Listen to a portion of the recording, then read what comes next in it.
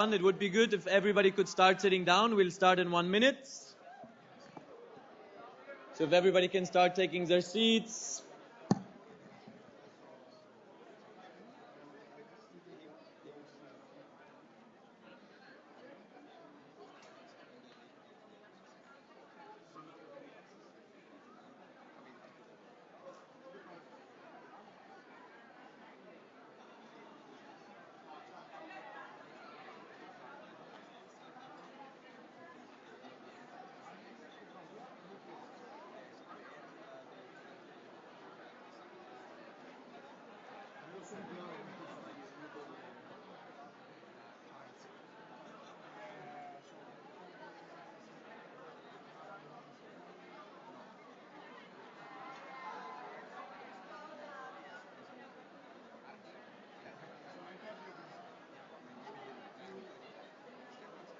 Can you guys as well start sitting down so that we have a bit of a just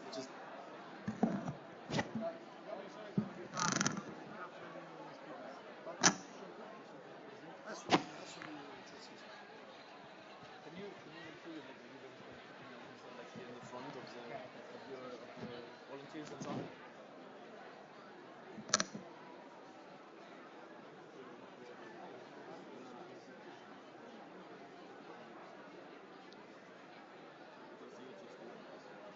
The last pictures are being taken.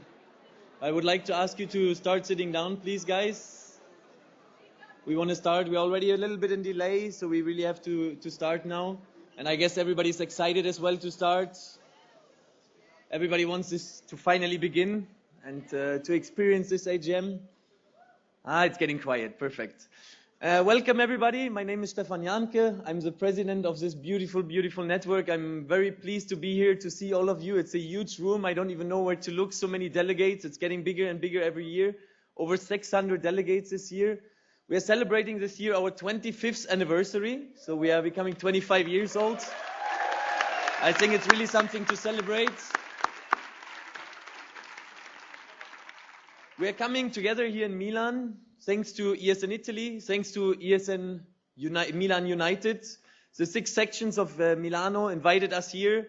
Last year they have won the OC, the right to organize this event, and they have been working day and night for a whole year to make this possible, to really organize a great event. And I think they deserve already an applause right now at this point. The head of OC, Lorenzo, is already sitting here with us.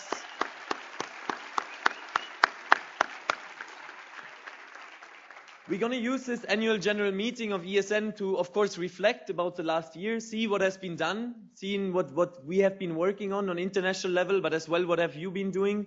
And I can already tell you, we have been successful. We have been really, really moving forward throughout this year. It has been really a great year for all of us. And we will show to you all the big international projects. There's a big bunch of projects. We'll show you why we do these projects, why they're important for you, why they're important for the international students that you work for every day.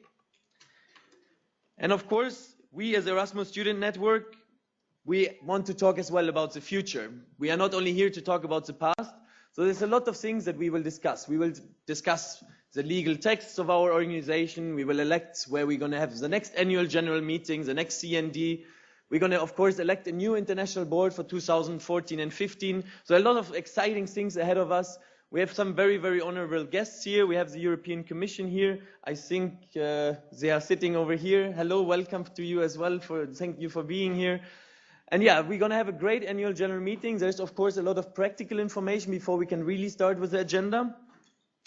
You have the plenary handbook. I hope all of you have a plenary handbook. Yes, everybody has a plenary handbook. Very great. I can recommend to you to have a look at it, to really read it thoroughly. There's all the information you need throughout this weekend, throughout these next 3 days.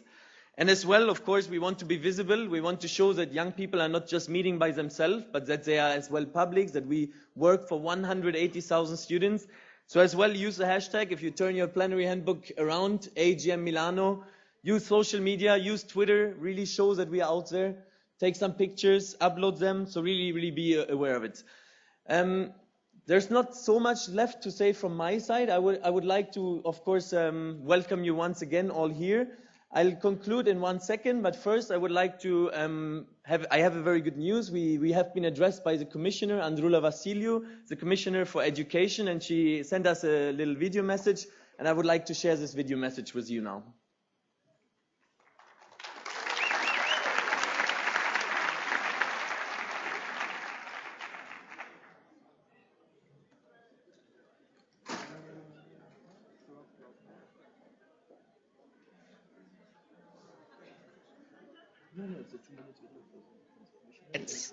I'm delighted to have the opportunity to address you in this video message at your annual general meeting in Milan. Over the past months, the Erasmus Student Network has worked closely with the European Commission to ensure this year's smooth launch of Erasmus+, the new programme for education, training, youth and sport. I thank you all for this. Erasmus Plus builds on the success of the Erasmus programme, which over the years has helped some 3 million young people study abroad and improve their chances of steady employment. Indeed, an Erasmus impact study, where ESN is an important partner, points to a lower risk of long-term unemployment for Erasmus graduates. Now, with Erasmus+, more young people, another 2 million, will have the opportunity to experience studying in another country. But it is not just about numbers. Erasmus Plus also aims to reach more students from disadvantaged backgrounds, students with special needs, and students from more remote areas.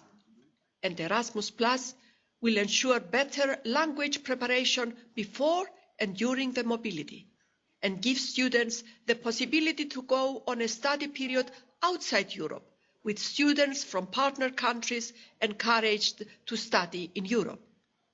I'm grateful to the Erasmus Student Network for all that you have done. You have helped promote mobility and set a real example for young people. The projects and studies you have developed are helping to improve the quality and impact of the programme. Your work in the exchangeability and social Erasmus projects has identified the potential of Erasmus Plus to do more and better.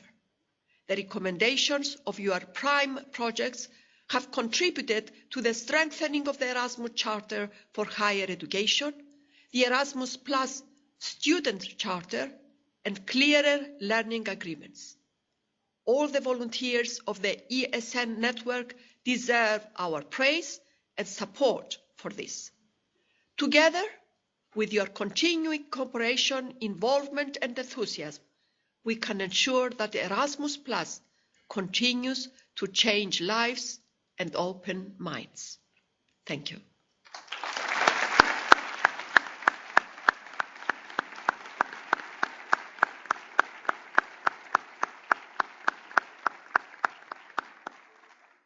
So yes, the next information, of course, thank you to Andrula Vassiliou for this really great message. You can see that she really appreciates your work. Maybe you don't really know, but as well in Brussels, you know, they really know what you do on the local level and they really appreciate it.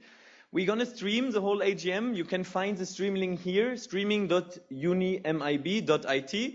So you can give this to your delegates, to your family, to whoever you feel like should watch this. This is open to everyone. So we're going to stream the whole AGM. There's cameras everywhere in the room. So yeah, just forward this link. It requires Silverlight, whatever that means. Okay, not much left to say for me. I would like to welcome you guys. Let's really enjoy these days, 3 days. I remember my first AGM. I was extremely excited. I was super surprised how big our network is. We have 450 associations.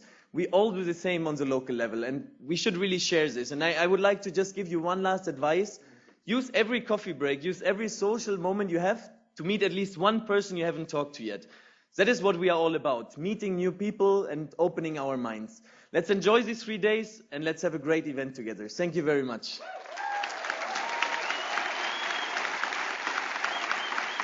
So, do you want me to continue now? Because in the end... No, we go see and then the ceremony. Okay. So I guess we will continue giving the word to the OC. So everybody welcome Lorenzo Campini, please, the head of the OC.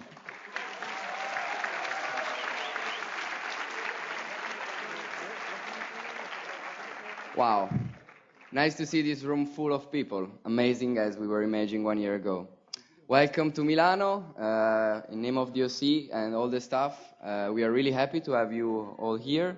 We started to work for AGM in 2012, and 2014, seeing this place in this way, just for everybody, is amazing. You're giving us an incredible energy.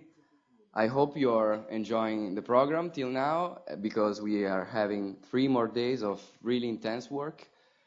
For us, bringing this event in Milano was really a big challenge. We really wanted to show that ESN Italy and our network wants to be a big part of ESN International, and that's why doing the 25th annual general meeting in Milano was an important step for us. I'm going to be really short because I know we are running out of time. You have really crazy days. You will have to work a lot. You will have to run a lot. The EOC and the staff are waiting to help you. And last but not least, I would really thank in front of everybody the organization committee and the staff of AGM Milano, because they're not on the stage today, but they really work as much as I do and as much as all the people are getting involved. So I would like to ask you a big applause for all of them that are behind the scenes today.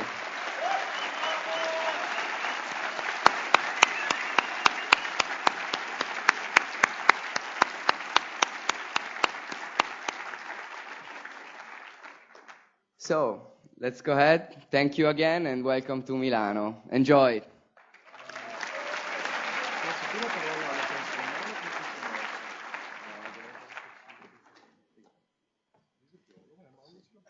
Thank you very much, Lorenzo. So I guess we will start now with the agenda so far. No. There's a small confusion now. So I think that we will start with the agenda and we wait for the starting conference a couple of more minutes, right? My Italian is not so good. Sì, sì. Okay, so we will start with the agenda. Normally it's a chairing team, like doing this, what's next and what's going to happen. But of course they're not officially the chairing team yet. So we actually have to introduce the chairing team first, and then you have to elect them as a chairing team. And from this moment on, they will be leading this meeting and not me. Do you want to put the presentation, or you want to start with the voting device? You start with the voting devices. Okay, so as you know, we have a lot of votes throughout this event. So Giovanni, who's responsible for all the technical things, will explain to you now how the voting procedure is going to work, how the voting devices are going to work. So please, everybody that has a vote, listen very carefully so there's no questions left open. So I'm giving the word now to Giovanni, if he's here somewhere. Giovanni, do you want to explain the voting devices? 1 second, guys. Giovanni is busy. Ciao, Francesco. Okay, guys. Come on, guys. Okay, so it's official. Okay, voting devices. This one is your voting device. It has numbers on it, so you just push the button of the vote you want to cast. Thank you for your attention. I'm joking, okay? Now comes the funny part. So, you have 4 lights on your voting device. The green light will blink every 3 seconds, more or less. It means it's normal, your device is on, and it's on standby. So, when a voting is about to start, the green light goes on just before the timer starts. That means your device is ready to receive a vote, but don't vote yet until the official time starts. You will have 30 seconds to vote. Once you press the button that you want to vote, the green light will go off and the red light will go on, but always the first red light, okay? So even if you cast the vote for 2 or 3, option 2 or option 3, still the first red light will go on. The other 2 should never go on. Once the red light goes on, it means your vote was sent. If you push the number 2, it means you voted 2. If you push the number 3 afterwards, nothing happens. You don't change your vote. You still voted number 2. So what happens if you want to change your vote? And you still have time, of course, because you have 30 seconds to vote. You can still do it. You can push the C button on the bottom right of your remote control. And I invite you to try when we will do our test. So what happens is the red light goes off and the green light goes on again. At that time, it means no vote is casted. So you have to press again the vote you want to do. If you don't press any button, it means you didn't vote. It has a special meaning when we have absolute majority. But this will be explained to you again when the time comes. So when the timer reaches 0, it means the device will go off. The device will go off after a few seconds because there are many devices and it takes a few seconds for them to update. So please don't vote after the timer finishes because we cannot guarantee your vote will be registered. After the time is over, we will collect the vote, double check them, and then display the results. It will take about 30 seconds to 1 minute. So remember, just please vote during the 30 seconds timer, not before and not after, so you are sure that your vote will be correctly registered. So do you want to try? Good.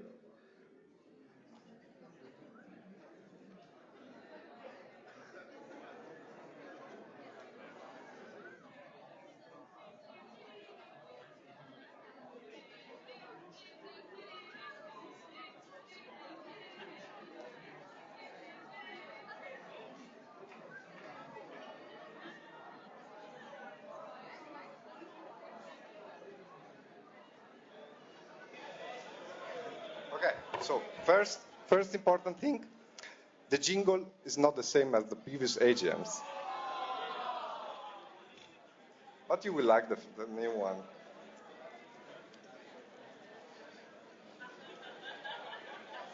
So the question we are trying this test on is this your first AGM? This is just a test for the voting devices. Okay?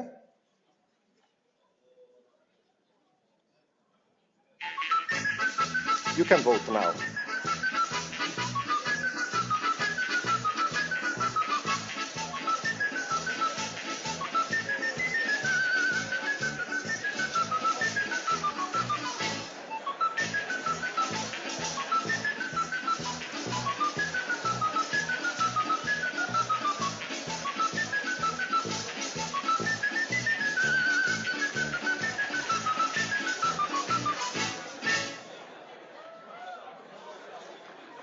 Thank you. Wait, give it here.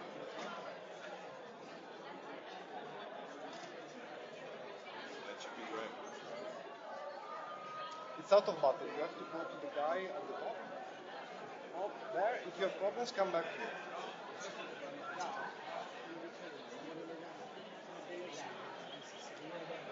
E adesso? È prima che parla.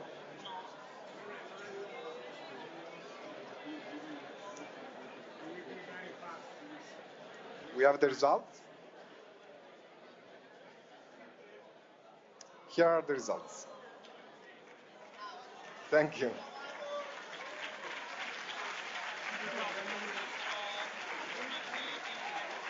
Loro intanto iniziano a parlare, noi carichiamo la presentazione. Sì.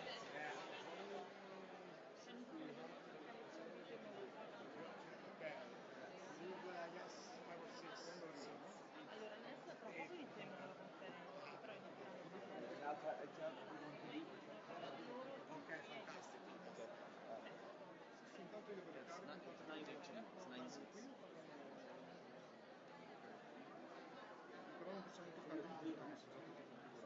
Ok. qua. Quindi te la do a te? Sì, metti qua. Beh, stai qui con me che lo facciamo insieme. Ok. Stefan, can you give the word to the opening ceremony? Okay, guys, so we have a lot of guests here now, and as you know, we have a small opening ceremony as well for today for addressing all the AGM participants. So right now, we will have a short break from the voting. Keep in mind how the voting works. I hope you will remember throughout the whole weekend. But now I would like to give the word to the person that is going to chair this little opening conference. Elisa. Where is Elisa? Elisa is not here. Elisa is fixing her hair, and then she will come and say some words, and I guess she will as well ask the guests to come to the stage. I give the word to Elisa, and she will explain to you exactly how this is all going to work out. Everybody welcome Elisa on stage, please.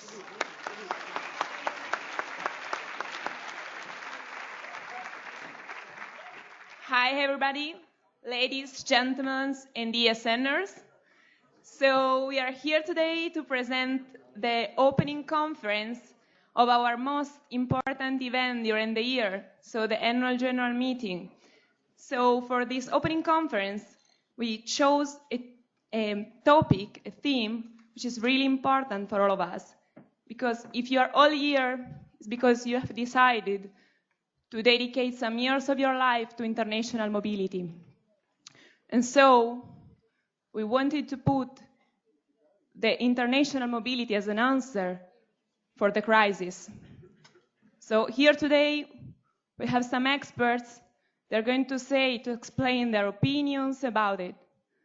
So first of all, I'm glad to introduce you the president of the university that hosts us. So the president of ESN Bicocca, our vice head of the OC, Rafael Castelnuovo.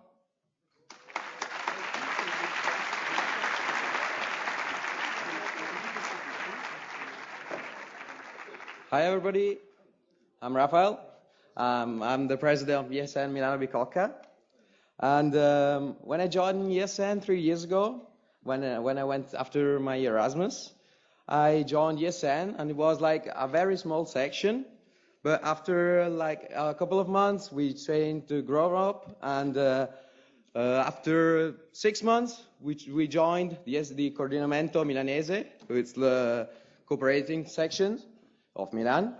So afterwards, we decided we wanted to create a big event for everybody. So we decided to do the AGM, and of course, last year in Maribor. And as vice head of the DLC and president of my section, I'm really proud of hosting you in this nice place. And of course, I think that the OC, every university has to help us like this university has done with us. Because when I started to contact the university and say, we've got this big project, we would like to do it here, what do you think about it? And the university was very proud of it. And we started, and after they gave us all the support we wanted to. So that's why you're here. We had like with all the support from our university, and I think you're gonna enjoy this awesome AGM. Ciao.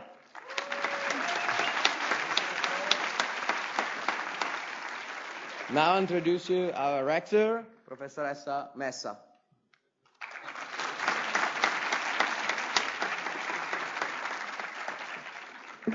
Good morning to everybody. It's a real pleasure and honor to have you here today. I hope that yesterday you had a good impact with Milan, going to the Duomo.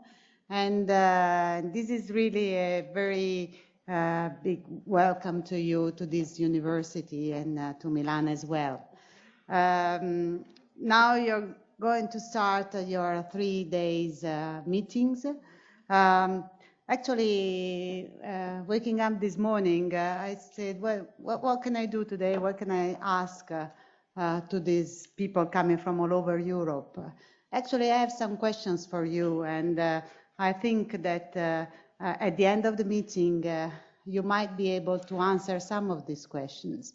And these mainly are related to being able to say something today what is the advantage and what is the impact of Erasmus and your association on the decision of the future of this kind of exchange. Do we have data telling us what is the relation between having done this kind of experience abroad and being employed is favorable? Do we have data on this? And this would be very important. Also, what could a university do in order to even increase and even strengthen this kind of association? Can the university, of course, universities, and most of the universities are doing this already, are trying to compensate for the financial part, because certainly there is a need in this economic crisis to be able to provide fellowships that are good enough to go abroad. But maybe there is something more that the university can do, and this is something about programs, something about getting knowledge from your experience abroad in order to revise our own programs and some of our methods for teaching. And finally, and this is not related to the university only, is the impact you can have on society. We are facing certainly a kind of an anti-European feelings. This is in all European countries, maybe not in the ex-Eastern part, but certainly in some Western part is that. And as we said yesterday, you are kind of ambassador of another kind of feeling, that is going and not being able to cope with Europe and European knowledge is something that at the end of the day can only be negative. So you see, there are few questions, but big questions. And I really wish you a very good meeting. And thank you again for being here. And please feel like home. Thank you again.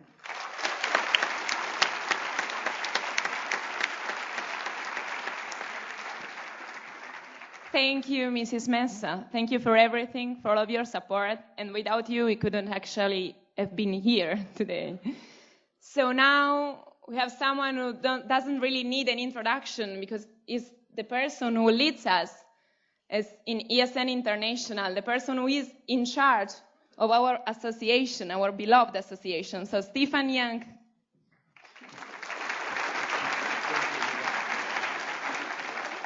So I already had some introduction words in the morning, so I'll be brief.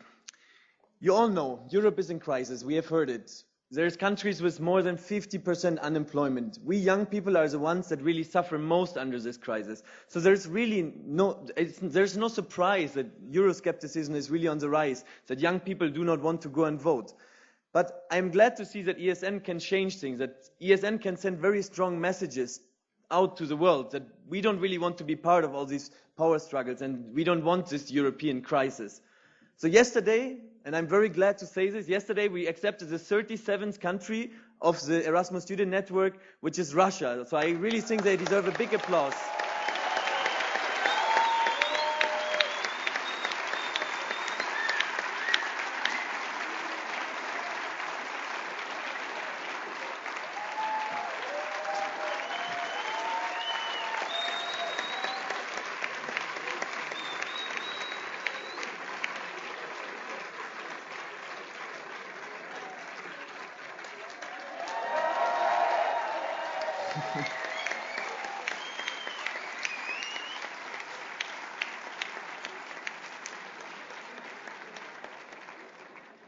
With accepting Russia, we are showing that we are for a Europe of peace, liberty, and solidarity. We want to stay together as young people. We don't want to be separated.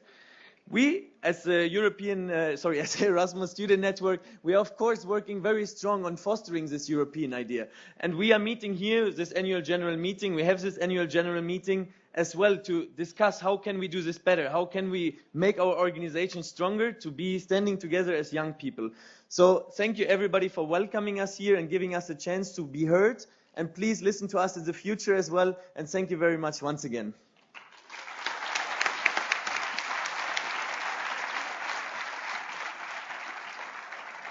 And now I'm really glad because it's the first time since 5 years that we have not even one but two delegates from European Commission, from the Erasmus unit.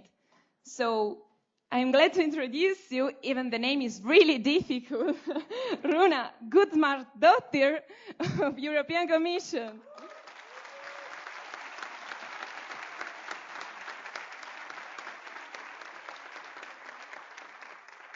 Well done. I know it's difficult. Ladies and gentlemen, dear ESNers, it's a great pleasure to be with you today and for the next few days for your annual general meeting. Thank you for the invitation to Milan. Ever since the first people participated in the Erasmus program 27 years ago, more and more students have become aware of the benefits of international experience during higher education. In 2002, the program reached the benchmark of having had 1 million students participating. In 2009, it had reached 2 million, and in 2013, 3 million. When the Erasmus program was still only 2 years old, so we could call it a toddler, 32 former Erasmus students met in the city of Ghent, Belgium, to evaluate its progress. This meeting was the starting point for your network. Now, as we know, the toddler age is a time of several milestones, but there is also a great need for support and for guidance. And this is precisely what the students provided when they discussed the program and 1 year later founded the Erasmus Student Network. The Erasmus program is no toddler anymore. It has grown into one of the most popular initiatives of the European Union and acted as a driver for change in European higher education. And at the same time, Erasmus Student Network has expanded immensely. We are impressed with the work carried out by your 441 local sections in 36 countries. With the motto, Student Helping Students, you have supported and guided our participants throughout the years. Now, 2014 is an exciting year for Erasmus. It has joined other programs in the field of education, training, and youth in one integrated program, Erasmus+. We are especially grateful for the opportunity to be able to present to you this new program, for which your contribution has really made a difference. Erasmus Plus was launched at the beginning of January with a substantial expansion in scope and budget. The program will benefit from around 40% more funding than previous programs in the last 7-year period. This is the highest increase of any part of the EU budget, which shows us how committed the European Union is to investing in education. Now, we must spend that money wisely to raise the quantity and quality of mobility in Europe, reach out to new target groups, and expand student mobility beyond Europe's borders. And we must ensure that the experience of every mobile learner is as rewarding as possible. We want to improve the environment for learning mobility, to make it easier for more people to study or to do a traineeship abroad. We want to make sure that the process of recognition is as efficient and transparent as possible, and we want to ensure that the rights of mobile students are respected. Now, these are issues that are familiar to you. You have been working with the EU for 25 years to support openness and internationalization in higher education. First, by playing a vital role in providing academic, social, and cultural guidance to incoming students, but also in bringing internationalization at home for those who are not mobile.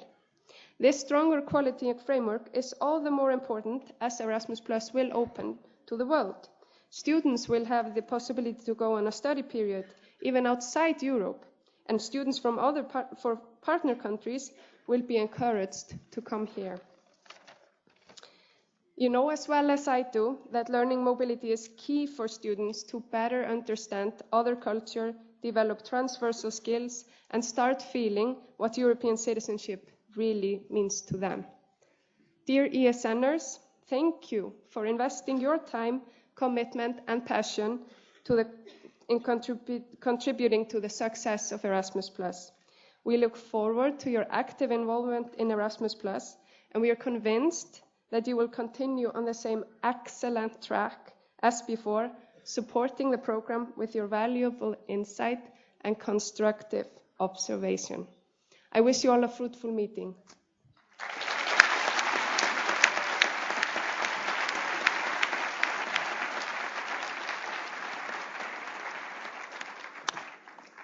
Now here we have someone else from the University of Bicocca, a professor who is really involved in the international exchange and in student mobility. So welcome to Professor Fabio Corno.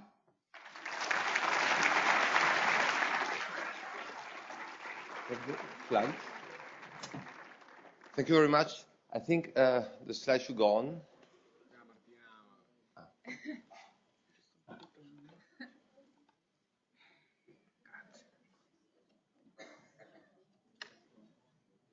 Lei l'aveva consegnata. Sì. L'ho consegnata. Super.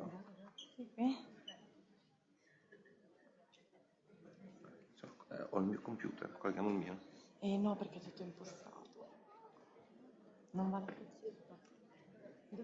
I ragazzi del computer. Giovanni Giacobbi?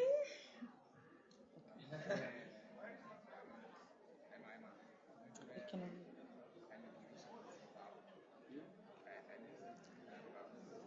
La faccina? Dovete mandare una presentazione? Questa è la pennina che mi hanno consegnato loro prima con tutte le Perché avete viene da su? Sì, dovrebbero aver caricato tutte le presentazioni, però in realtà ne ho ricevute altre.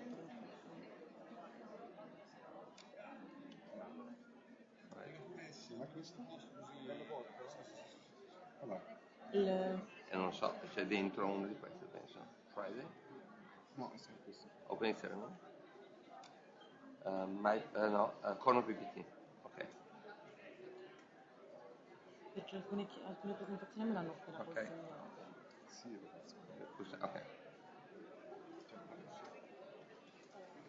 Sorry for this. Welcome again to our university. I would like to share with you the thoughts that are behind Bicocca internationalization strategy, which goes beyond Erasmus. And I wanted to start from some thoughts about why student mobility at all. And we should look really at the characteristic of the new world that you're going to start working in a few years, which is quite challenging from a few perspectives, both from the point of view of science, resources, and innovation, but mostly also from the diversification, the diversity that this internationalization is bringing, the fact of borders not really existing any longer, and this interdependency of the world you're going to be working in. So we have thought about the competencies which are needed in this new world, and really we think that a key issues for success are your understanding of diversity, your understanding of cross-culturality, the knowledge of global markets. But beyond this, I think that today's meeting is a really good example of getting together, and you were stimulated to know each other, and that's really the richness of this whole meeting. So by being here, you are witnessing your awareness of this issue. So let's see about what Bicocca does beyond Erasmus. Since 8 years, we have been working at these experiential international summer schools I'm going to talk to you about. Then we are preparing for next year. You know, Milan is going to host Expo 2015. We have a very interesting program for students coming over. And on Plus, we have sort of synthesized the knowledge we have developed over these past 8 years in a new master's program in international business development, which brings our students to study, work, and live in Italy, India, and Canada. But let me just be very brief about this. These 2 weeks intensive programs, we have started 8 years ago with 4 students, bringing them to India. Now, since then, we have more than 350 alumni, which have come with us to the BRIC countries with the idea of connecting lives and sharing cultures. So you'll find in the brochure that has been handed out to you. And on top, beside these summer schools, which give a true hands-on exposure and contacts in these BRIC countries, we are offering a whole bunch of summer schools dealing with knowledge, dealing with reaching the edge of knowledge. I've told you about Expo 2015. Next year, from May to October, Milan will be hosting Expo. And Expo has really to do next year with the theme of nurturing the planet and energy for life. So we, together with Fondazione Collegio di Milano and Expo 2015, we have developed this quite interesting program that has the goal of bringing you here in Milan for a 2 weeks program and offering you, covering the 2 weeks with an experiential type of approach. In the morning, the Think About activity, you're going to be exposed to, well, Italy in a synthesis, plus hands-on experience with visiting companies, visiting institutions, visiting non-profit organizations, and sharing, so you're going to meet with the key players in the Milan area. In the afternoon, the series Admire and Relax. We have a whole bunch of visits to museums, tours of photography, fashion design, sports organized. In the evenings, this taste, Italy has a lot to do with food, you know. You will be experiencing over the next few days. But we have a whole bunch of happy hours and dinners organized for, in order to welcome you and to have you experience what Milan is about. At night, well, besides what you'll be able to do, there are some programs also about enjoying music, cinema, and sports. Last, this MIB, this Master in International Business Development. This is really an experiential program. As I mentioned, it's going to start in October, 3 months in Italy, here in Bicocca, 3 months in Bangalore, India, at Alliance University, and 4 months in Canada, Toronto, at Centennial College. The idea is not only to give you skills in the different topics concerning international business, but it's really to have you experience directly those competencies that we were talking about. So interculturality.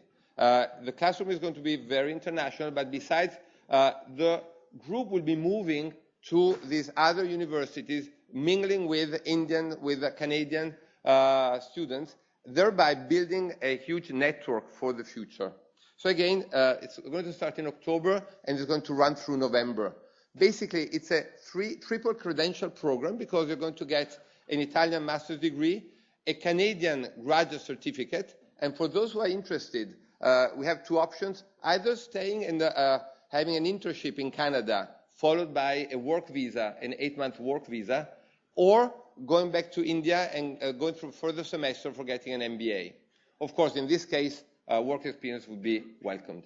So the idea is really experience and travel, not only studying.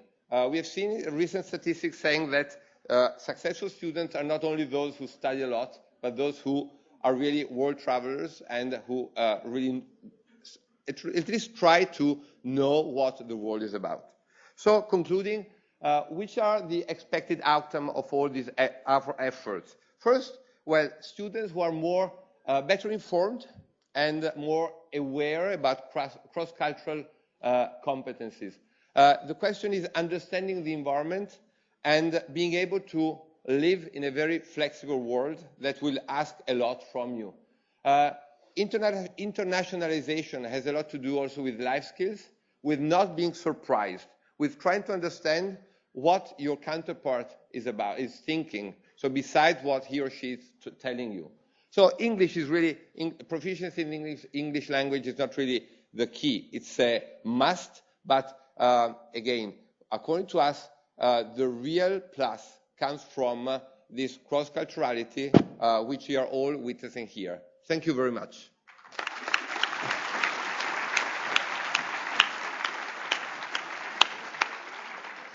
Well, as Professor Corno just said, Milan is going to be the city of Expo 2015. And so now the show must go on with the Expo delegate, Alberto Mina. Thanks.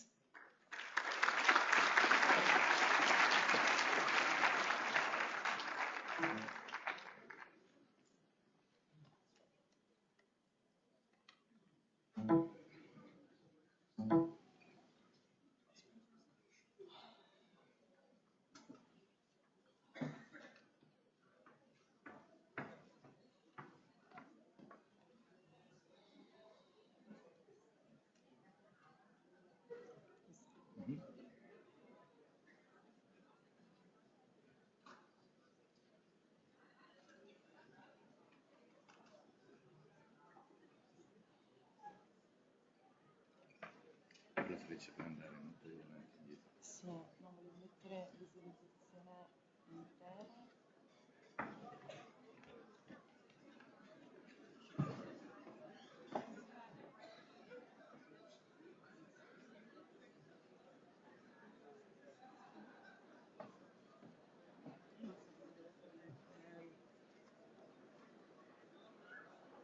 C'è il tipo del...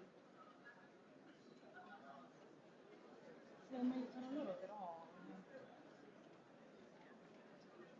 Yeah, I put the presentation on the screen.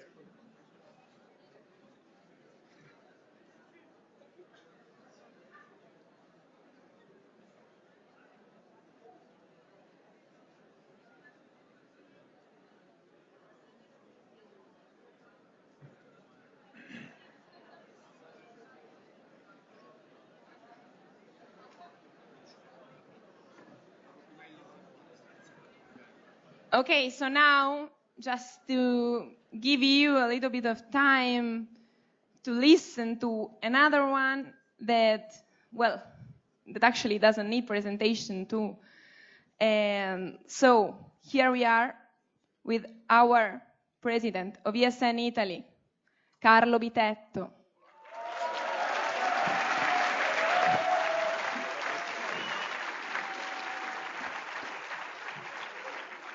Okay, don't worry guys, I have no presentation, so no problem about uploading or watching on the screen. I will be very, very quick today, since it's been a long week with many speeches and presentations. By the way, AGM is in Milano after, well, it's in Italy. After 11 years, it's been a long journey. It started in Granada in 2012, our long journey to have this event here. And today I'd like to tell you my thoughts about the relation between ESN and the situation of unemployment in Europe. We have really fresh numbers about what unemployment means in our country, in Italy, and it's a situation that, unfortunately, many other countries of the Mediterranean area share with us. In Italy, actually, we have the 13% of general unemployment. It's a lot, basically. Like in the last 10 years, it increased of the 6.5%.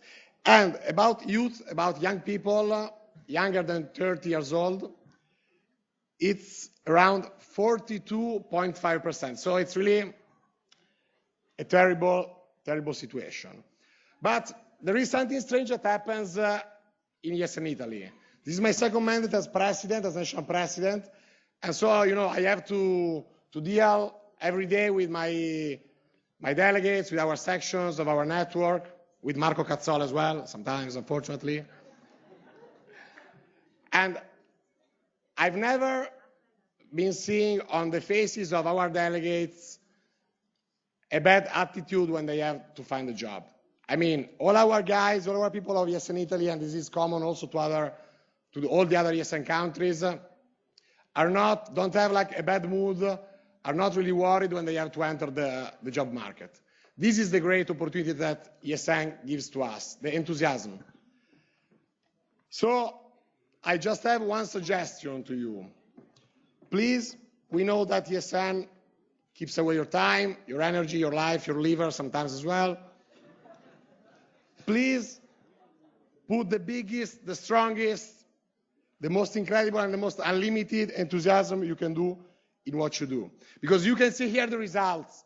Yesterday, for the first time in the history of ESN Italy, the Ministry of Education came from Rome to Milano to say, not just to say hello to the delegates, but also to say what the ideas of the new government are toward the Erasmus program and young people. So this is really, really a big result.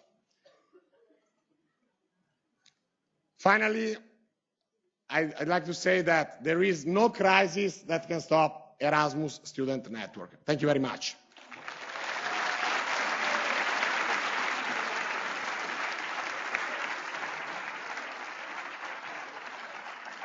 So now we have our IT chair who hope to, it can solve the problem, the technical problem actually.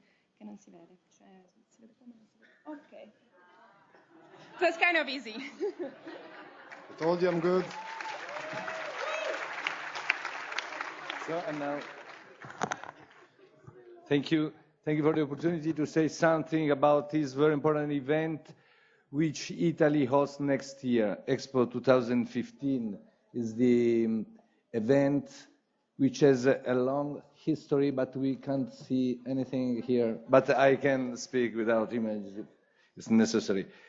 The Universal Exposition are events which have a long history in Europe, and started in Europe and then in the world, and is an intergovernmental and institutional event which implies. Okay, thank you. So you probably do. Okay, I don't know which is the problem. I think it's just like that. Okay, but the same. It's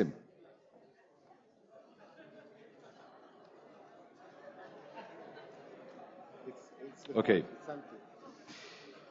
So what I saying that starting from the middle of the 19th century, the Universal Exposition represent a sort of place in which countries meet each other and discuss about one theme.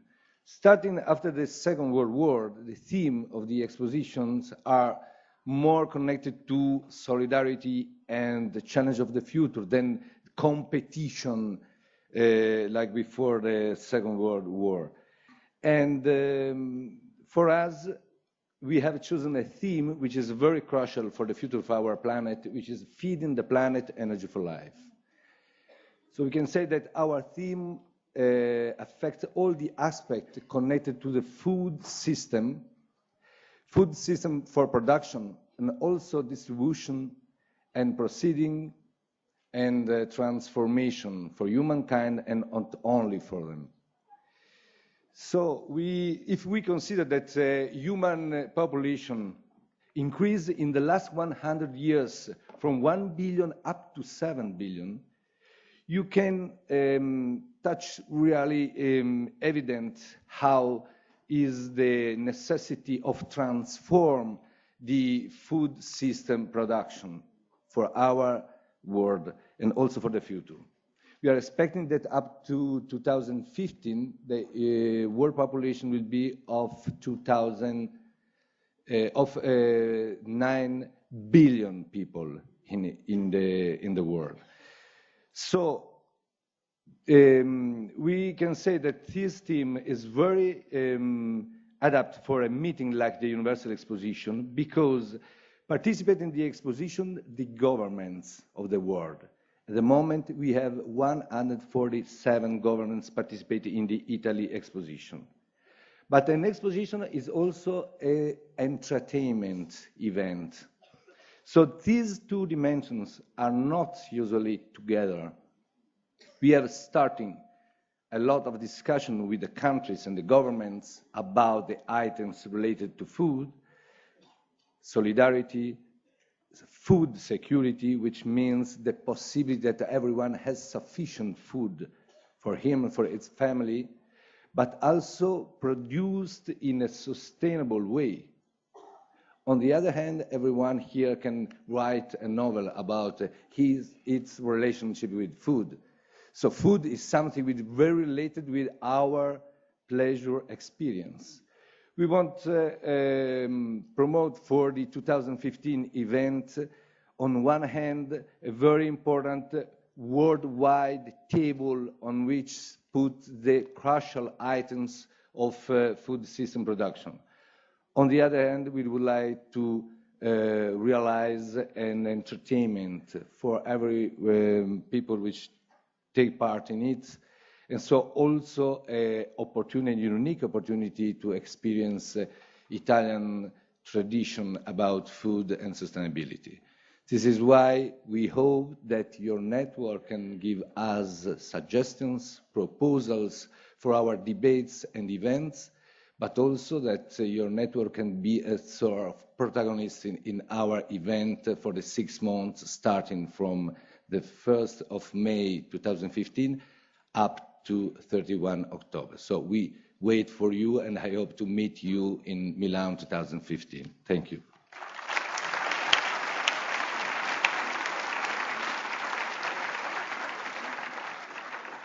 So I can just hope that nobody else is going to use presentations.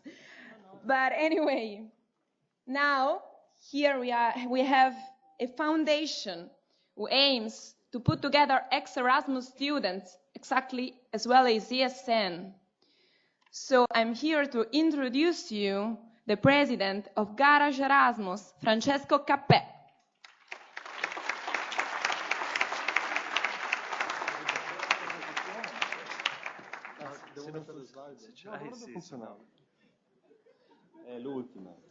Guess when I received the files? I can do without. I'll try.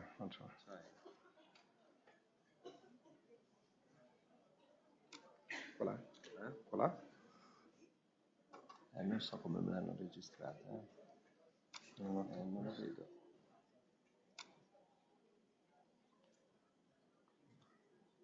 Non so dove l'ho messa. Lascia fare, dai. Okay. No presentation. I'll do without a presentation. Well, thank you. Thank you very much. Stefan and Carlo told me it was a great experience to speak in front of you, and it is a great experience. I was Erasmus student many years ago, 95. Garage Erasmus is a very recent experience. In 2012, a group of former Erasmus got together and understood that what we achieved at professional level was actually thanks to the Erasmus experience. So we thought it was a good idea to establish a professional network of the Erasmus generation. So we got together in an association in 2012, and in 2013, in January 2013, we established the Foundation Garage Erasmus. Now, the aim of Garage Erasmus is basically integrate also the work of ESN in the field of, and support your work in the field of job placement, startup, and make the post-Erasmus something that has value as well as the student period. Therefore, what we are doing is gather together the community of the professional network on an online application. We have now on a beta version. We have software. Soon you will see that once you adhere to our online network, it's not only a social network or perform editorial activities, but will match your idea of business. If you want to establish a startup, will match with a counterpart on international partners, or will help you to get together and match your offer of job with the companies, the private companies. So this is the online dimension of our project. It's called Checking Europe, and thanks to the European Commission, actually we will grow quite fast, and we are in 2012 we will be 1 million people registered on that. And through the online dimension, we're then going to work from digital and the European level with a local, at local level.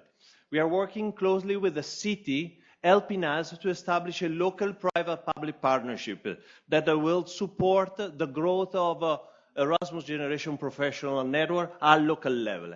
Again, supporting all the activities that the ESN, you guys are doing that. So I will be delighted to meet you and follow up with you.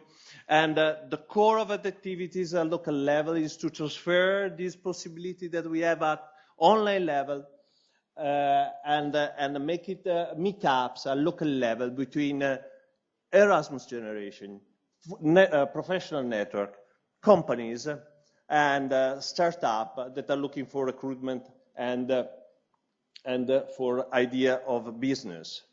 For doing that, it's crucial the cooperation with the city. So as a foundation, this is a tool that is at your service. We are including foundation members, such as a city. The city of Lisbon became our funding member. Soon the city of Bordeaux, ciao. Soon the city of Bordeaux will become a funding member. And that will support your work and our work at local level by establishing a private-public partnership and boosting the solution to match the mobility of talent and ideas with the request of the job market. There is 1/3 of companies looking for qualified people like you.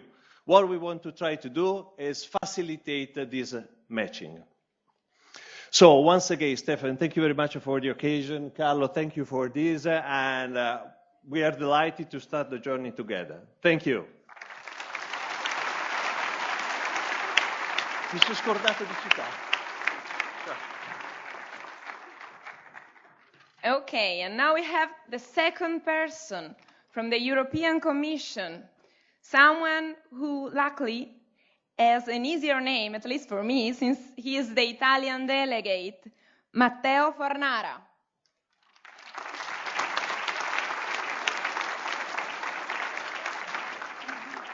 Thank you. Thank you very much. My name is Easy and I don't have any presentation, so it's quite easy for you. I'm Matteo Fornara and I have been working in the Office of Milan of the European Commission, and now I'm involved also in the preparation in the coordination for the participation of the European Union in Expo 2015. So I will make a very short intervention just to inform you that the European Union will participate in Expo 2015. We will have a pavilion where we aim to tell the story of the European Union on the issues related to Expo. So according to the theme of Expo, which is related to the food issue. And we think that a network like yours, with today we have around 650 delegates, 400 universities, almost 40 countries, 37 countries, I think, represented here, may give a contribution in that context. Because for us, the message is really to explain what is the added value of the European Union. And this is a message which is very important. You have already told about that this morning in relation to the economic crisis. But we have a lot of issues. We have sustainability, we have the use of resources, we have quality and food security, cooperation and development, agriculture, research and innovation. So on all these issues, I think that your fresh and young input can really provide an input also for us to reach our target, which is to explain to the visitors of the Expo. There are 20 million visitors expected. There are 147 countries which will take part in the Expo. It will last 6 months to tell them what the European Union is there and why it is important to work in that context. I think that the Erasmus Students Network is one of the organizations which really can do this job with us, because you understand what the added value of being European is, or at least I hope you do. And so we're really looking forward to receive your input, to work with you, and to be present at the Expo together with you to spread this message to everybody. Thank you very much.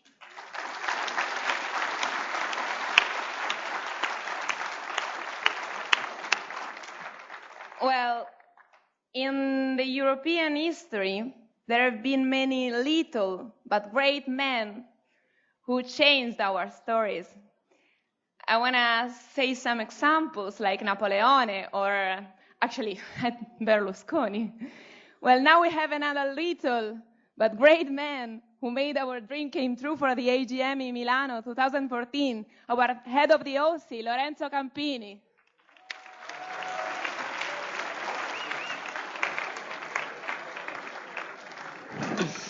Hi to everybody again. Well, today the topic of the conference is mobility as answer to the crisis. I'll be brief because we have few time left. As head of the OC, I would say that for us, AGM was not just an event. When you organize such event as AGM, you have a big opportunity, the opportunity to raise up your voice, to say what you think, and for us was an important moment to say and to promote the ideas of our network, of our cities. That's why within our organization, we try to promote a couple of initiatives. As you probably know, some of you, but it will be presented in the next 2 days, we promoted a project aimed to connect and to get closer our network to the entrepreneurship level and association of Milano and Italy. Let's Start Up. Why this? Because we thought that within the network there are a lot of floating ideas, a lot of good things coming up from just sharing cultures, experiences, and so on. And we thought, well, we are a jobless generation, especially in this country, I would say. Why don't we act? Why don't we try to do something by ourselves? That was something that we really had in our mind. Organizing an AGM, it's a really tough job. It's something that the next OC will have to keep in mind. It's not going to be easy. It's not going to be how you think. But it's giving us a big lesson that if you truly believe in something, if you truly believe in yourself, and if you truly do it and work hard for it, you're going to achieve your goals. Organizing this event had a lot of problems. You can imagine we had to present ourselves in front of the institution and letting them know what was ESN and what is the potential of our network. And well, seeing so much institution talking today, yesterday, it's a great, great goal that we reach all together, and it's gonna show you, and I hope it's clear in your mind that all together we are doing a great, great job. Thank you all.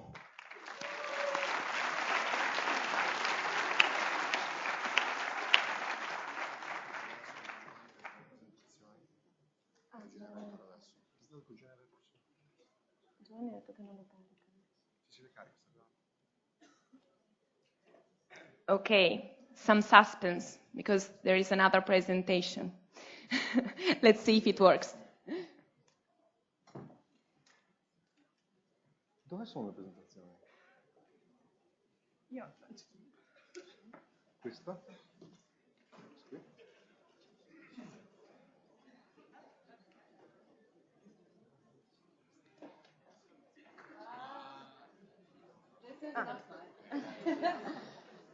Okay, this is the time of a new company in the Italian trade world of transportation. And actually, this company, the policy of this company is really near ESN way of working.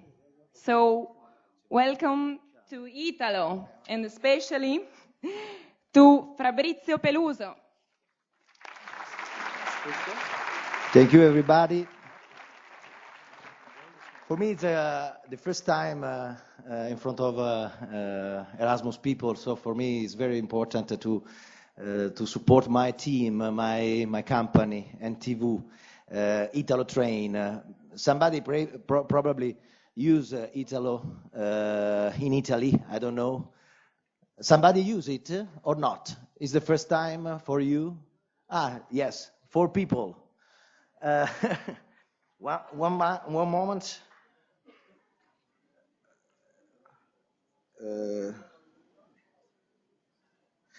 I don't have the presentation. I hope that can give to you. Not me, the problem.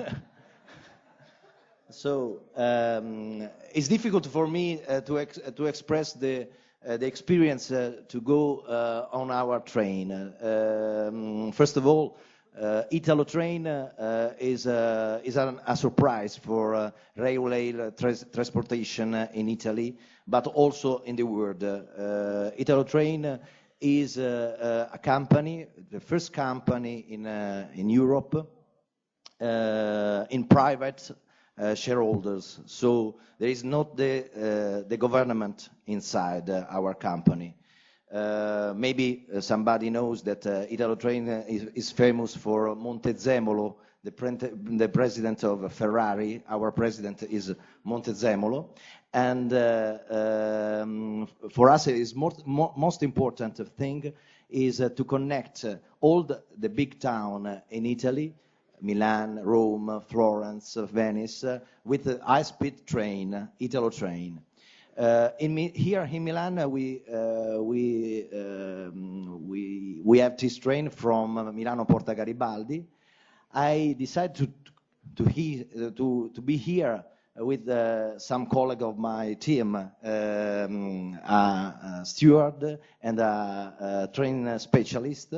And without presentation, I can give to you some more details about our commercial ideas, but I can have my help, my colleague to give some vision of this Italo Train and to ask you to visit us in Casa Italo in Milano Porta Garibaldi on in Rome Tiburtina and to live this experience inside this high-speed train. So, thank you.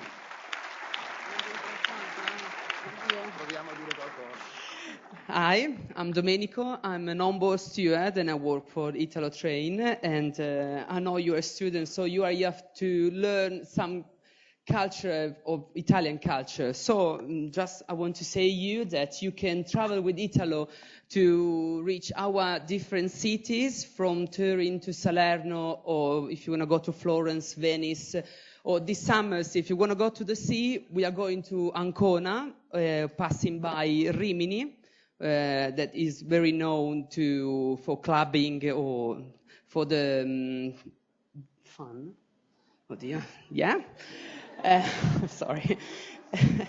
And so I just want to say you to travel with us because it's an experience, a beautiful experience. We have 3 different ambience, so club, ambience club, prima ambience, and smart ambience. And you can watch movies if you want in smart cinema, or you can travel in club, very relaxing. And what else? Just choose us. And so you can go everywhere. Really, in short time, you can reach all cities. Thank you.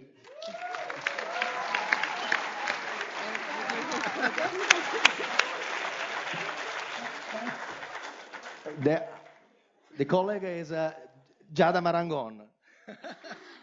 Okay, I'm Giada and hope to see you on board for a new travel experience. Thank you. Thank you to everybody. I'm very, very sad that there is no presentation of Italo. Maybe we can find in the website, so italotrain.it.com. Bye.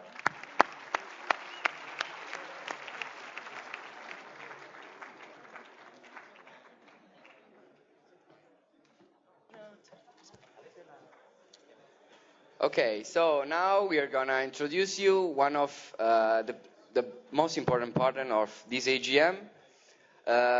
We met with them several months ago in Venice, in their beautiful hostel. They are a really, really interesting company for our network. They have been working on youth and youth ideas. They have been working on matching what the talents of the youth generation is in the hotel experience and in the hostel experience. I'm really happy to introduce you our partner Generator. They have been working with us to find a new level of, let's say, cooperation between the Erasmus Student Network and the hostel company. We found out immediately that there were so much common points between the policy of Generator and the ESN values, the values of students that want to travel, that want to express themselves. And please, I'm happy to have on the stage from Generator, Rachel Crawford. Thank you.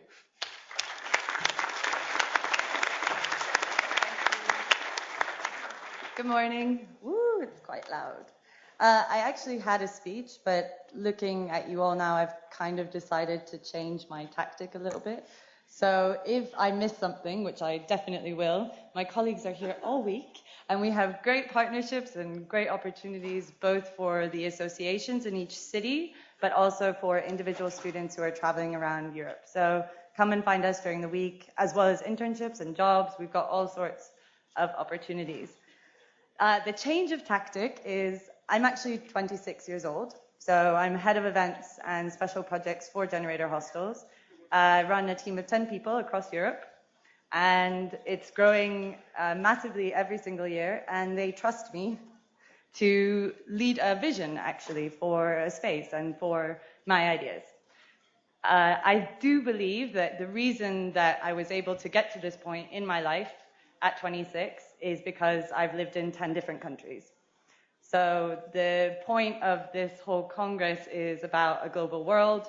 I am part of the same generation that is living in the global world. And I do think that the topic that you guys are discussing is hugely relevant. Now more to the sales pitch. Can you please do me a favor and raise your hand if you've ever stayed in a hostel? Yay! Was it a good experience? So. So I think you guys understand the value of what we do, which is providing a platform for international and social exchange. Really, some of the times when I sit in our public spaces and I start chatting to the people that use our spaces, they kind of blow my mind. You know, you've got 22-year-old music producers, you've got 25-year-old entrepreneurs, you've got 28-year-old multiple entrepreneurs, you've got business directors, you've got masters. I met a Michelin star chef last week who was staying in Copenhagen because he was working in Noma. You just get all sorts of people who genuinely want to talk to other people, who genuinely want to have an international exchange, which is exactly the same power that I think that this organization gives you. So you are correct that there are lots of similarities. Please do come and see us. We are growing very, very quickly. We have 8 properties. They're design-led. They're very pretty. They're also very big. And all of our spaces are designed to breed social interaction between the international people that are coming, but also to bring in locals from the cities. So some of the projects that we do are working with startup beverage. So a friend of mine, he runs a startup beverage in Berlin called Berliner Winter.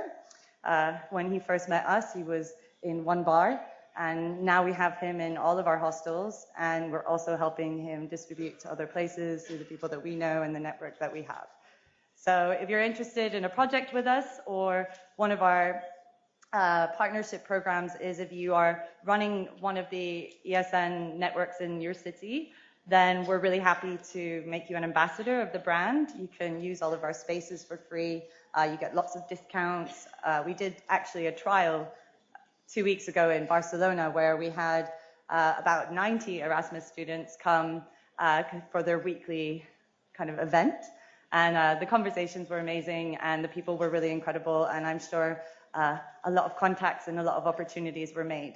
So if you're interested in working with us in any way, shape or form to improve international exchange, then come find us. Thank you very much.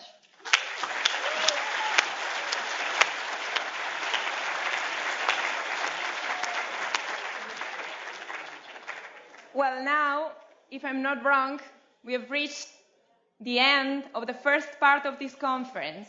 So I just want to say thanks to all the speakers and to all of you, 450 participants, for being here to change Milan for 4 unbelievable, incredible, stressful days that we are not going to forget.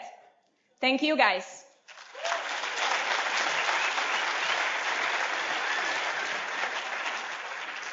So I would like to ask the chairing team, or the soon-to-be, hopefully, chairing team, to maybe come back to the stage and we go for coffee break. We have a coffee break. Okay, so we have a coffee break now. I don't know the logistics. Maybe someone from ZOC can quickly explain how it's going to work.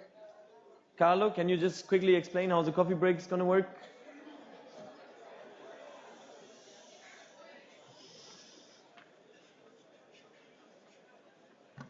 Good morning again. Okay, guys, I know you're all tired, so from now on it's time for coffee.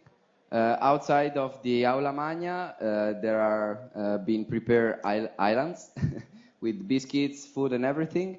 Coffee, Italian coffee, strong Italian coffee. You're gonna need it. So if you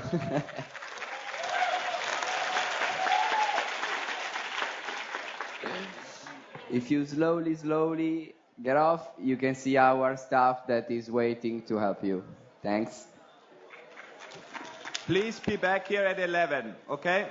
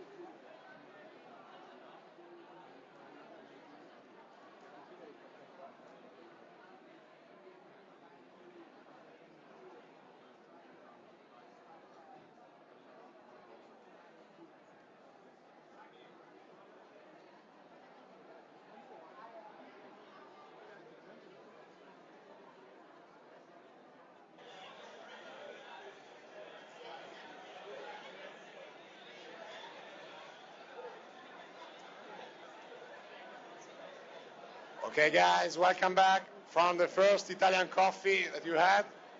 We hope it was enough strong.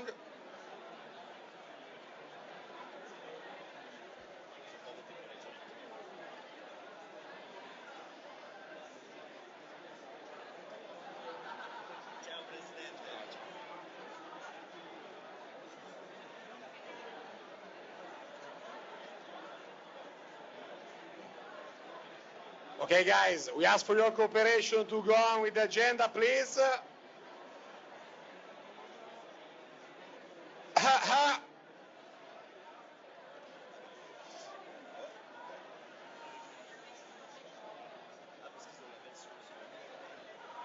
DNRs, please call your delegations to the plenary room now, please.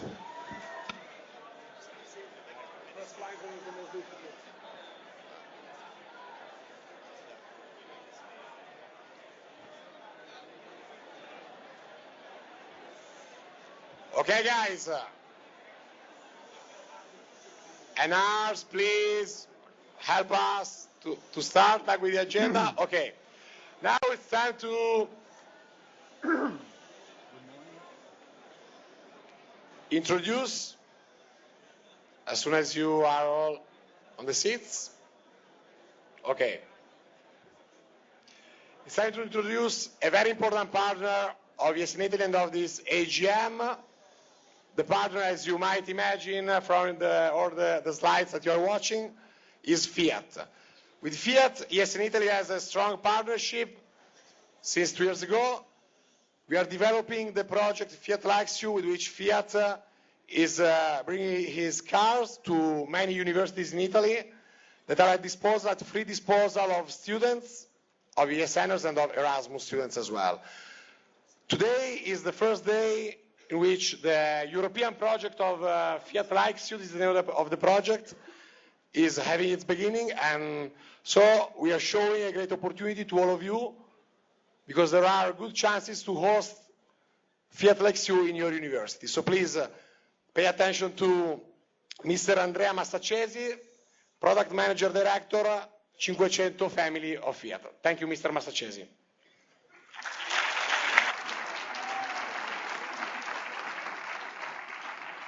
Good morning to everybody, and thank you for having opened the door of this prestigious university to Fiats like you, and special thanks to Erasmus Student Network for giving us the opportunity to open this new phase here today.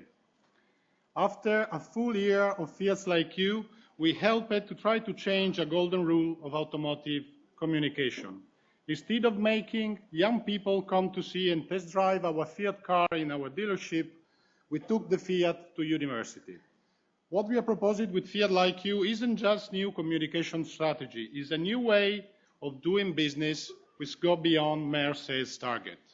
The Fiat Like You is an unconventional initiative because it's broader and because it's dedicated to young people in the range of 18 to 25 years old who, looking beyond numbers, represent our future as a company and as a community. For you, we created Fiat Likes You. For the first time in Italy, an automotive company has made a commitment to an academic world with a really concrete, simple initiative which offers practical solutions for sustainable mobility and which, above all, creates real opportunity for study and work. I'll illustrate the project briefly, starting with the most automotive aspect. Fiat provide all students of participating university with a car sharing service which is completely free and easy to use. You just need to go to the site, book the car, keep it for 24 hours during the week or the whole weekend, and then take it back at the given place at the university. With Fiat Likes You, we provide 5 cars for every university involved, chosen from this model: Panda 4x4, 500L Trekking, and 500L.It edition, the latest addition to the 500 family and the first special series of the leading model in its segment in Europe. You will be able to see the car outside.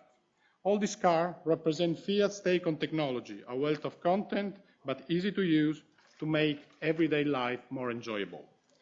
Moreover, all these cars are equipped with the innovative Wi-Fi 4G hotspot provided by Vodafone, which allows 10 parallel connection with a speed of 4G and up to 70 megabytes per second. Specifically, the 500L.It features wearable technology, just like the product that led the brand that lends its name to our special series to success. Beats by Dr. Dre immediately became parts of 500L World, is an option on the model, and now we have a special series. And the 500L is the only car in Europe to offer the Beats audio system. The car will be launched next week in Italy, and we'll be back in touch next week. Now I show you a video of what is going on next week. Come on. We're so dead. Did you just see it? I hate mirages. Come on. Yeah. Guys, want some water? Did it? You're losing it. Your mind is playing tricks on you. We're gonna die out here. Oh my, look at that! I told you, it's a mirage! Welcome to the soiree. Are you sure this is a mirage? The Cinquecento L doesn't sound like that. It's not real. Yeah, you're right. Let's go. Bye, Diddy Mirage. The new 500L Beats edition. Fun, now amplified. I want to take Diddy Mirage with me. Yeah, don't do that.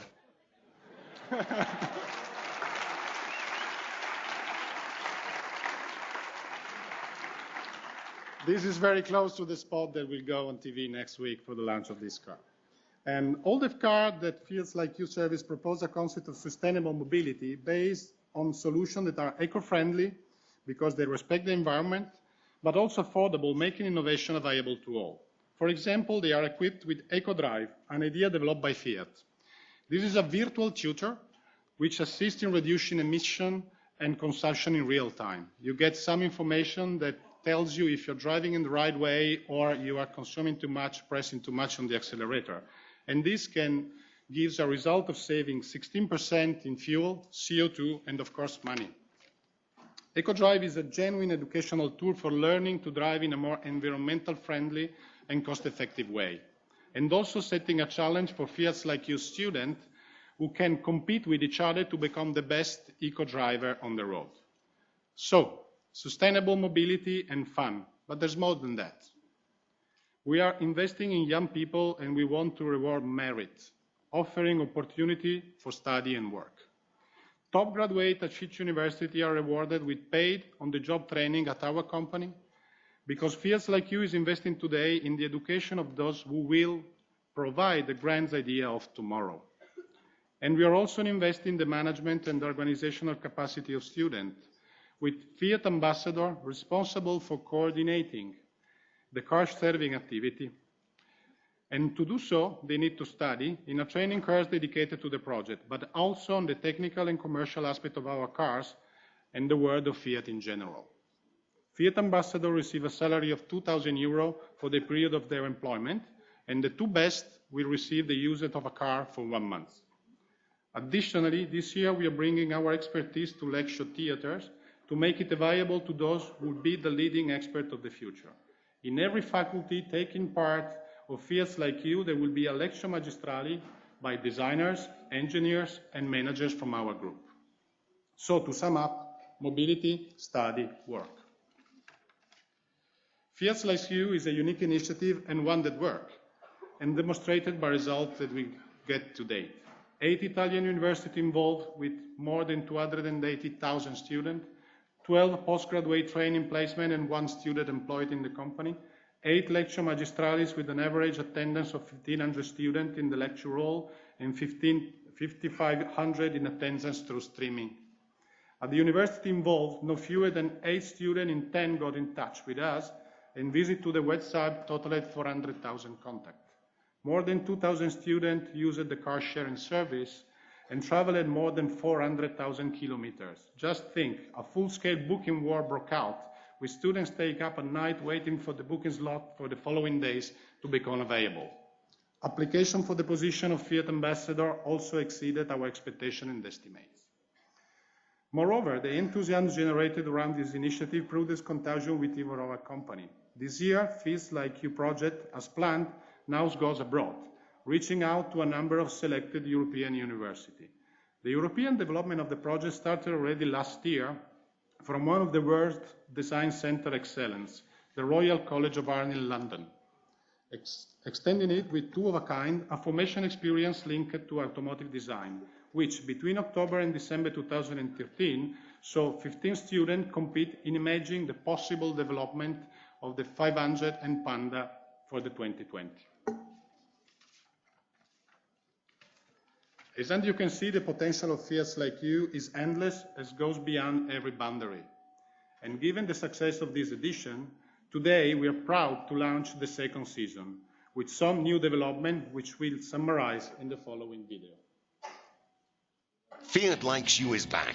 After the enormous success of 2012-2013, the second edition is ready to start. The new edition will feature again a completely free car-sharing service for students at 15 universities, 15 paid positions as Fiat ambassadors at each university, paid on-the-job training, keynote lectures with Fiat designers, engineers and managers. Vehicles become more numerous, and the fleet will include Fiat 500L, Beats Edition, and Fiat Panda 4x4 cars. But this edition gets renewed, and the project expands beyond national borders. 5 European universities will be new partners: Madrid, Istanbul, Munich, Wrocław, Rotterdam. And there are more and more advantages for over 700,000 European students involved in the project. So, are you ready? Get on board. Fiat Likes You. University on the go.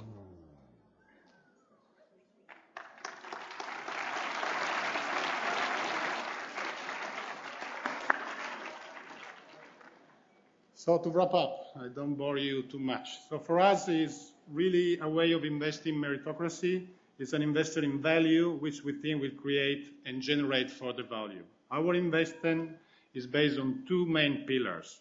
The first is contributing to providing an education in sustainable mobility through car sharing, eco-drive, and eco-friendly car. And the second is rewarding merit on those who prove their abilities through Fiat Ambassador and on-the-job training in the company. Because, as the name says, Fiat Like You is an investment in the kind of university that we like, a university on the go. Thank you for your attention.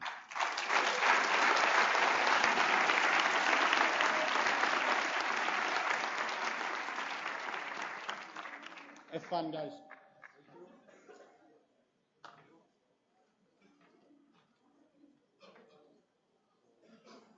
Okay, now we're gonna finally go.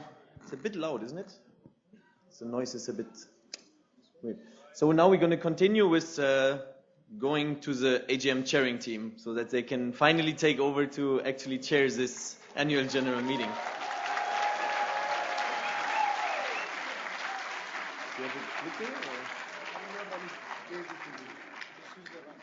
But here it works. Ah, perfect.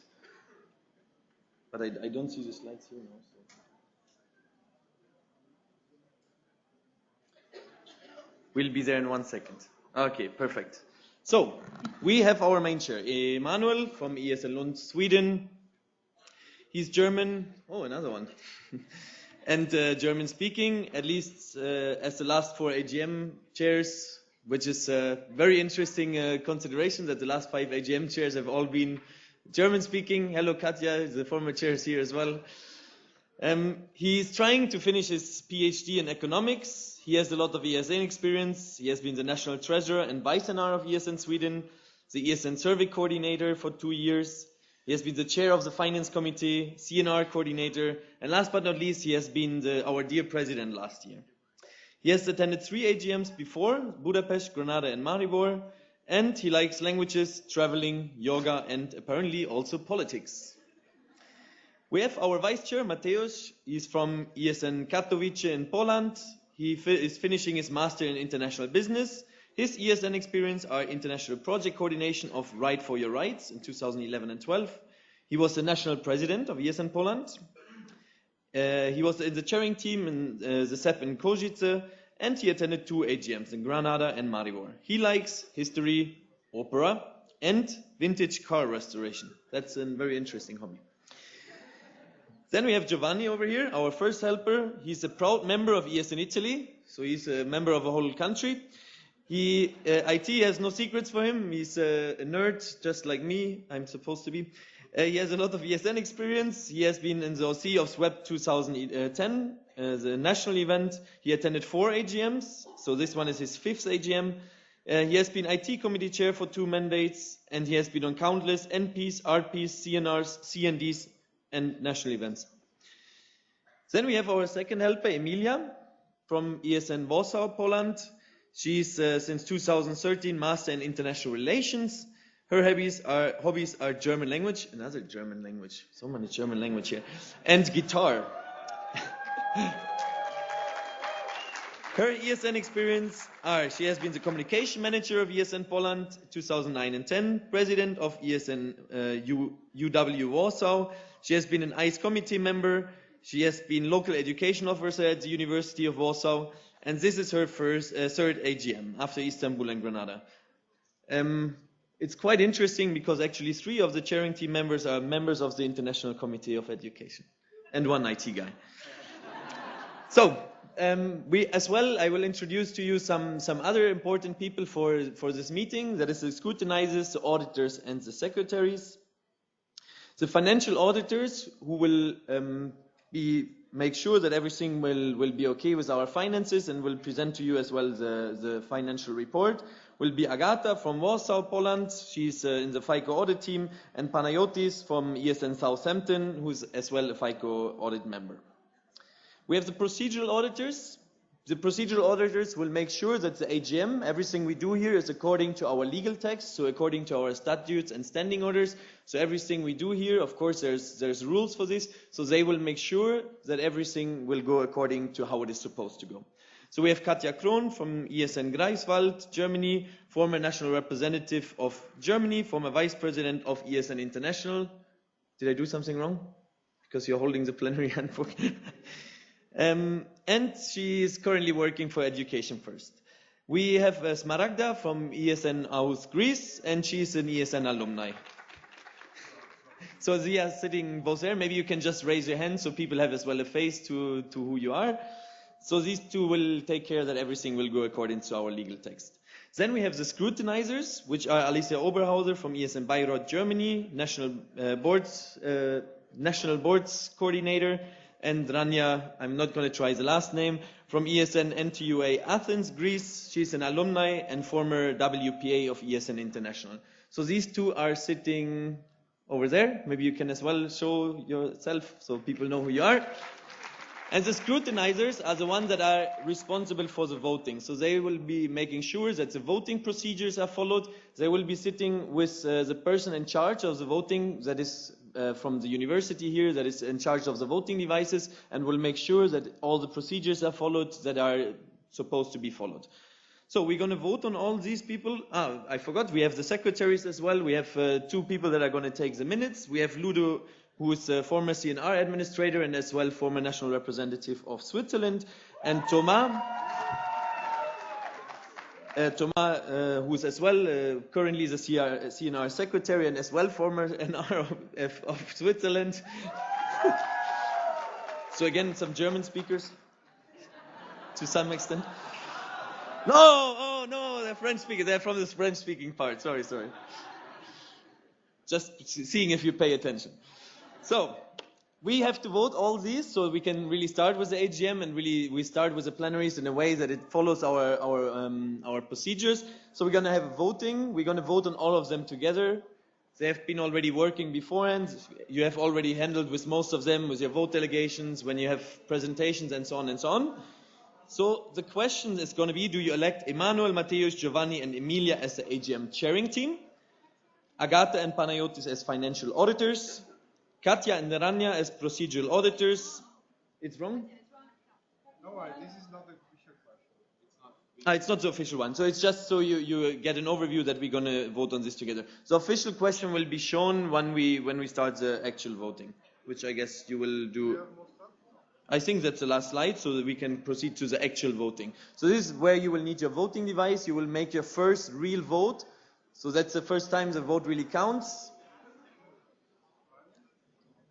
And now I will try to read this out. So the question that is going to be, or you want to maybe take over? Okay, I'm going to do the question.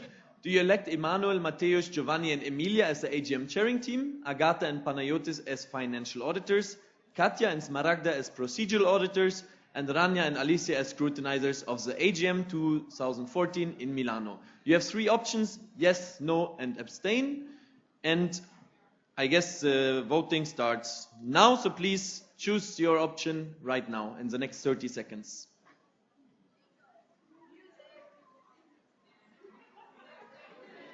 For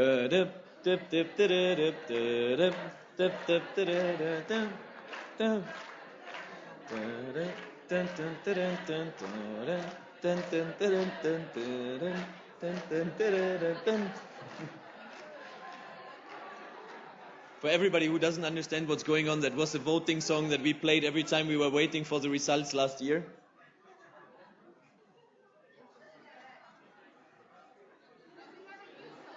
Now it's going to be stuck in my head all day.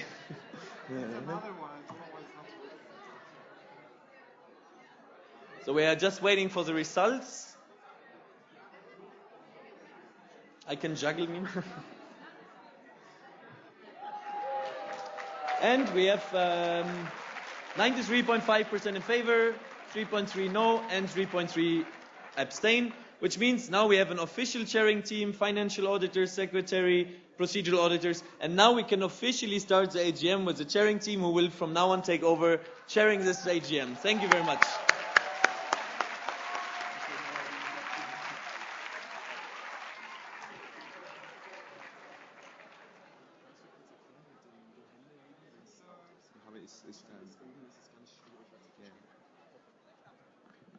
Good morning.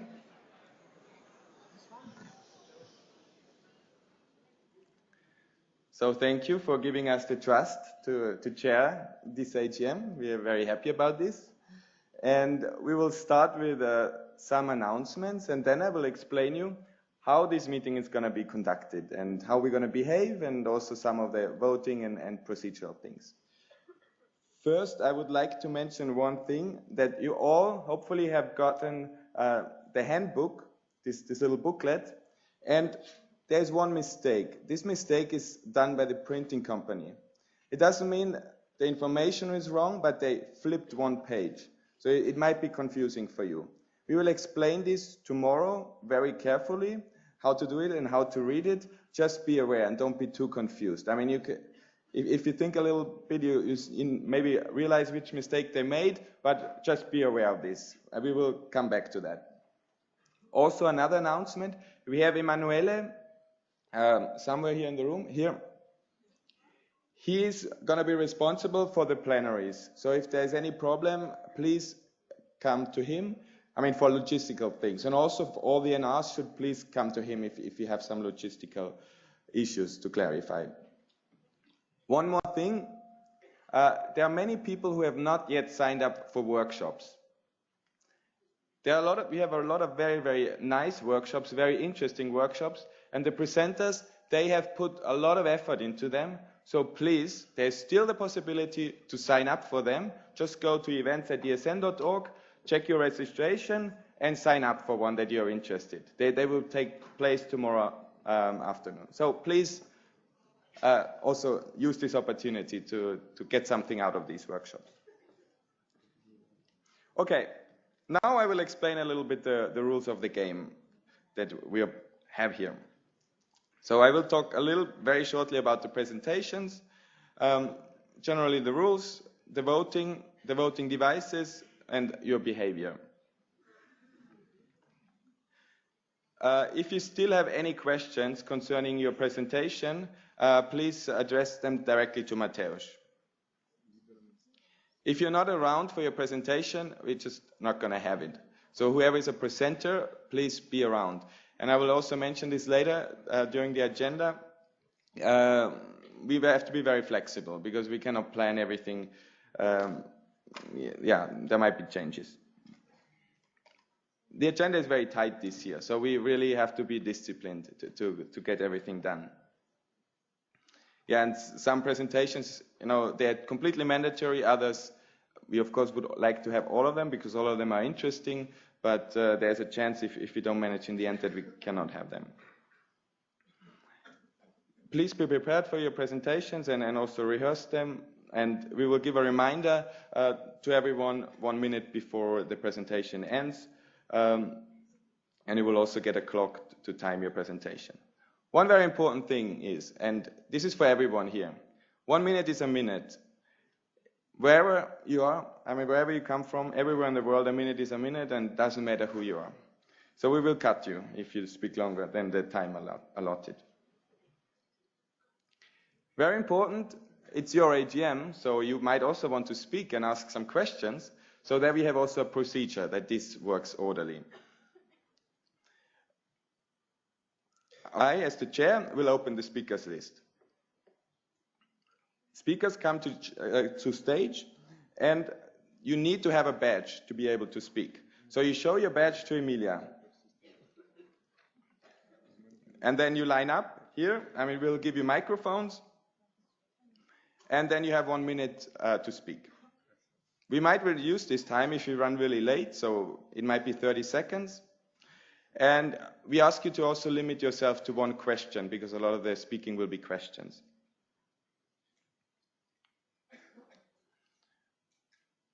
The chair or anyone else can announce or propose to close the speakers list. If this happens and everyone is okay with it, the speakers list is closed.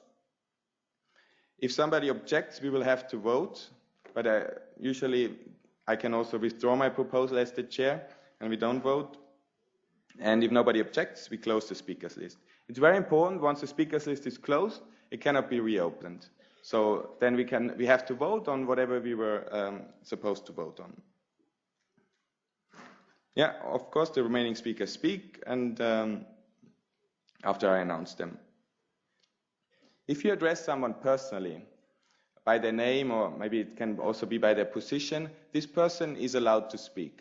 So if you say, I know the NR of this country said this, then they are allowed to respond. And it actually cuts the speakers list, so you are allowed to respond directly. And afterwards, of course, we continue with the speakers list.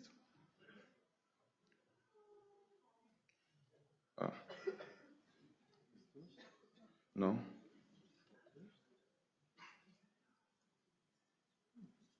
Also, we need to approve this procedure for the speakers list. This is how we propose to do it, and we hope you're also okay with it.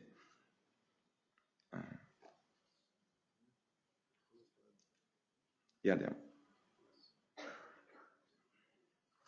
Note also, you cannot speak to all presentations. They are just presentations. You will not have the chance to speak. We will tell you, of course. When you speak, please keep it short and concise. Please only one question. Respect the other speakers. Always be respectful. Whatever you say, we can say it always in a nice way. And again, we may impose some limits on speaking time if we are late on the agenda. And please, I know it's maybe nice to be here on stage, but only come and talk if you have something to say. So this is also very important, the voting. All votes in principle require a simple majority. So that's more yes than no. Except the statute and standing order changes. They will require a 2/3 absolute majority. And we will see, we have tomorrow, after the first coffee break, we have this session Sometimes we have amendments to these proposed statutes and sending order changes. They will again be voted by simple majority. But we'll come back to that later when we vote on them and explain it again. And then once we have the amended proposal, we'll vote with 2/3 absolute majority. And very important, all changes in our own rules, they will become effective immediately. And then for the board elections, of course, the most exciting part, they require absolute majority. And for those who are very interested in how it really works and don't just want to see the results, the quorum is always the cast votes. So the quorum will change every time because there might be some people not voting or they are outside of the room, so it's not always the same. So as I said, we will most likely change the exact procedures on this part, but I will still explain how it will in principle work, as those are more clarifications. If we have one board candidate, this person needs absolute majority in the first round. If this doesn't happen, nobody is elected during this AGM, so be aware of this. Only one chance. We're not going to repeat the election. If there are two candidates and none of them receives absolute majority in the first round, we will have a second round only with the candidate that got more votes. And if there's no absolute majority in the second round with only one candidate, again, no one will be elected. If you have 4 candidates and there's no absolute majority in the first round, we go to a second round. And of course, the 2 candidates with the highest votes will go into the second round. And then we go to the second situation with 2 candidates and go on from there. It is very, very important for some of you if you cannot 100% decide or if you're unsure, to understand what abstaining means or how you can abstain and also how you can say no, that you don't want any of the candidates. If you want to abstain, you do not vote at all. So if you're not sure, you don't want to have any opinion, you do not vote. It will not make it harder for someone to get an absolute majority, so you will be out of the quorum. You might want to do this if you like both candidates more or less equally. You cannot decide, but you think they're both good candidates. In case you don't think the one or can be more candidates depending on the situation, you don't like them, you don't think they should represent ESN, you will vote the option none of the candidates. This will make it harder for this person to get an absolute majority, and yeah, you might really want to do this if you think both candidates or this one candidate really is not good or crap. So just to explain you how you will vote. So who will be the president of ESN? Will look like this. No, maybe different.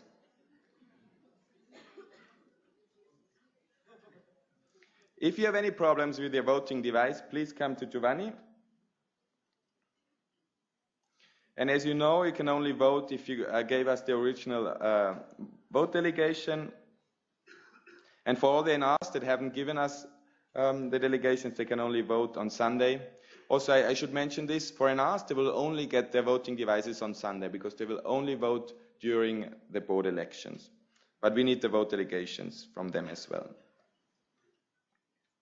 Do not forget to get your voting device in the mornings, as you did today, and return it at the end of the plenary session. Take good care of it. It's your friend. Don't give it to anyone. If you do, or if you just lose it, you will have to pay 200 euros. Sorry. I have a couple of words on general behavior. This is really your AGM. This is ESN. You are ESN. Please respect each other and cooperate in good ESN spirit. We are a lot of people, so everyone has to follow the rules and smile and be happy. Inside the plenary rooms, please mute your mobile phones, don't receive calls, I mean, well, if they ring, but they should be at least silent. Keep quiet. It's very, very hard if there's a lot of noise in the room for the speakers and also for others to understand, especially in the back of the room. We have this little procedure. Maybe you've seen, some of you have heard about it. If it's very loud and you realize it, you just start raising your hand like this.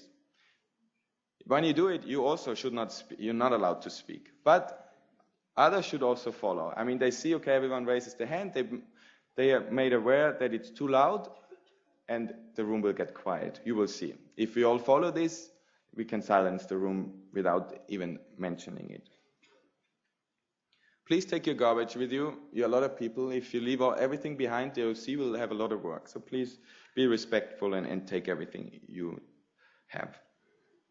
We need your votes. So please be on time in the morning, and otherwise we will not have a quorum, and this will mean delays. Just one thing, as I mentioned, and I will present the agenda shortly, it's tight. So really we have to be disciplined. It's really tight.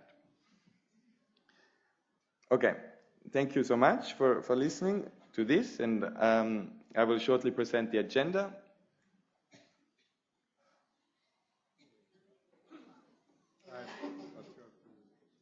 Okay, I have to read like this. So as you can see, I mean, we're already a little bit into the agenda. This morning we will have a small general presentation and then the activity report of the board. So you can listen to what the board has been doing this year. We will also vote on this, and then the European Commission will also have some more things to say about the new Erasmus Plus program. Then, after lunch, we will move to the board candidate presentation. So this will be happening all after lunch. You can go to Saturday. What? You can go to Saturday. Yes. On Saturday morning, the next exciting thing is on the agenda, and it is the candidates for the OC, so for the next CND and for the next annual general meeting. Then we will have even more interesting things. The financial part, I know you're all waiting for this one. It will be after the coffee break. And then on Saturday, after lunch, we will go directly to the info market. Don't forget to sign up for the workshops. They will also happen then. And yeah, then we'll go to Aqua World. And then on Sunday, the majority of all the presentations of all our wonderful projects will happen. And there again, we asked all the speakers to be flexible. We might have to move some things around. If we are really faster than we think, we might also do some of them already on today or on Saturday. And then after lunch, we will elect the board and also the OCs. And then afterwards, we will do all the remaining presentations, because we will start with the board elections after lunch, no matter what, because this we have to do, and we cannot wait or postpone it. Some presentations we might be able to do without. Okay, this is the agenda. And are there any questions concerning? We will now need to vote on the agenda, that you approve this agenda. You got in the general documents, you got a very general agenda, so this is a change now. We propose to go according to this. And also we need to approve the speakers list, the procedure that I was proposing. So we would need to, if there's no objections to this, we'll vote on this at the same time. Okay, there are no comments to this, so we'll directly proceed to the vote.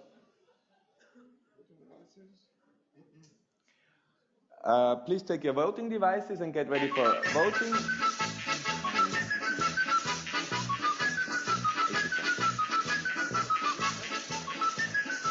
Get ready for this.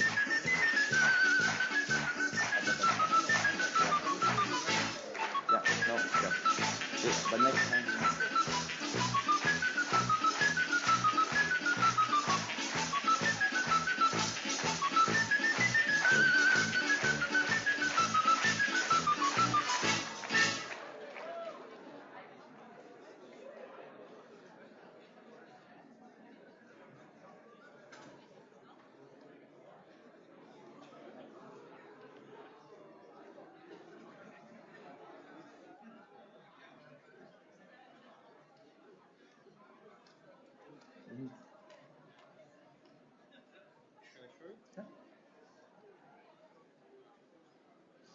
Okay, thank you very much.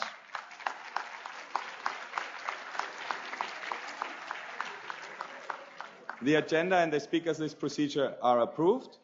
And now I have the pleasure to reintroduce you to your president, who will have the next presentation. Welcome. So I'm going to be on stage for a bit now because I'm going to have a general presentation about ESN, and then we're going to start with the board updates. I'll do the general part, and then I'll do my position-specific one. But first of all, I'm going to have a very general presentation about ESN. Of course, we all know ESN, but it's maybe good to just be reminded exactly a bit about our structure, about how everything works in our organization. I know that we've seen this morning as well, the majority of people here, it's your first AGM, so I think it's quite good just to have a small recap. Can we go? Okay. Yeah, I guess. So this is the picture from the Maribor last year. You have all been on the flag parade last night, last evening. So that is us. That is ESN. That is the Erasmus Student Network. The Erasmus Student Network in numbers. We have been founded in 1989. We are right now around 13,500 active volunteers. We are present in 442 higher education institutions, and last year we provided our services to 179,000 students.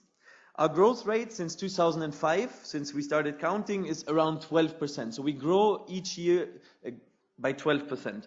And as you heard already earlier today, now we are present in 37 countries. So what is our goal? Our goal is to support and develop the international education and intercultural experience for former exchange students, but also to local students that do not have the possibility to go abroad. We represent the needs and the rights of international students on the local, national, and international level.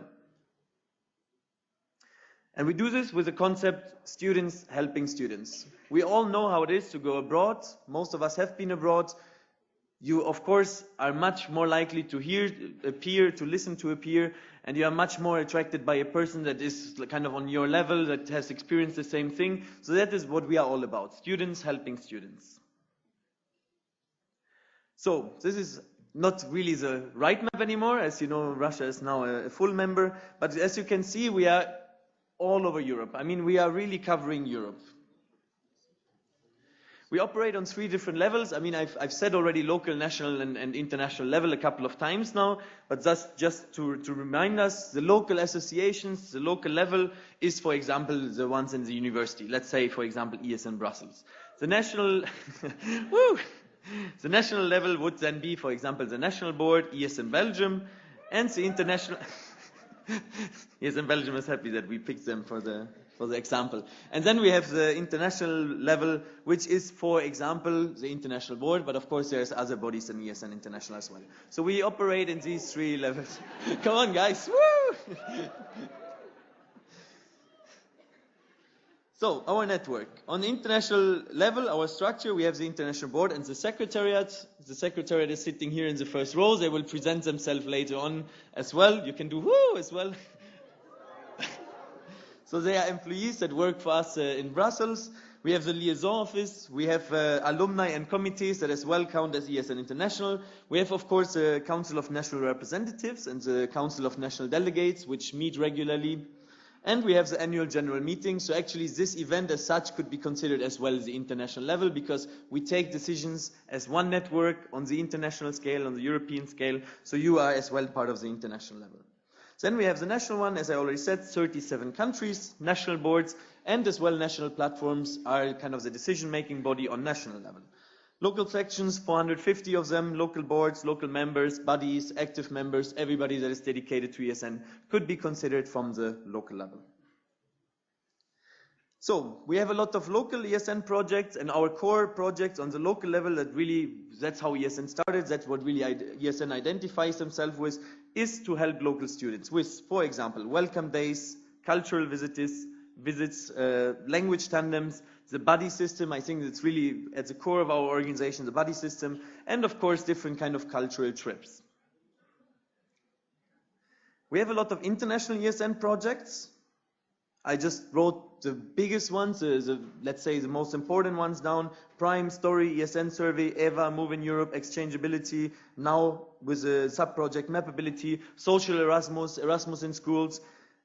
I'm not going to explain these now because we're going to have them explained throughout this event, and all of these will have a nice presentation so you can learn a little bit more about these international projects, and you can learn how they can help you and as well how you can help the network by participating in these events. So that's it from me about ESN in general. I hope you all have an overview now. Thank you very much.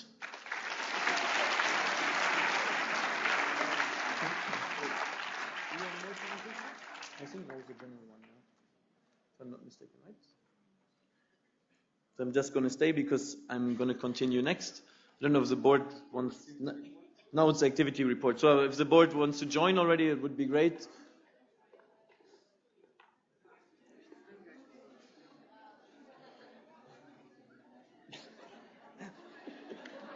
Tom is coming late.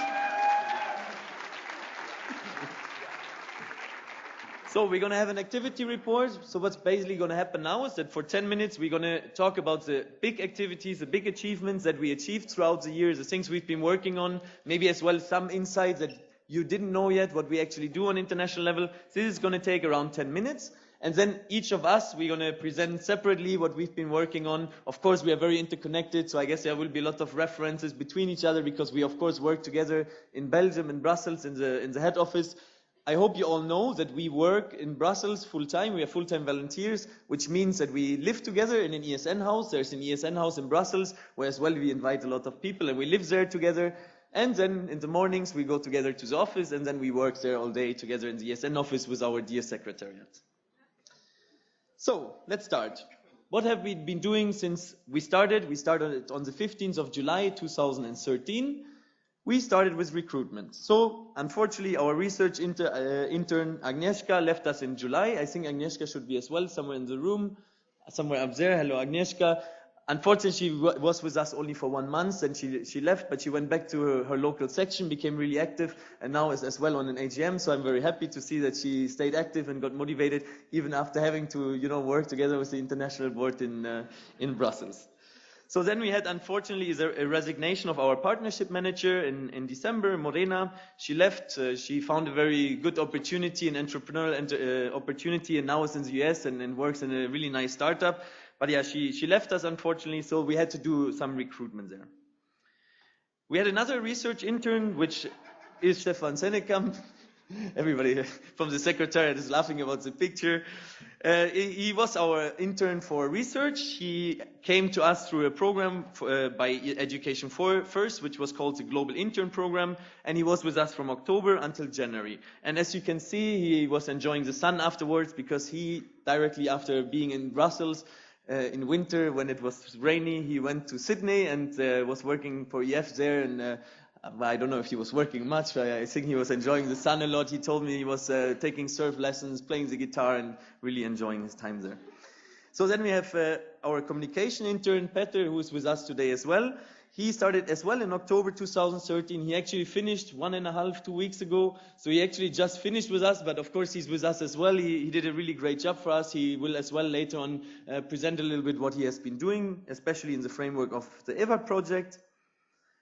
We had some recruitments in the secretariat. As you might know, we were a little bit smaller before and we extended quite a bit. So we recruited a new project coordinator, Margarida from Portugal, who's with us since 2013.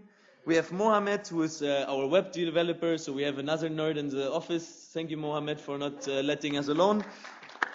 And he's as well with us since October 2013. We recruited Serge, our financial assistant. That's the moment when I gave him a flower for the REC nomination. Serge is with us today as well. So he's taking care of our finances, making sure, that we don't spend too much and making sure that all the invoices are correct and so on. He started just in January, so he's still quite fresh, and it's as well his first AGM, and I hope he's enjoying it as well. And we recruited a new partnership manager after Morena left. So we recruited Oscar Boye, who as well has a big background in ESN. He started as well in January 2014. So you can... Cool. So there has been a lot of things going on in the secretariat, a lot of recruitment, a lot of people leaving, coming, going, so a lot of dynamism in the headquarters. We are right now 13 people, so there's a lot going on there. So much about the headquarters. Now we talk a little bit about money, or as we nicely say, grants. We received some really good grants this year, some really big projects. One of them is the EVA grant. It's the Erasmus voting assessment. You will hear a little bit about it more later. There's a financial implication for ESN of around 44,000 euros, so it's a quite big project, which helps us a lot to develop our network. We have another project called the Story Project, which means strengthening training opportunities for international youth. This is the biggest project ESN ever had. The financial implications of this project are around 213,000 euros. And both of these projects are financed by the European Commission. So we work very closely with the European Commission on these projects and really try to support each other and do something good in these projects. You will hear about both of these projects much more later on. So then we have the Mapability grant, which we received from the Council of Europe, which works under the framework of exchangeability. And we as well, we received a grant, a work plan, which supports a range of activities that we organize throughout the year. Then we have some pending applications. We've been working very hard on trying to apply for new funding. Rikin, our director, is in charge of really like getting the application together. All of us, we have been supporting her, writing different parts of the grants. So right now we applied for the Civil Society Corporation. It's a new admin grant that hopefully we will get to help us support our headquarters and make us sustainable in Brussels. We applied as well for Europe for Citizens grant, which is kind of a backup for the Civil Society Corporation grant, which of course we hope we will get. And last but not least, we just actually last week applied for a study session grant from as well as the Council of Europe. So what else have we been doing? ESN House pimping. What does that mean? I mean, we live together. I said it already, we are trying to use the ESN House a little bit more, not only for ourselves, but as well to get the committees there, the project teams there. So we really try to use the ESN House as well as a working space, as kind of like a place where people meet and work on international projects together. So when we arrived, the ESN House looked nice, but we thought, hey, we have to improve it a bit, make it a bit nicer so that people can enjoy their time there, that's a bit more livable. So we've spent quite a bit of time to make it really livable there. Of course, we have quite an intense experience. We work a lot, so it's good as well to have a place where you come back home and you can actually enjoy a bit your private life. So then we have been working quite a lot on professionalization. Professionalization is, of course, quite a big word. What does that mean, professionalization? When we came in office, we thought there's a lot of really good procedures, a lot of good intention. We have a lot of potential in ESN, but we saw that a lot of procedures need to be refined a bit. We have to find a more strategic approach to things. So we really try to make things streamlined a bit more and try to put more procedures into place so that we can work a little bit more efficiently. As well, with the secretariat coming, a lot of work that was in the international board before, that was more on the micromanagement, so really getting things done, shifted away and went into the macro management. That means you have a lot of project teams, you have your committee, you work with the secretariat. So the administrative work that we were doing kind of shifted to the secretariat, and we try to concentrate more on the management perspectives. This, of course, needed a lot of procedures and a lot of efforts. We have been involved as well, as you have heard, in the 3 millionth Erasmus student selection. So the 3 millionth Erasmus student actually went abroad last year, and we helped the European Commission there to find out who is one representative from each country representing the 3 million Erasmus students. We've been working on the ESN hoodies. It's actually quite nice to see that many of you are wearing these jackets and the hoodies and so on. I don't know if you're aware, but like we have them actually, we store them in the house. So each of these hoodies has actually been going through our hands, packing them, especially the secretariat is like very active there. So actually, it's quite kind of nice to see that they're coming in boxes to Brussels, and now, you come to Milan and a lot of people are actually wearing them, holding them high. It's very great. It's nice to see. So actually, yeah, that's something we've been quite involved in as well. We've been, of course, involved very much with the Erasmus Plus program. A lot of new changes, a lot of new things happening. The European Commission gives us a lot of new possibilities to cooperate on this really, really important initiative. And of course, that required a lot of work, and I can't go too much into detail because we have been doing a lot on that, but we've been working quite intensely on the Erasmus Plus program. And last but not least, of course, we try to close the gap between the international level and the local level a bit more. So we put a lot of emphasis on visibility campaigns, the blogs, really showing what we do, as well kind of the external image of ESN. I mean, if you, for example, look at this picture, I mean, we try to kind of give a very professional image of ESN because we believe that the image that we have outside doesn't really justify what we really do. I think we do a really fantastic job, and we should show this to the outside world as well, and really go in like the professional approach there. So, which projects have we been working on? I'll just really shortly go through the big ones. ESN card, esncard.org has been quite a big topic this year. Big refreshment. You will hear more about this later. Social Erasmus, our flagship project, Erasmus in Schools from last year. Social Erasmus from 2 years ago. Very successful, very important project for ESN. We try to keep it going, even if it's not the flagship project anymore. Try to put a new project team. Tarek is here. He will present the project later on. You'll hear more about the Social Erasmus. Responsible party, we try to as well improve the program, kind of make sure that more things will be given to the local sections, that the project is more attractive for you. It is a very important project as well for the image, so that Erasmus students are not always connected with, they can only party, but as well that we are responsible and we really worked on this program as well. And with Social Erasmus again. Then we had Educate. It's our training project. I hope everybody's kind of aware. It's a training project where we try to empower our members really from the international to the local level, try to give them something. We have been working on the new ESN survey. I hope you know that we try to as well do a little bit of research to see how does everything go. But again, you will hear more about this later. We've been doing quite a lot of representation. When you elect us, the international board, you elect us to represent ESN. So you elect us to represent all of you, your local students, and so on. So we, of course, are going to a lot of representations.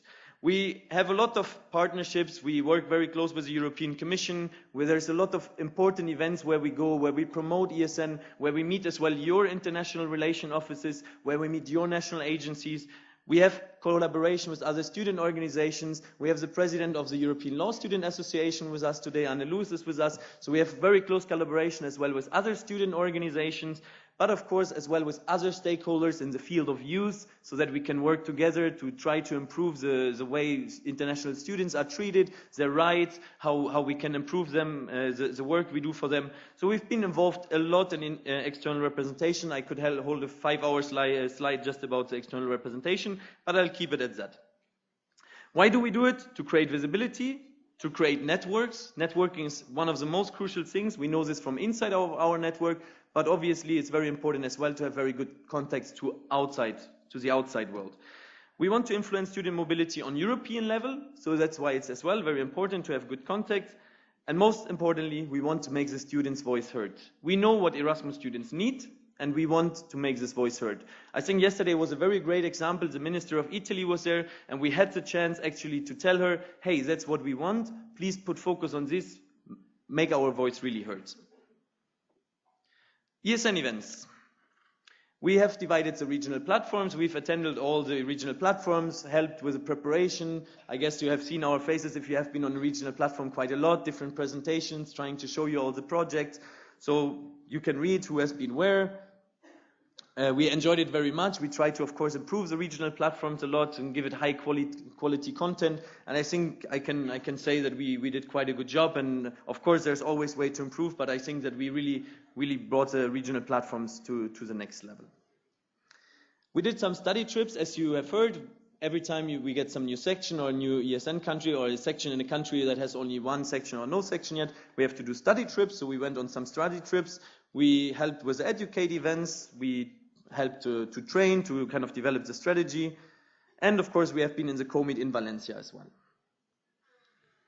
And last but not least, the national boards meeting, which is as well very important to us. So we as well try to improve this a bit more. We believe that to really get to the sections, you have to empower the national boards, because our organization grows to a size where it's very difficult for us, the secretariat and the international board, to really reach directly to the students. There is, of course, ways, but the best way is through the national level, so we really try to put a lot of emphasis there. We as well had the first time in ESN's history a national boards coordinator who really helped us, the international board, to facilitate it. I think it's Alicia is here somewhere as well. She's sitting over there. So she has been helping us a lot with this as well. Thank you. Yeah, I really think she deserves some applause for that as well. So some more general things before I'm done with the presentation. We've tried to empower the committees. The committees have, throughout the last year, always struggled a little bit with activity, with recognition, with really being out there and being recognized as an international body. I think all of us, we tried really to help the committee, to give them ownership, to reactivate some of the ones that didn't work so well. I think we've been quite successful, but we as well identified some new opportunities, and we believe that we can still evolve much more on this aspect. We've been doing all the strategic work. I mean, there's a lot of things that we want, of course, the network to move forward. We believe there's a lot of potential. We think that ESN is great the way it is, but it could be even greater. We really believe there's a lot of things that we can fine-tune, where we can improve, where we can make our own work a little bit better. So we propose some new projects. We as you can see, sorry for that, and especially thanks to Dom, there's a lot of statutes and standing order changes. So we try to change and adapt a little bit our legal text to how the situation actually looks. And of course, we were involved in the new action plan for the next year. We have been doing quite a bit of media work. As I said, it's important to have the connection to external stakeholders, so the European Commission, our partner organizations, and so on. But of course, this is the most efficient if media sees it. So we have been giving lots of interviews. We've been doing a lot of media work, a lot of Twitter work, kind of to connect with our partners and make ESN really a recognized brand on the European level. And last but not least, the most boring part, some emails, some things that you have to do every day, administrative things. We are trying to move away from this and try to create processes that we have as few as possible of this administrative work. But obviously, we are working in an office a couple of hours per day, and we have this administrative work as well, which is sometimes very time consuming. So that's something we, of course, have to work on as well. Thank you for your attention. And thank you to my great boards.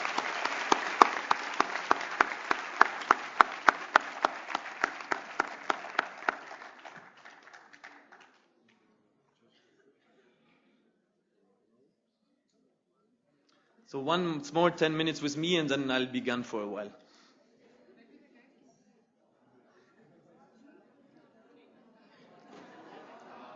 So we are not always in suits. Sometimes we enjoy ourselves as well. This is in the Euro dinner in Sofia, if I'm not wrong.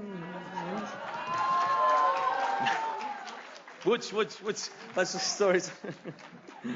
So yeah, we are a board.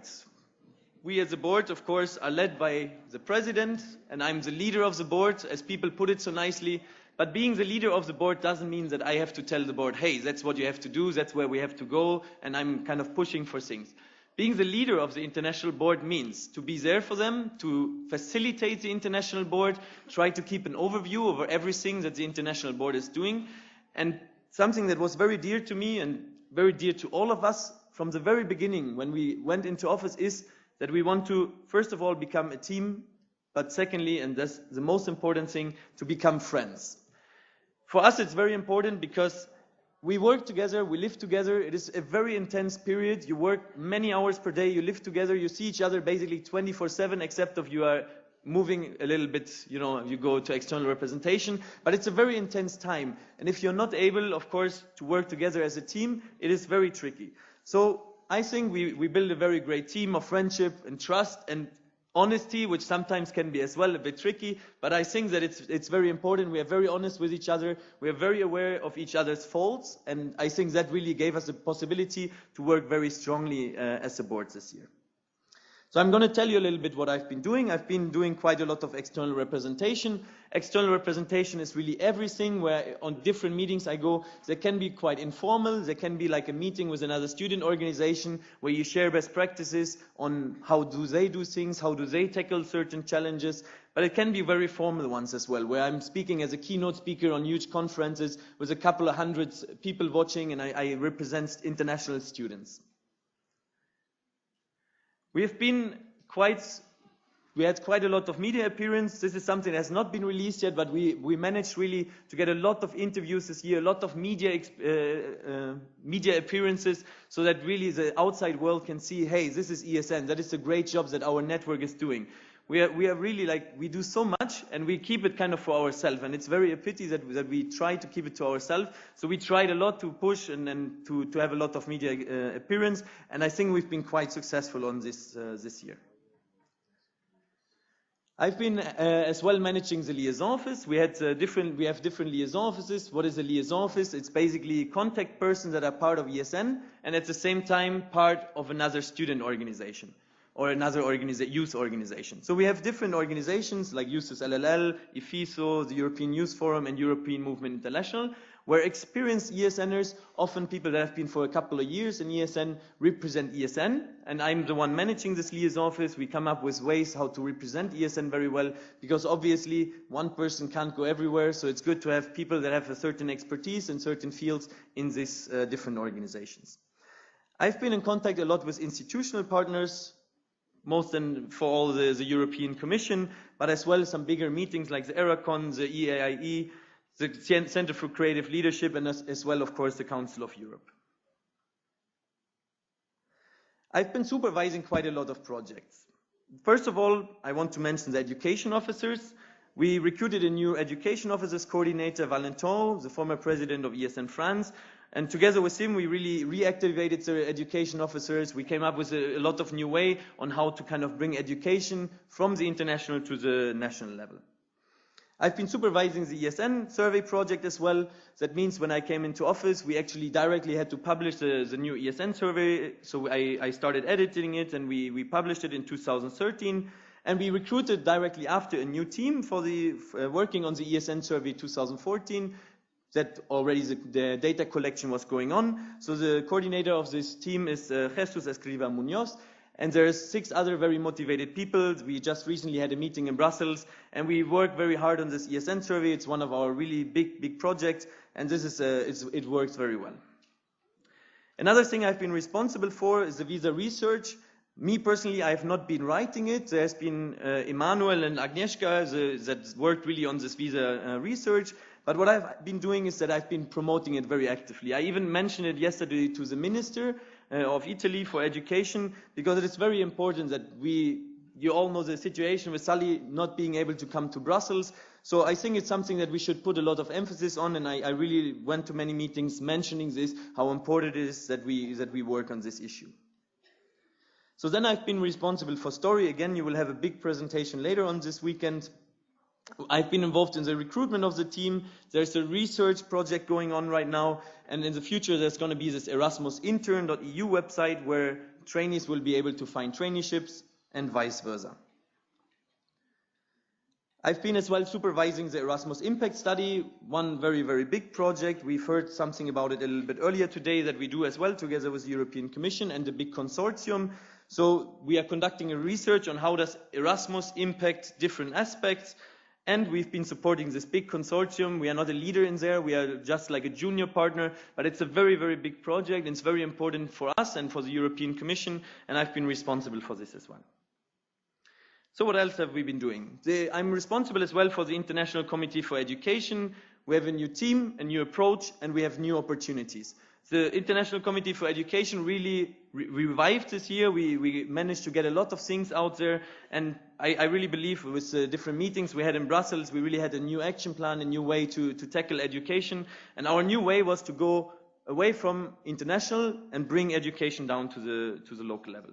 We, for example, managed as well to get an invitation by the European Commission in one of the meetings, and them presenting to our committee what the new Erasmus Plus program is all about. So what else? Partner organization. There's a lot of existing collaborations. Some of them are very good. Some of them have, a lot of potential to improve. So I've been working with some of our very important partners, and I just put 3 of them here, which I deem are some of the most important, that were already very existent, and that where we really improved our partnership. I'll not go too much into detail. We created some new partnerships. Of course, ESN has to be a little bit more visible, so we cooperated, for example, with Europe Mobility, the International Association of Political Science Students, EU Study Fair, and we have a new partnership agreement with UNICA as well. So I as well worked very much on creating new partnerships, thinking about how to collaborate with more organizations, especially in the framework of the new Erasmus Plus program. It's important that you have a lot of partners, that you can trust them, that you have a very good collaboration with them, you know them very well. So I think that was really in the focus of my term as well. So what else? Generally, I did some internal representation as well. That's really not my main focus, but of course I want to be as well visible to the network. So I mean, I went to some events as well, Web, CEP, Co-Meets. The Inside Weekend, I've been preparing it together with the board. I've been on all the CNRs and the CND. So I've been as well trying to be a little bit present for the internal representation. So last slide, if I'm not mistaken, what have I been doing otherwise? I'm the main communication with the CNR, with our council. So whatever we decide in Brussels, we try to kind of streamline a little bit the communication so that it's a bit more clear who's working on what. I have the position of the ultimate responsibility. So that means often I have to go and, you know, when there's a fire, I have to try to fix it somehow. And I've been, I guess I can say this comfortably, I've been working a lot on strategic matters. I've been really trying to put as much emphasis on this as possible. It's very easy to kind of get caught up in administrative work when you live in Brussels and work in Brussels, but I really try to kind of bring the network further and think about new ways how we can improve our network. That's it from me. Thank you very much for your attention. You put the next presentation for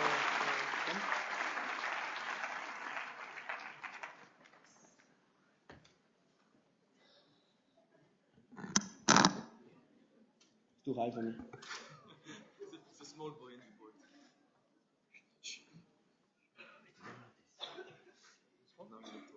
Yes. Bene. Okay, perfect. Faccio io. Okay.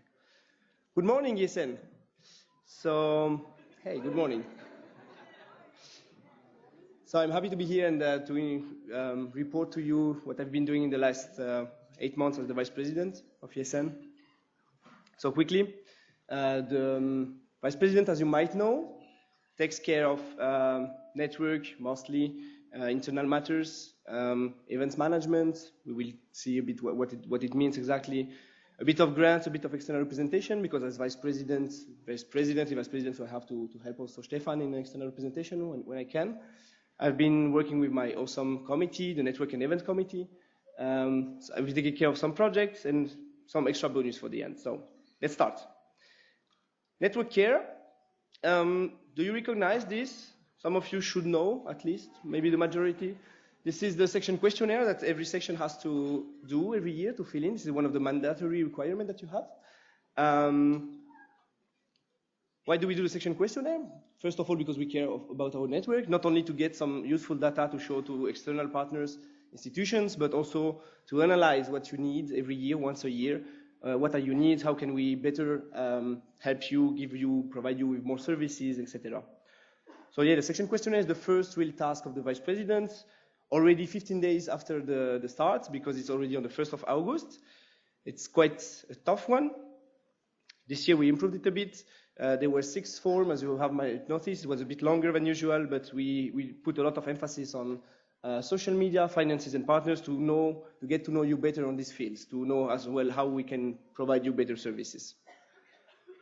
And yes, the analysis has been done by Jonathan and will be presented this weekend, so you will see it later. The national boards, Alicia again, definitely. You need to understand that it's really important for ESN to have strong national boards. Because having strong national boards, we have, as it's international, a lot of partners in different countries. We have one partner per country who is taking care on a daily basis about your sections. So basically, what we did this year, together with the position of National Board Coordinator, we were fostering a lot the cooperation between the national boards.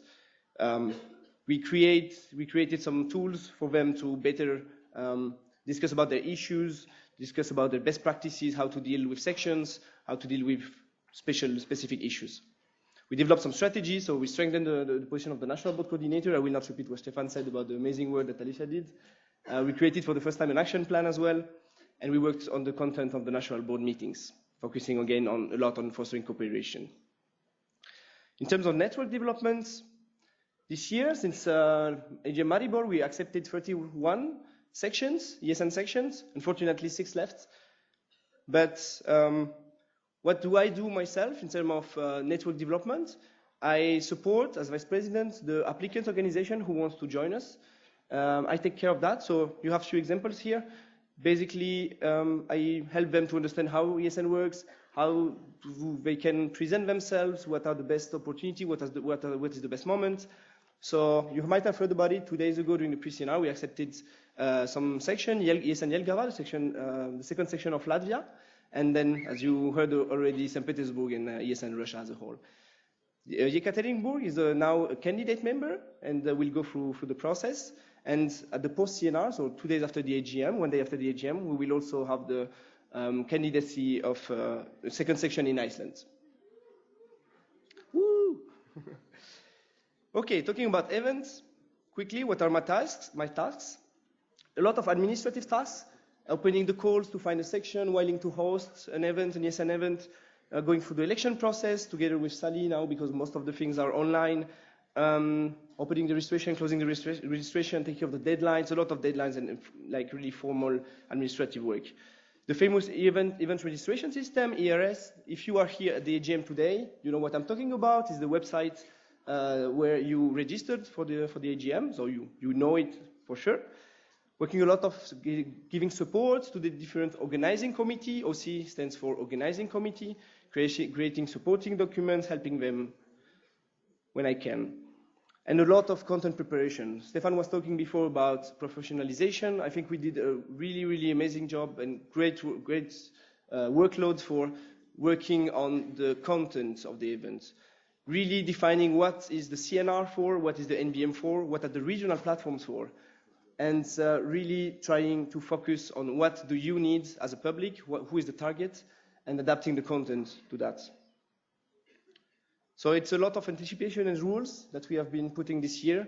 And in terms of events, those are the events that I've myself been involved in the organization. I didn't attend all of them, unfortunately, but most of them, yes. So the 5 regional platforms, some CNR, free CNR meeting, counting Milano now, CND, NBM, commits, etc. And yes, the big baby, I like to call it the big baby, because it's a big organization, and I hope you will enjoy it. I've been taking care of that with the OC and the chairing team. In terms of grant and external presentations, it's also part of my job. I will go through it quickly. Stefan already did a quite good introduction about grants. Just I was putting some names here. You can see that, I mean, I will not go through each name, but you can see that sometimes some grants are refused, some grants are accepted. Most of them now are ongoing or sent, so we are waiting for the answer. This is also something I have been helping with. But since we have the position of director now, Brikena is taking care of it, like at least all the administrative parts, and I would like to emphasize the great job that she's doing here as well.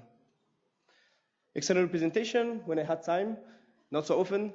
I tried to help Stefan in external representation. European Movement International, for example, I was participating to the General Assembly. I've been attending some info days about Erasmus+. I've been attending some meetings with the European Commission here. I've been attending this higher education fair in EAIE Istanbul, and so on, the UME project as well. My committee, the Network and Event Committee, also called NEC. Obviously, the cooperation with the chairing team. I have unfortunately had a resignation at the beginning of the mandate of the network chair, but I have been really lucky, let's say, to find another substitute quite early. And I really would like to thank Vagelis Tumas and Sofia Vistas, my 2 chairs, for their amazing work this year. The next winter and summer meeting in Brussels, and yes, coordination of some project that you might know, section the spotlight, Star Awards that you will see here on Sunday, giving you the opportunity to shine in the network. I have been taking care of 2 projects as well, the responsible party and exchangeability. So quickly, we developed a new position of regional coordinator. So depending on which region you are from, you have a contact person to implement responsible party in your section if you're interested in it. If you have any question, you can ask UNR directly. They know who they should redirect you to. Development of the project in some countries, a first training organized in Paris for the ambassadors and coordinators to better think about how to develop the program. And yeah, there's a smartphone hub now, but everything will be presented during this weekend. I think it's on Sunday. Exchangeability quickly as well. There is a new team. You will meet some of them. They will have a presentation during this weekend as well. We have this project called Mapability. In 2 seconds, the aim is to create a map of Europe, to map the universities and see which are accessible for students with disabilities and special needs. A lot of new partners and a physical meeting in Brussels. So quickly, what I've been doing as well as the vice president, these are the formal tasks that are in the task description, but I've been doing some other stuff. This AGM plenary handbook that you have in your hands, Stefan mentioned it before. I'm sorry for all the proposals that are there. I've been working on that. A lot of them are very, very useful, so this is why we are going to vote for it this weekend. It will be a bit long, but this is really necessary. And believe me, we still have some lack of procedures in ESN, so it's good that we are here also to correct them. Yeah, sometimes I was also the mascot of Robert in terms of communication. It's cool to be a star sometime, promoting the ESN jacket, having your interview in the Express magazine. This is also something that you do when you are in the board. You have to help each other, and I was really happy to help Robert with that. Being vice president means a lot as well in terms of emails. The network is demanding.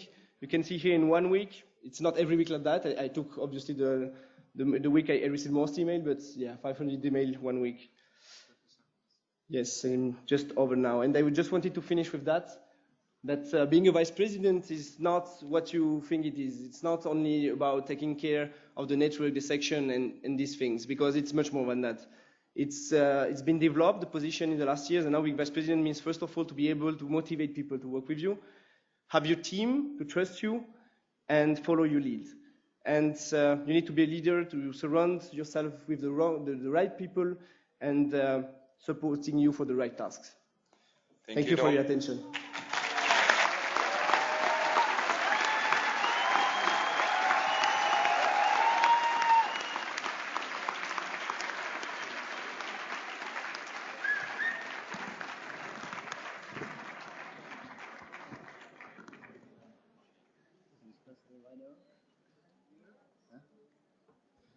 Okay. Hello, everybody. I'm Jonathan, the treasurer. Here we go. So I made a very brief summary of what I've been doing here. So what you've all been waiting for, financial management. This is actually, yeah, exactly. This is actually by far the biggest part of my work, but the least visible. So this is what you don't see, and I've also summarized it quite succinctly here, but it's quite important, so I have to talk about it a bit. So the challenges in 2013. You have to know that when you come in as a treasurer, it's quite a tough learning period. So ESN International is quite complex compared to the national boards and the sections. We have grants, staff, headquarters, Belgian law especially, all kinds of reporting, accounting, they know. And this takes a while to learn. So that's been a bit of a tough period, but it's been okay. We did have a lot of problems with our accountant. Before we had an external company doing our accounting. We had a lot of problems there, a lot of delays, a lot of extra work for me. I think those of you who follow this thing know that the financial report for 2013 was delayed, and this was because of that issue. But despite the challenges, the results for 2013 are quite solid, quite okay. Well, actually, I will present this tomorrow, so you will get a chance to actually vote to say if you think it is okay or not. Moving on to 2014, we see many improvements. I'm just going to quickly go through it here. A lot more people are involved now than before. You know, I used to do this a bit alone, but we involve a lot more people in the sort of the budgeting and the sort of planning, for the financial planning. So that's quite good. More detailed planning. So everything. I won't go into details. It's too hard. I could show you a bunch of Excel sheets and that kind of stuff. But it's going quite well, and you will see again tomorrow. I'll present to you the budget of 2014. So we'll see. You'll give your approval there if you want to. Very important new addition, professional accountant, Serge, sitting right there. He arrived. We were supposed to recruit an accountant in October last year, but we did, but that person had to leave, so Serge only arrived in January. But he is a very important addition to our team because he's making my work as a board member a lot more enjoyable. Then a bit more. You want more, right? More financial management. I have to mention grant management. This is it could be interesting for some of you. I mean, grants are very complex, very difficult. How you spend the money, when you spend the money. If you don't spend the money there, you have to allocate it somewhere else. So this is something I've been working on quite a lot. These are two projects you're going to hear a lot about during this meeting, Story and Eva. They're quite big. These are the biggest grants we've ever had in our history together. So that's occupied quite a lot of my time as well. Then we have the internal audits. I want to say a great job to the internal auditors. We have an ESN audit team, and they've been doing quite a good job, and they give me recommendations. They're not there to kind of criticize and attack me, but they're there to kind of make sure everything is okay, and they advise me quite a lot, and we've improved our financial management because of that. So there I give my support. We had one in November, and then we had one recently in March. Hopefully tomorrow they will tell you that I did a good job. Audits, okay, more audits. It's funny the Commission is here. We had an audit actually of 2 grants that we received from the Commission. Prime is a research project we had some years ago. And Jean Monnet is an administrative grant, so it pays our administrative costs. So there was an audit of that as well. Very comprehensive, very long-lasting, a lot of fun. But we learned a lot from it, so it was quite good for ESN, I would say, in a way. And now we're just waiting if the European Commission thinks we did a good job with these grants. We'll see what they say. Maybe you can convince them here during their time that it was good, you know, it was a good job by ESN. We also have an annual audit every year to make sure our whole budget is fine, and this we prepared for quite well, especially the Secretariat, who was there in the previous years, helped a lot with this. It was very good. So very well prepared. This one was very quick, very fast, because we were well prepared, and it was good. So here we were approved. So no worries here. That was great. Okay, moving on to something else. Partnership strategy. So there was some network dissatisfaction. I think you're all aware of it. With the partnerships, people felt that they didn't really fit the needs of the sections of the national boards. We lost some. Bus to Alps, Vistaprint were lost. So we wrote a partnership strategy and brought it to the CNR, and it was approved. And basically, we have a new approach to partnerships now. One of the key things is that we want to avoid what it says here, short-lasting and unstable, so we really look for whatever fits you and to make it long-lasting. So this is the new approach. It kind of can be, go back here. So we started this partnership managers mailing list in the fall, where we consult the network every time we start a new partnership. So those of you who are in the sections who might not know about this, you can always contact your national board. They should always be aware if there's a new partnership on the horizon.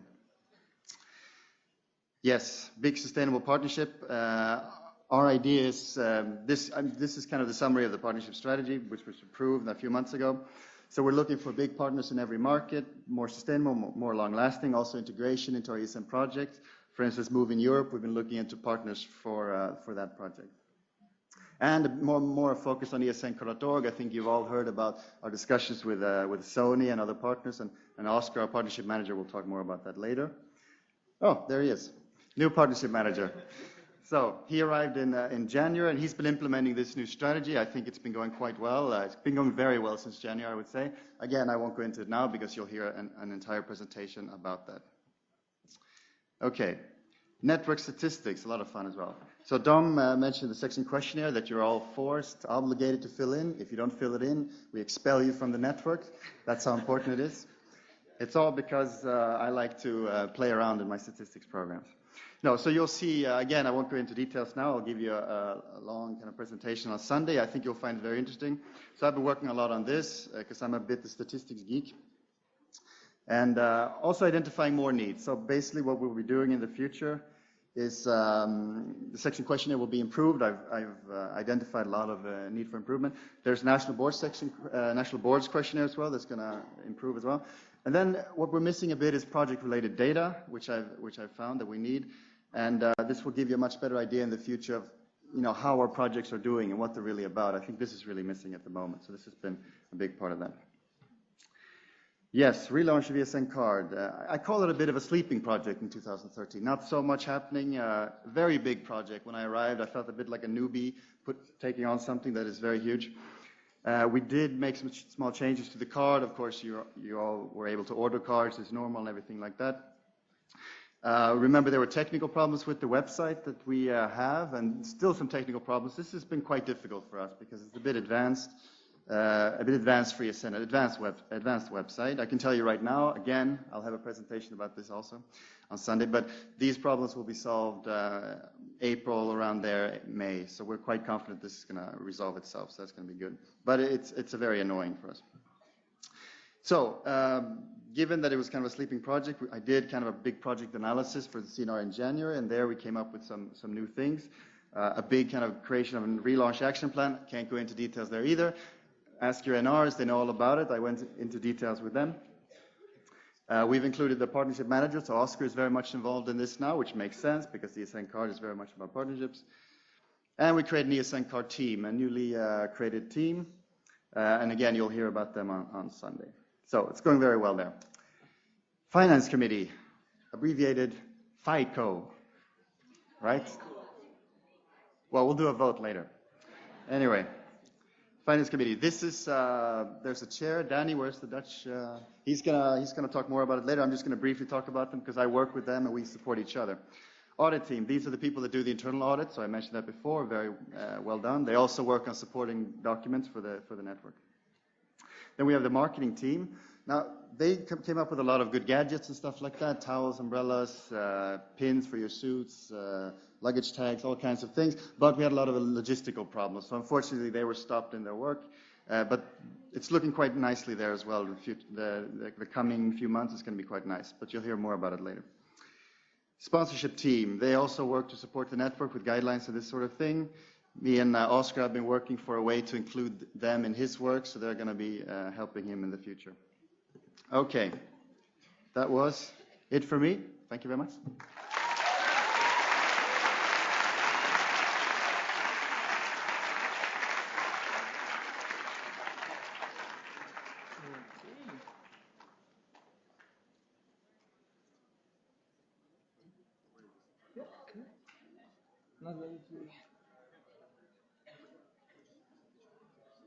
Communication manager. Yeah. No? Okay. It's fine. Okay. Hello, everybody. I'm Robert, the communication manager of ESN. Thank you.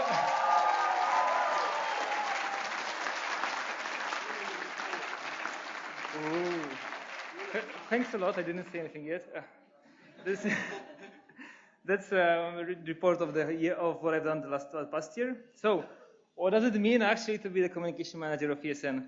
It's being a bit of social media marketer, public relations, advertiser, community manager, chief editor, art editor, project manager, photographer a bit, brand manager, designer, copywriter, entertainer, but the most of all, this is being the part of the board.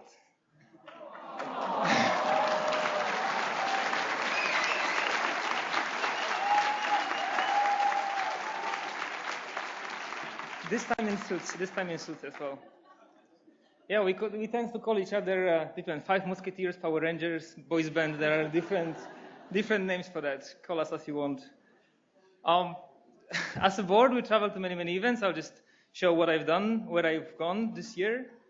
So I attended 6 statutory meetings, as you see, 3 non-statutory meetings, Commit Valencia, NBM, and SWEP, 3 training events, thanks to the Educate project, and 5 team meetings in Brussels. As you know, we host committees and other teams in our ESN house. They're invading us every week, more or less.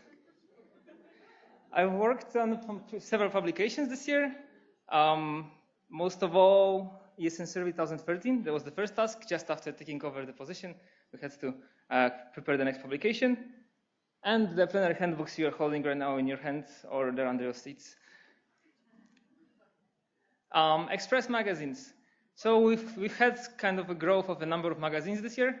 Comparing to 1 to 2 per year, we had not 1, not 2, and not 3, because number 19 will be given to you tomorrow.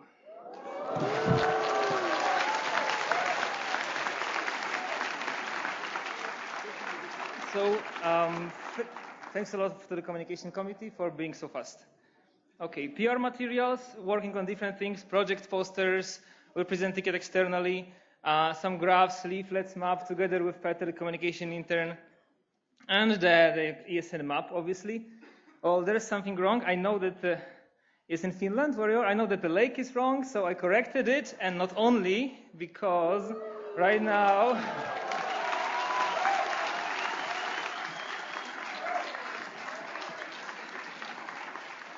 This is the new official map of ESN countries. I will post it soon today online. Okay. Sorry, it's not working. Excuse me, it's not working. Yeah, turned off.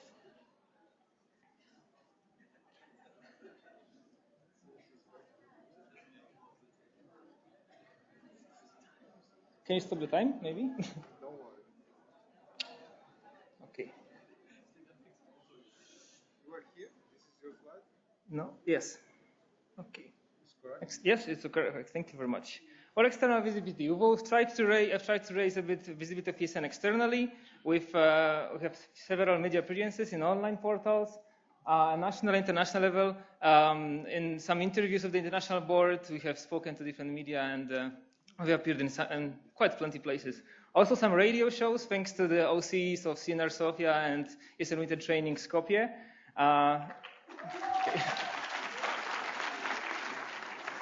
We had a chance to talk a bit about ESN to the national level, and also we appeared in TVs, in Macedonian national TV and for the European Commission for the video, as you see Stefan being recorded, also to be released soon. We also had some Twitter chats with high-level politicians, which also gave us some visibility. They make public discussions online. We've been active very much. We've been visible, and we try to just show that we're interested. And they replied to us, actually. Some social media online interaction. There was like a lot going on recently. We have a new Instagram channel to show you a bit what we are doing internally. We had some campaigns. It's in a moment. You sent us the videos. There was a compilation that our Comcom team has worked on.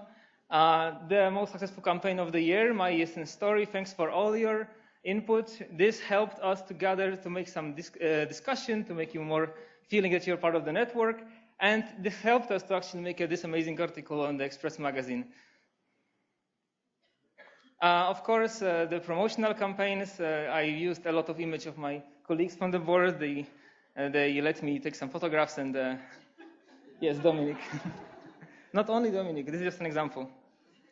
And the ESN IB blog. We wanted to show you what it is, how it is to be in the IB, what does it mean to be the IB, to work, some behind the scenes, how we pack the hoodies, that there is no factory, that we are packing the hoodies and together with secretariat, and they're putting them and sending them to you. And the other tasks, AGM documents. You've seen there are different reports sent out by the network, so my job was to collect them and make this long wiki page, endless wiki page, there's even more, I think. Yes, there's even. So this is off. 20th anniversary logo has been released. The winner is Apolinare Shooter. He's sitting out there.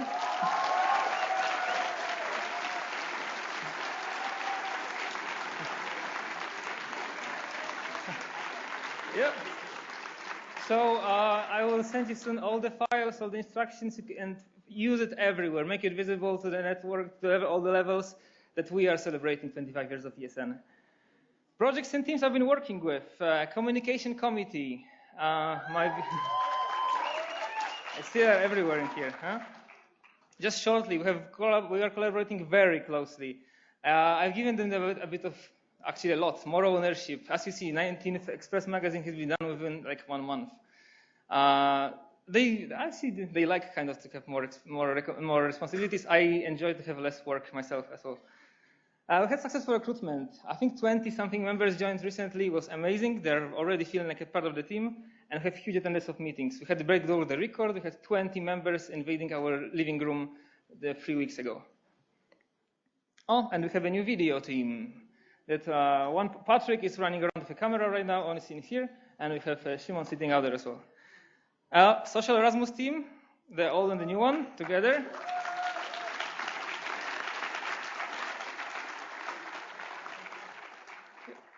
They're working a lot to define the vision, mission, values, a lot of discussion about the strategy, very intense promotion to the network. It's locally based, so our work is to promote it everywhere. We had a very successful Erasmus Week, and the team is very self-sufficient. It's a very independent team, a lot of ideas, and they work without asking. They just show the ideas and they implement them. They will tell more on their presentation. And the new team, Move in Europe. You all heard about this project today. You will hear about this project today, I think like in 1 hour. This is a new flagship project of ESN for this year, celebrating 30th anniversary. Brand new international team, they're fresh. We just met last week. We have very intense preparations to show you the premiere of the project logo, the video for the AGM. And educate. How many educators are in the room? Whoa. Thank you. Educate. We have very lots of work on strategic matters recently with Marta Wagińska, our coordinator. We have very successful trainings. We have very good feedback from the participants and a very strong community of educators. And last but not least, collaboration with my beloved board. Well, I work with each of them a bit. I'll start from the right side. Since Sally doesn't live with us, we speak on Skype a lot. We'll work on web shop, how to combine IT things with promotional materials. With Dominic, you see here, work on the responsible parties. I mean, everyone wants some promotion, basically. Like, they come to me and Robert, do your magic. So they just come there with their project, we just collaborate, and we sit together. Stefan is always busy organizing everyone around. He's like to combine like our work together. We sit around together, we talk various strategic matters. And maybe you wouldn't realize it, but our treasurer is a pretty creative guy, actually.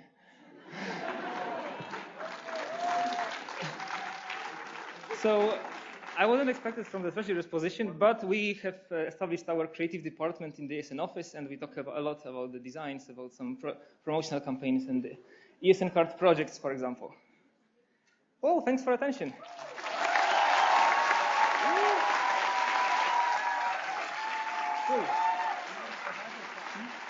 I don't know.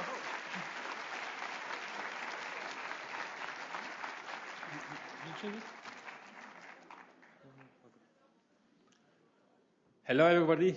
I'm Salih Odabashi from Turkey, if you don't know me yet. Yeah, I'm WPA this year, and I was working about these daily tasks. I was mainly manage aliases for ESN extended mail accounts, also mailing lists. So all the mails and mailing lists with @esn.org generated by me. Also, I was adding ads, partners, and contents. I was editing contents in the ESN.org, managing the website itself with Robert's help. I mean, we were doing together. Also, yeah, most of you were sending emails to me during the year about forgotten passwords or usernames, or asking for appropriate roles in Galaxy ESN.org. So I was trying to answer all these emails and many more emails throughout the year. Also, I was trying to help as many people as I can while I was working remotely from Istanbul. About the projects I have been managing, not only me, also with the help of IT committee. It's galaxy.esn.org. This is the website where you all have an account in. And thus, you can log into ESN Wiki, ERS, Candice blog, and many more projects. Let me just explain them briefly one by one, what I have been doing about them. For example, ESN Wiki, we have been working with Alicia, MB coordinator, about the roles, permissions, or need templates in the website. Also about ESN event registration system. We have been managing all the events, all the registration with Dominic and the OCs of the events. For example, for this AGM workshops, about workshops in national platforms or roomings, I mean, which hotels you're gonna stay, for example, this all managed by us. About candidates blog, also this is another one where where you can ask questions to IB candidates or chairing the organizing committees of the events, of the candidates, events candidates.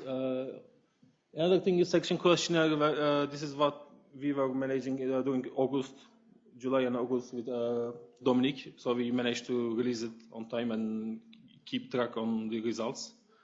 ESN Forms is the newest website. It's all about all questionnaire. I mean, we will talk about later on. Web shop, we have been working with Virginie during the year. We have been adding content and editing the prices, products inside. Also, there are two new projects, ESN Live, Help Center and e-learning platform. Help Center and e-learning platform are not published yet. But ESN Live, you could watch quite a lot of international events during the year. For example, CNRs. Satellite 4, we will talk about next slide. And ESNCAC.org, I was mainly contact person with the company who is developing it. Also, we were trying to improve it and dealing with the issues on the website during the year with help of Mohammed, story employee. Projects in detail. What we done in Satellite 4 is in the beginning of the year, we established the working group and we assigned project coordinator, Fabian Bircher from ESN Switzerland, also former WPA. Please.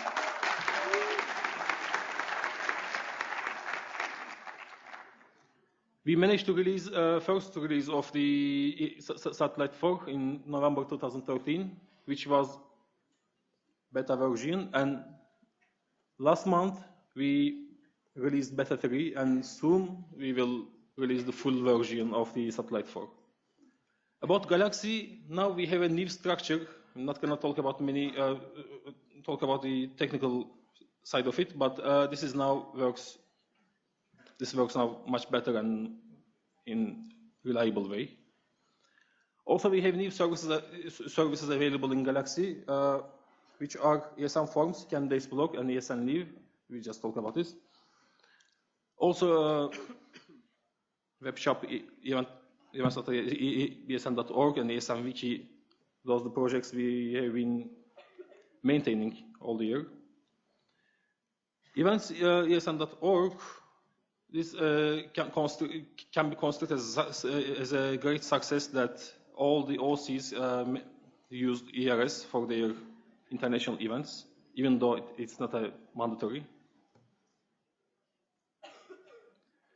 About Help Center and e-learning platform, as I said, they are ready to publish, but Help Center now lacking of contents at the moment, and e-learning platform needs more coordination and strategy about itself. I would suggest you and the next international work to move all the questionnaires and elections and forms to new website, which is forms.esn.org. And Candidates blog is another success that it was available for only IB members last year, and now all the CT and OC candidates are using it. Let's talk about something else, a little bit personal. Bureaucracy. I mean, I was trying to struggle with the bureaucracy throughout the year. I had 2 passports, old and new passports, and also I had to wait 8 months in Istanbul without any passport. I applied 7 visa applications to 4 countries. I got them, but unfortunately I couldn't get any residence permit for Belgium. And this is the strange thing that you see after 6 months. I mean, strange moment when you got rejected, you know. Working remotely, I mean, the only positive thing about working remotely is you are one step away from, this is your ESN office, ESN house, and you are just one step away from your ESN office. I would like to thank my board, because, I mean, also my colleagues in the ESN office. I would like to thank all single members of ESN IT committee, namely Fabian, Damian, Adam, Michal, another Adam, and Talia. To all my friends and family.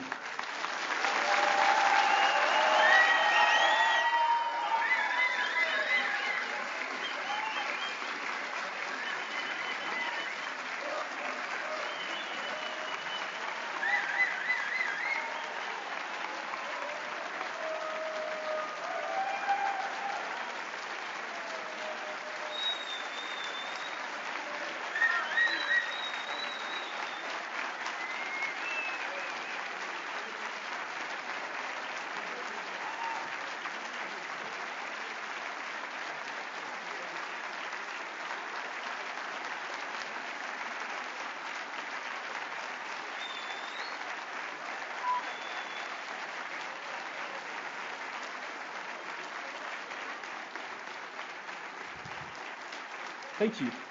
Thank you so much. I was just trying to do my best under the current circumstances. Thank you very much.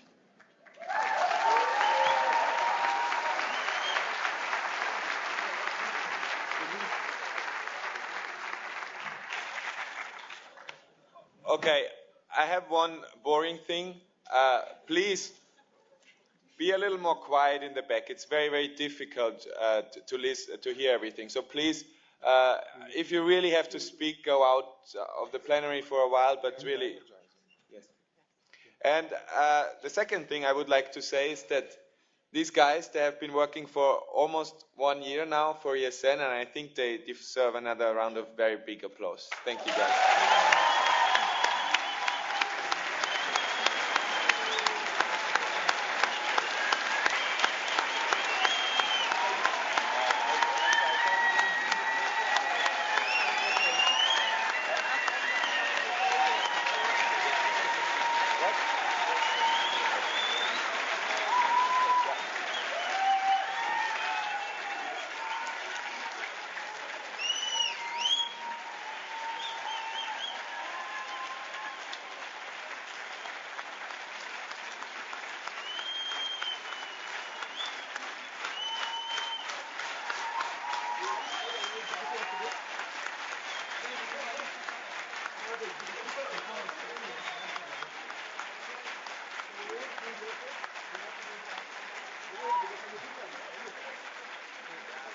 Skip the energizer. Or you want to do the energizer?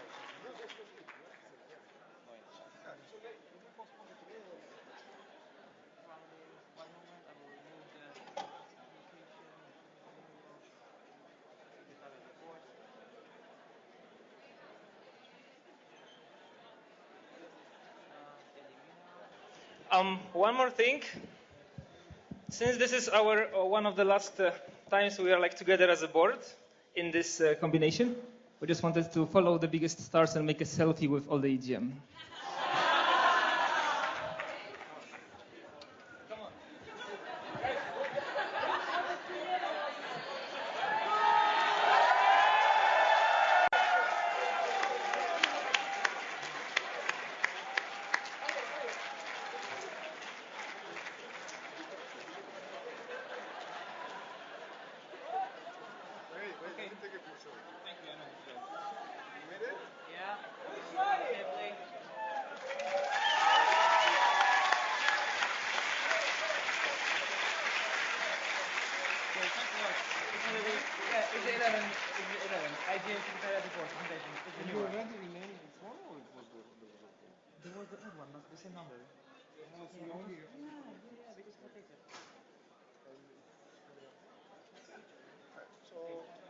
Call the secretary. Yeah, Brick is there.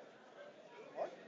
Brick is next. No, no energizer. No energizer. No. Call it. Yeah, secretary. Yeah.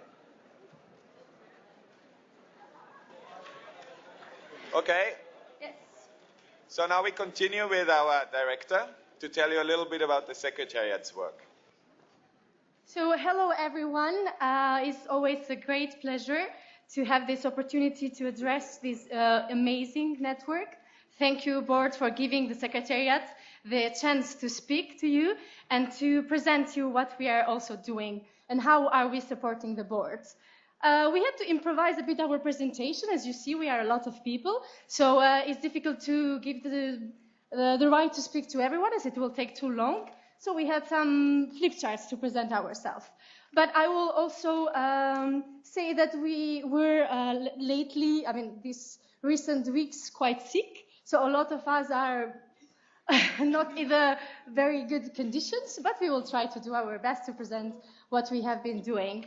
Of course, we also have a report, and I guess you all read it, right? No?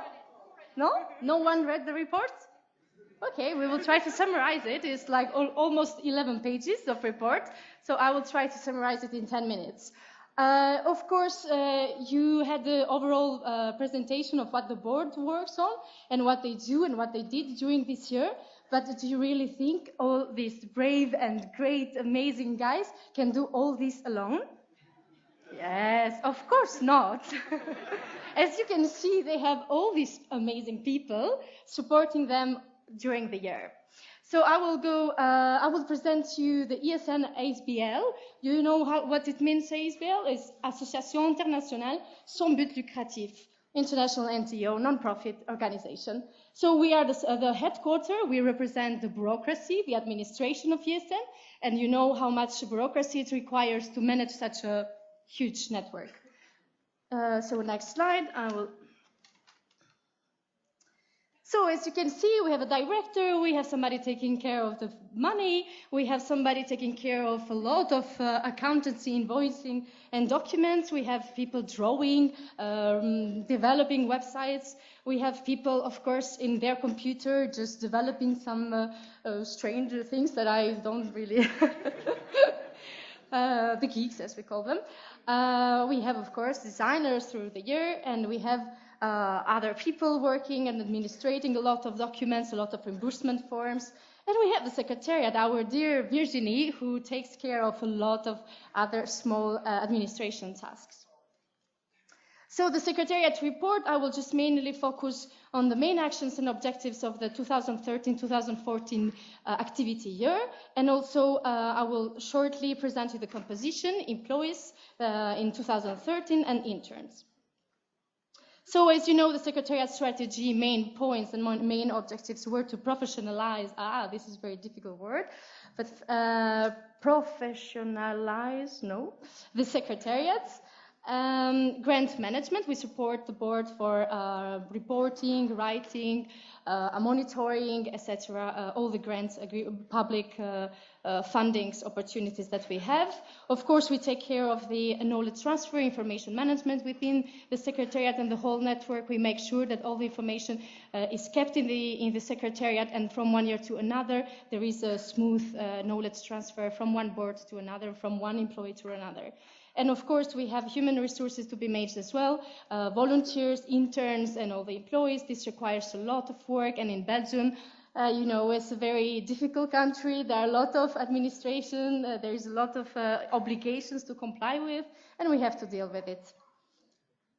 Yes, so the composition of the Secretariat in 2013, we had the director, which is me. We have a secretary, with still Virginie.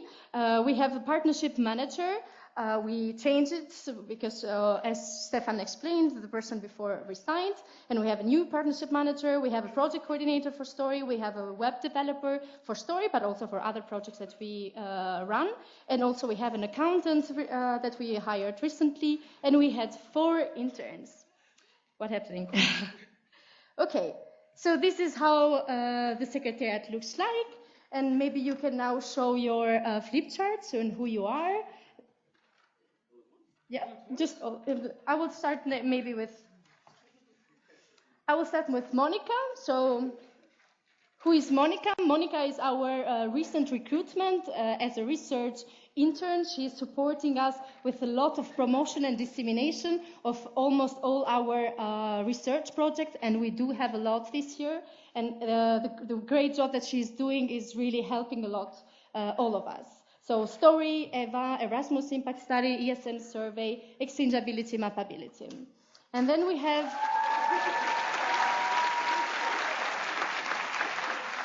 Yeah, you can go there. One by one. And then we have Mohammed. Mohammed is from Palestine and Belgium as well, because he was an Erasmus Mundus student in Belgium for many years. And then, of course, he's the Story web developer in ESN. He's taking care of the Story web platform development, but not only. He developed also the EVA project website. He supported the IT committee with help center development, with e-learning platform, and as well the ESN card and satellites.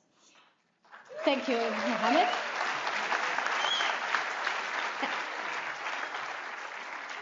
And then we have Mohammed. Mohammed, I just presented. You look like, yeah. So, and then we have Oscar Boye. So, Oscar has too many countries. So I will try to tell all of them. So Oscar is from Finland and Bolivia, but a bit of Swedish, of Icelandic, Peru, Belgium, Colombia, and many other countries. He is our partnership manager, and he is in charge of bringing money to the network and managing our partners.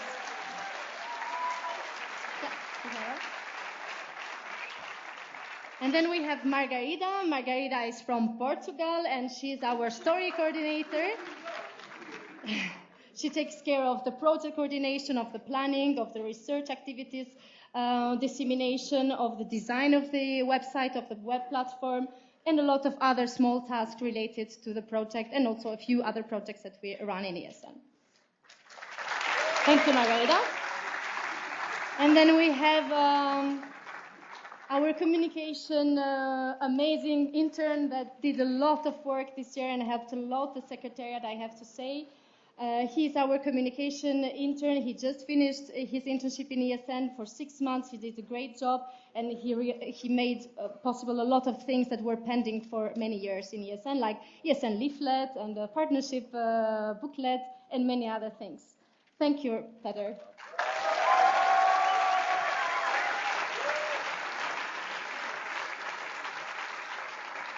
Can you switch? I will present first Serge and then Virginie, because I have to say something more. Serge is our accountant. He was hired in January, and he now works on the accountancy. He's from Belgium, so he's our Belgium representative in the headquarters. He works, of course, with the treasurer mainly. He supports a lot the treasurer with all the accountancy and budget estimation, etc. So he's a great job for the secretariat with the audit preparation and everything related to the financial management. Thank you, Serge.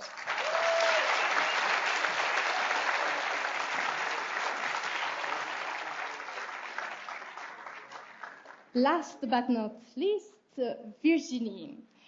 Virginie is our great and amazing secretary. A big applause.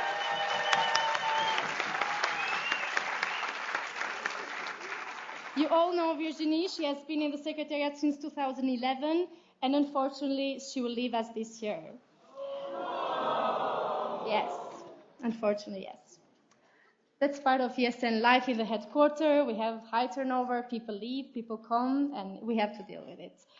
It's really sad, but later on I will ask you if possible to sign a flag for her so we can give her a souvenir of this event, as it will be the last AGM for her. And she does an amazing job in the secretariat.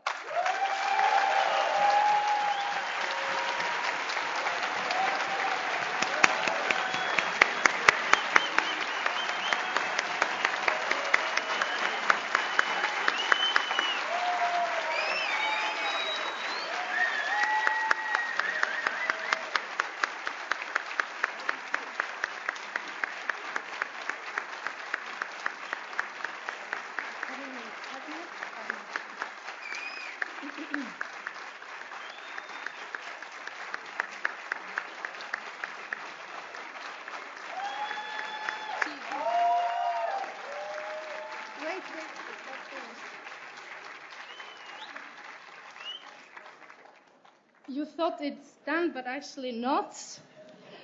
In 2013, we had 3 more people in the secretariat, so we were a huge team. In 2013, we had Morena, the first partnership manager of the network. She did an amazing job with professionalizing the partnership management. And of course, she helped a lot the secretariat overall. And then we had Stefan, as already Stefan presented.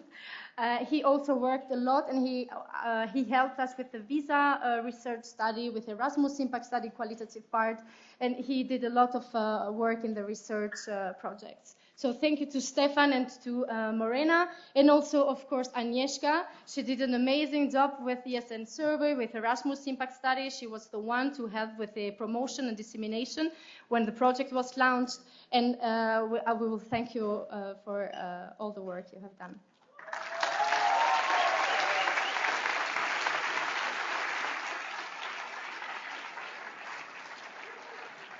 And I'm the last one.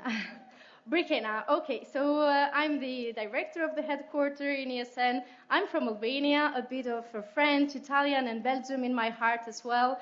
And I deal with mainly human resources, supervising, taking care of the recruitment process with the support of the board, supporting the board for the recruitment and selection of employees, interns, etc. We also have a lot of grant management in the secretariat, and a lot of overall management of the office, and many other tasks related to the administration and obligations in Belgium. So this is it.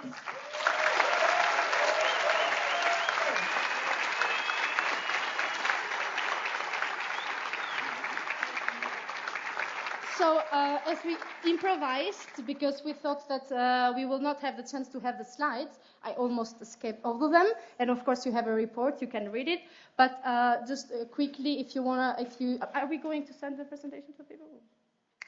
Yeah. So you will have the chance to read the numbers, which are written in the presentation, and you will get a better overview of what exactly we achieved. A lot of work, a lot of numbers, and yeah. Thank you for your presentation. Thank you for your attention or presentation. And I think I'm done. Thank you very much.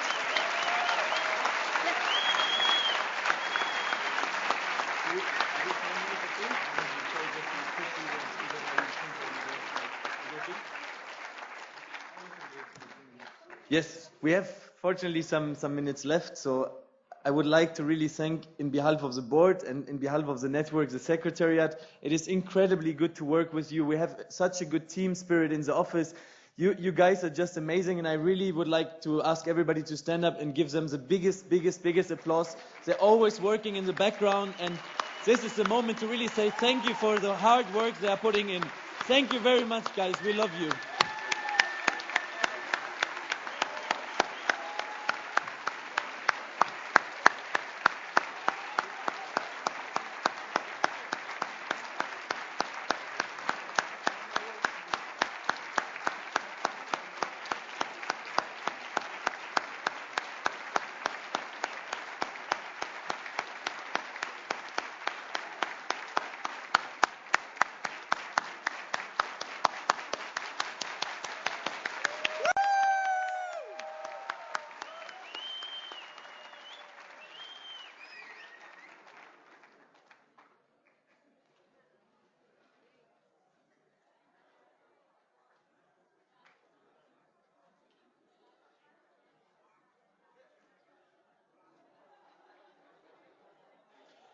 Okay.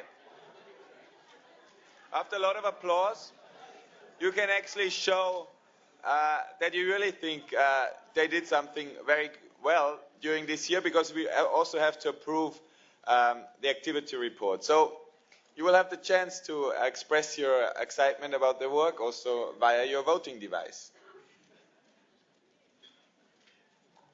One small thing Giovanni wants to say on this. Yeah, I wanted to somebody point out that the previous template did not respect the visual identity. So hopefully now I fixed it. And I wanted to say it because we believe the visual identity is very important. So the star was not in the proper position. You can only use 50% of it, right? Correct? That's perfect. Let me first give the question. When you're ready? Yeah.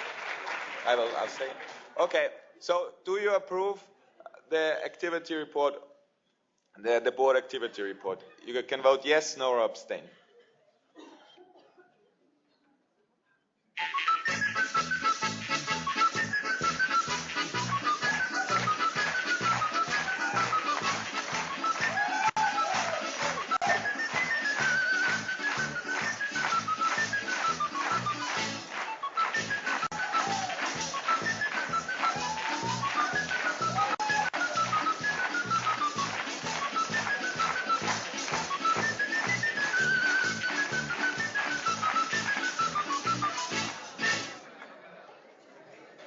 Thank you.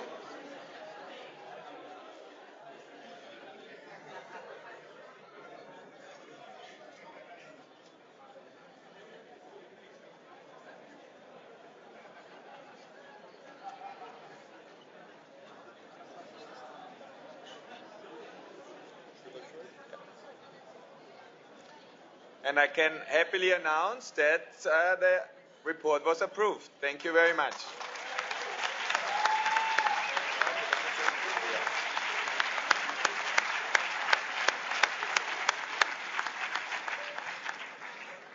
And now keep your voting devices, because we have one more vote. We actually, as you might know, our official statutes, they are in French. But we speak only English here, and we will also vote on only the English version of the changes. So we will need some trusted people that will make sure that what we vote in English will also be translated correctly into French. So, and we have 2 volunteers who are very good in French and in English, and they will do this for us. And we also have to formally approve them. So those 2 people are Brigitte and Marie-Céline, and they maybe they can shortly stand up and wave at people.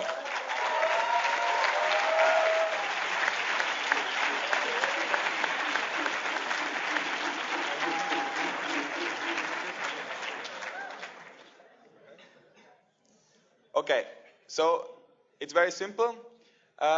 Do you approve Marie-Céline and Brigitte as language auditors of the HM Milano 2014? Yes, no, or abstain?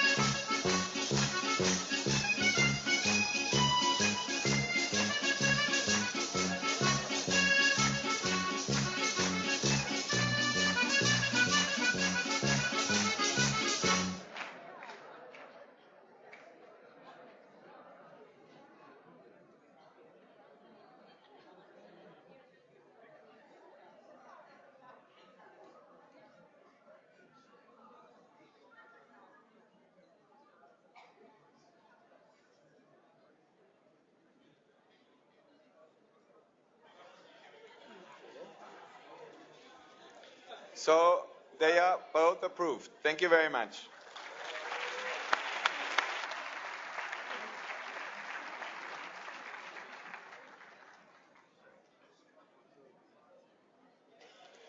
So our next point, we have the great pleasure to actually invite the European Commission to tell you a little bit about the new Erasmus Plus program.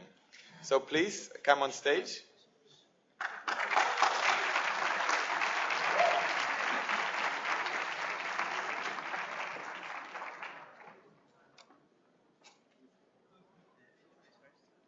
It's the second one.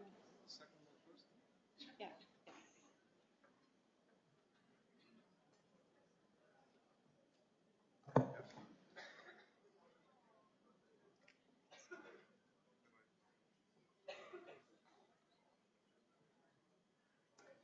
Okay.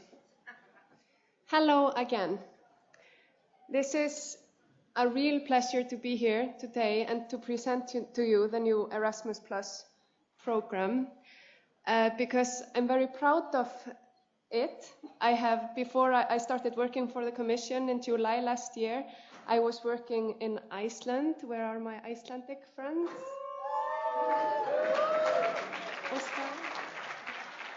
I was working for the National Agency for Erasmus, but also as an international coordinator at one of the universities. And many, many years ago, I was also an Erasmus student myself. So from all these perspectives, I think that what we have come up with your help, of course, is something that we can be really happy with, and I hope you feel the same. What I will focus on today are the main changes from LLP. I guess that you're all very well aware of what LLP Erasmus included, so what I'm focusing on is what is really new in comparison to that. I start with the big question, what is Erasmus+? And this is something I already mentioned this morning. We have, for the first time, an integrated program in the fields of education, training, and youth. And it integrates 7 programs that we used to have in those fields before, Erasmus being one of them. And the budget is 14.7 billion euros for the program period of 7 years. And why do we need a new program? Now, this is something that is not new to you, of course, but I will explain it anyway to give you the background of the program. What we are facing in Europe today is that 5.7 million young people are unemployed, so that's massive. But at the same time, we have 2 million job vacancies in Europe, and the reason is that employers, they say that they are not able to find people with the right skills. 1/3 of employers say that that they're not able to find the right people. And at the same time, we're looking at constant rapid change in technology and global competition for talent. So this is what we refer to as skills mismatch or skills gap.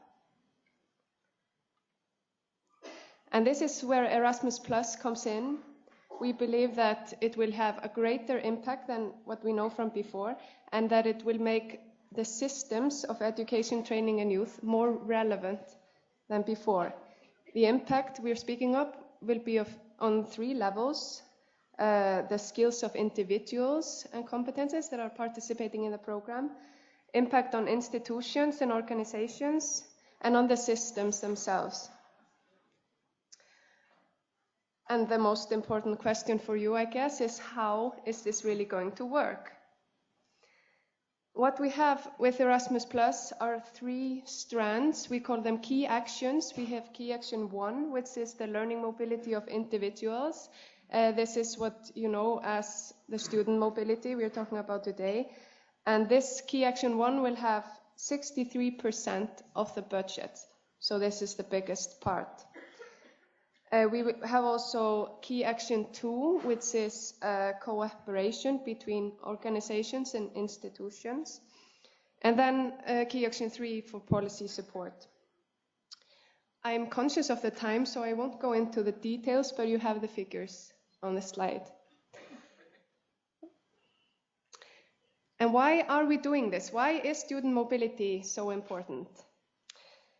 Now, we know, of course, that there are obvious benefits of participating in Erasmus. You get to know a new language, in some cases, you get to know another country, a new culture, you get to know new friends, and you get to develop your sense of European citizenship. Now, it's great news, but it's not news. We have this ongoing study, we've mentioned it already, the Erasmus Impact Study, for which you have been a very valuable partner, and we're getting the preliminary results now. We're expecting the study to be finished this summer. And we see, when we compare the group of people who have been mobile during their studies to the people that haven't, that there are some major advantages that Erasmus students and other mobile students are experiencing. Now, if they have been mobile during the studies, they're half as likely to experience long-term unemployment. And even if we look at how they're doing 5 years after graduation, we see that the unemployment rates are lower for mobile students. We can also look at what kind of jobs former mobile students are doing, and we see that there are differences here compared to the non-mobile ones. We see that they're given a greater degree of responsibility, according to 63% of employers. We see that their jobs are more likely to have international aspects, such as travel, and they're a lot more likely to have moved abroad for their job.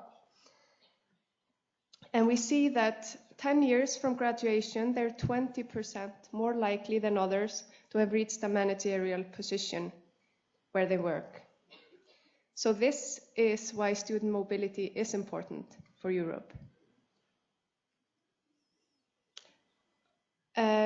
With Erasmus+, we want to send out 2 more million students, as previously discussed. But we don't only want to do more, we also want to do better. And a big part of improving the quality of Erasmus is to increase the linguistic competences of participants. Now we know, and I guess you have also experienced this, that being able to communicate properly and to have sufficient linguistic support is really key to a successful mobility. So there are different types of how we do this. There are 2 modalities involved, depending on which languages are at stake. There will be online tutored courses on offer for the 5 most widely spoken languages in Erasmus. These are English, German, French, Italian, and Spanish. And then for the other languages, these of course need to be supported as well. And for this reason, higher education institutions will be given a lot more organizational support. So this is the management budget that they get for Erasmus to be able to support their students. We also want to make Erasmus Plus more accessible. Now I know this is a huge issue for you, so I'm very happy to tell you about all the novelties we have this time. There will be a top-up grant possible for people with disadvantaged backgrounds, specific support to people with special needs. This was already present in the previous lifelong learning program. We have the Erasmus Plus Master's Loan. I will discuss it very briefly later on. And now traineeship will be possible from 2 months, not 3 as before. And also recent graduates can participate. So you can take part even though you're not studying anymore, as long as you were studying at the time of your application. There have also been some changes made to the rules of how often you can go. Before, a person could only do once Erasmus student for studies and once for placements. But this time around, there are no limits to the number of mobilities you actually do. You only have to respect the maximum of 12 months within one and the same study cycle. So if you do 9 months during your bachelor and then you go on to master, you have a clean slate. You have 12 months, but of course always depending on what your home institution agrees upon. And then a new mode of taking part in Erasmus will be the option of blended mobility within strategic partnerships under Key Action 2. 1 minute. Which is a combination of virtual mobility and physical mobility.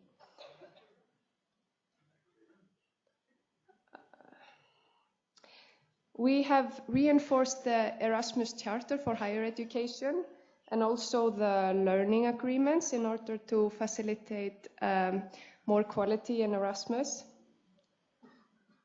We have the student loan guarantee, which will be for students studying for the whole degree in Europe. And then we have the international opening of mobility within higher education. Staff mobility also important because that promotes internationalization at home. budget allocation 77.5% for education and training.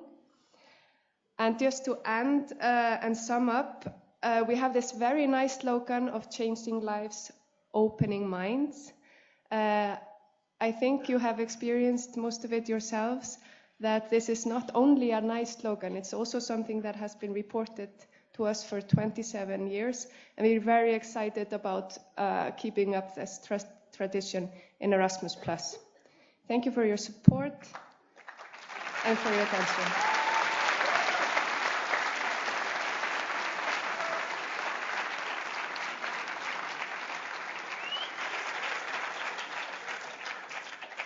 Thank you very much. I think we all are more knowledgeable now about the new program, and now I invite Daphne to the stage.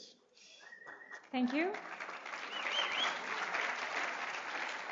It feels quite weird for me to be here today because last time I stepped foot on an AGM stage, it was in 2010 and I was an hour of Italy at the time. So it is with great pleasure that I'm here with you in Milan today. So thank you.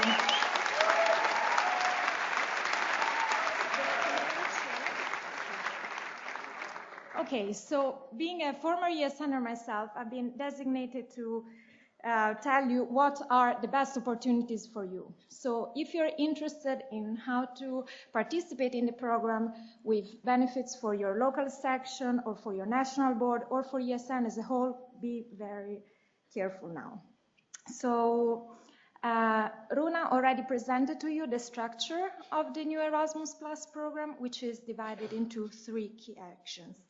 And in each key action, there are opportunities for you. Now, the program doesn't only include higher education, it also includes other fields of education and youth, but I will focus now mostly on the higher education opportunities.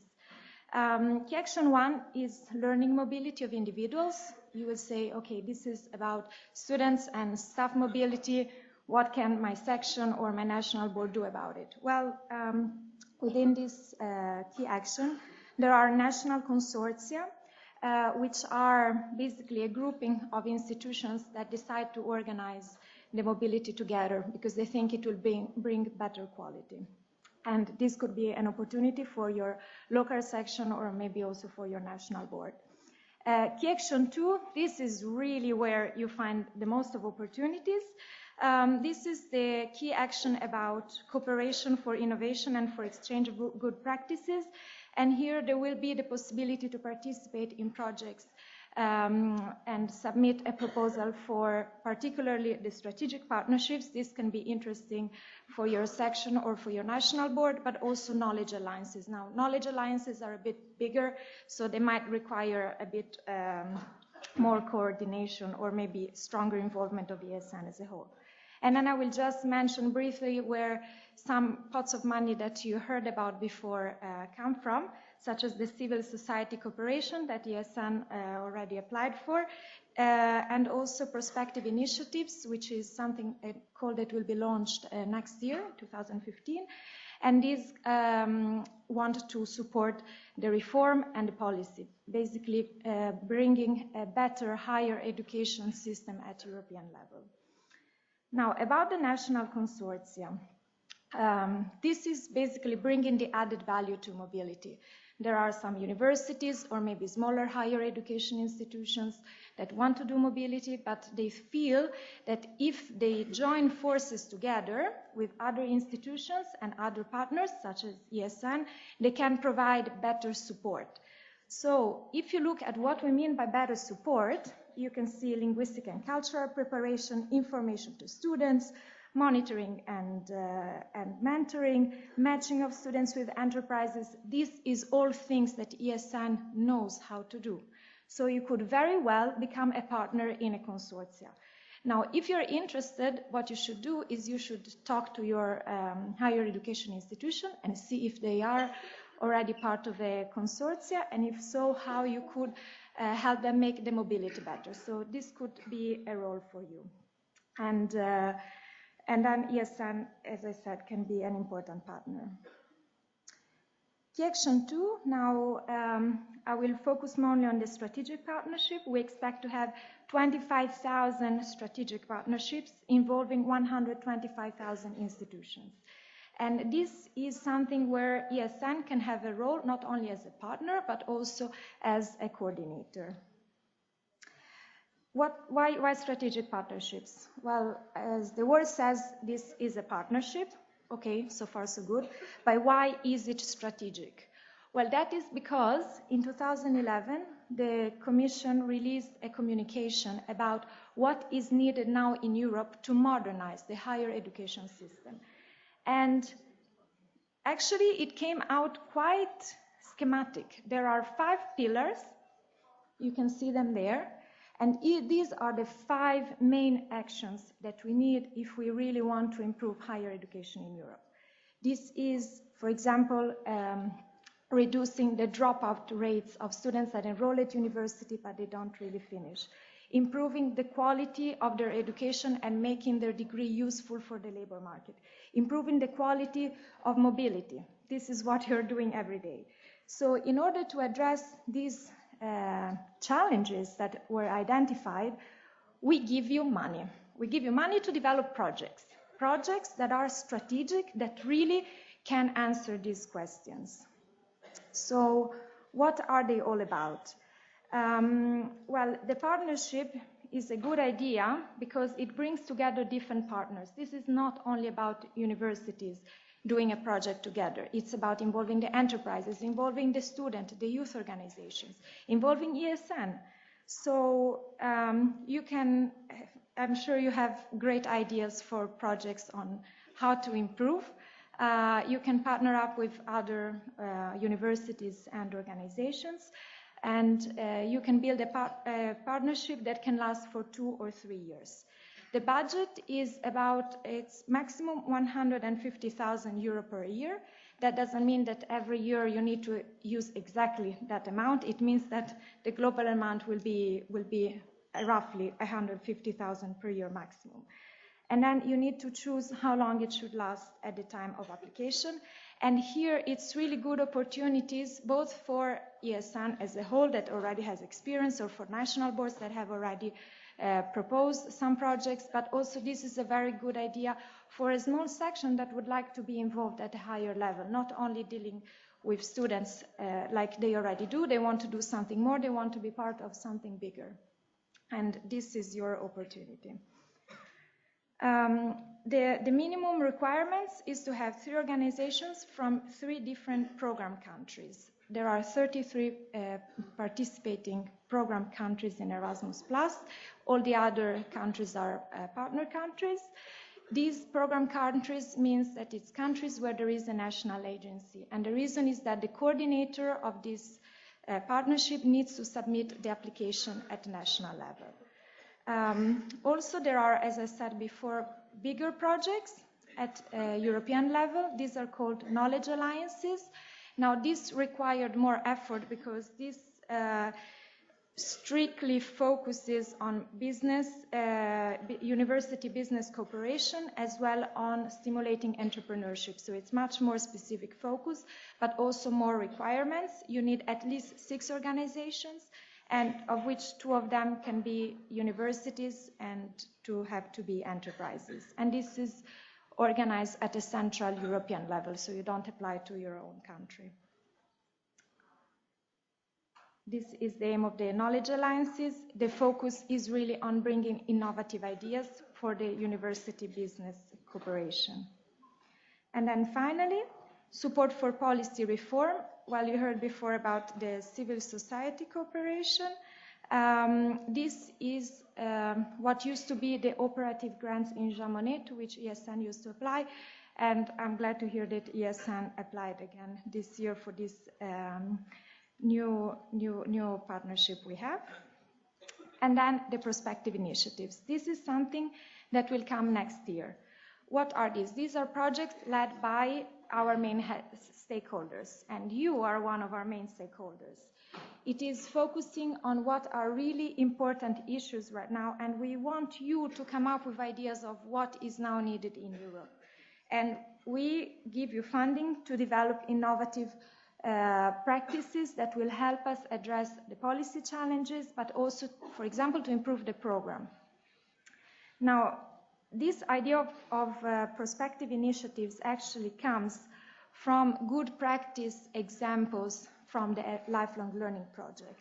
And ESN has quite a long history of having very good forward-looking projects.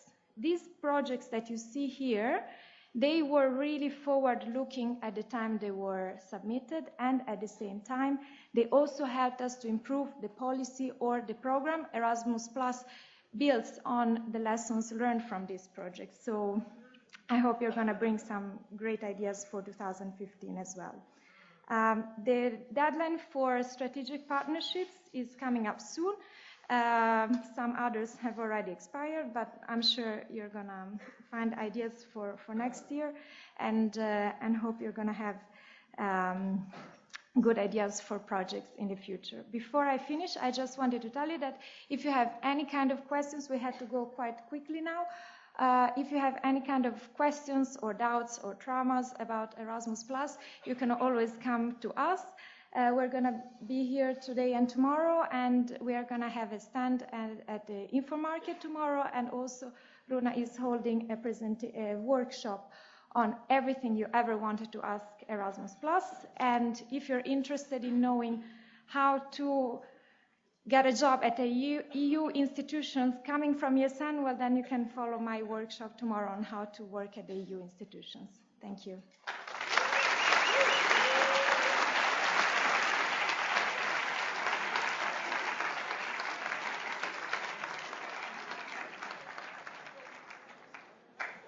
Thank you very much, Daphne. So now it's almost time for lunch. I have one small announcement for all national representatives. They should please come right now, before we go to lunch, down here and pick up the codes for the internet. And then I give the word to the OC. They will instruct you how to go to lunch. And please be back at 3 o'clock. Ciao, where are you going? Wait. I have to tell you where you have to go. Okay. Okay, just a couple of things before I explain you how the lunch will work, really fast. First of all, I would like to introduce you to the new project of ESN Italy, ESN Radio Italia. The guys are staying over there. You can see Stefano, okay? So we will register and stream your impression, your emotions about AGM. So whenever you want, you can go upstairs, few of you, slowly, and they will make you a small interview, and you can tell whatever you want. Second of all, we still didn't have all the food for the Euro dinner, and especially there are some delegation that this morning forgot to bring it down. If possible, without making a mess, the delegation that didn't do it can do it before the Euro dinner coordinators arrive and leaves, so we won't have too many delays, because to have a great event we need also your help. Thanks. Last thing, how does it work today, the lunch? Okay, as you can see, you have colors on your bracelets. Where are the blue bracelets? Light blue. Stand it up. Very well done. Good boys. Okay. Wait, don't get up. The people with the light blue bracelet should get off from that door. On my right, that is your left. Okay? Then the responsible of the plenary room will bring you down in the Bicocca University, because you will have your lunch down. At the entrance, they will give you a coupon, and you will give it at the cash instead of paying. Okay? Clear? The others, except Meet Italy, raise up your hand. Okay, so all the other colors. Okay, you will get off from that door. Okay? The one on my left.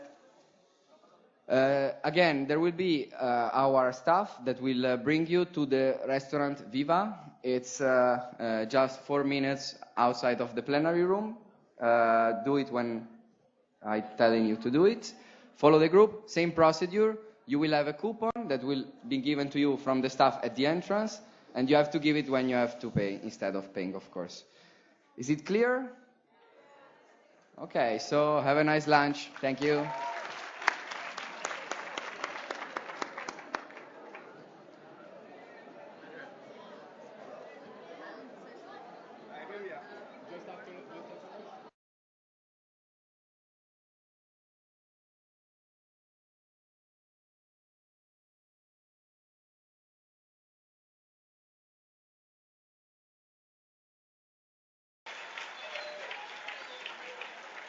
Okay, please sit down now.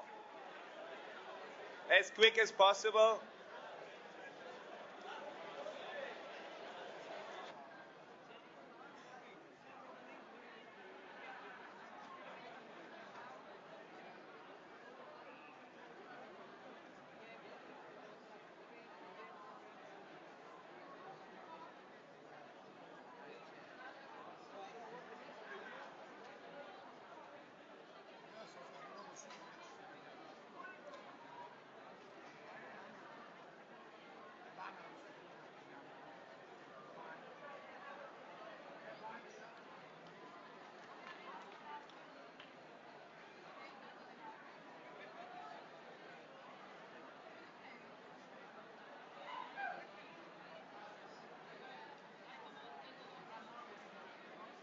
Okay, please sit down.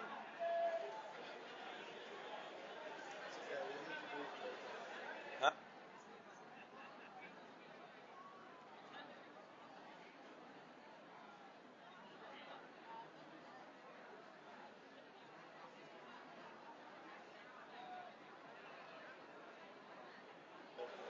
Okay.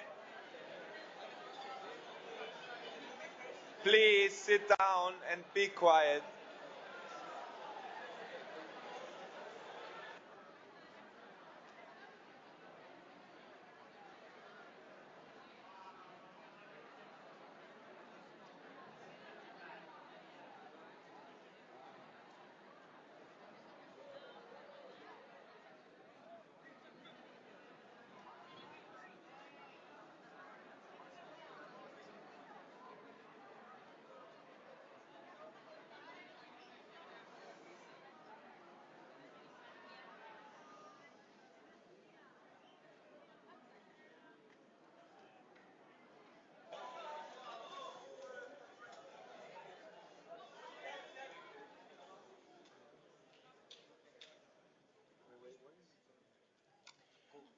Okay. I hope you all had a good lunch, and I hope at least you got some food. And now we will proceed. But first, Gian Lorenzo has a very short announcement for you. Hi guys. It's working? Hi guys.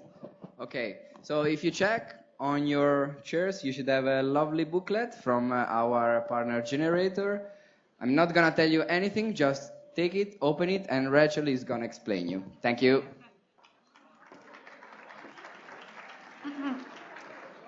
Hello again. This is only a little bit awkward, but I'm back because we now have a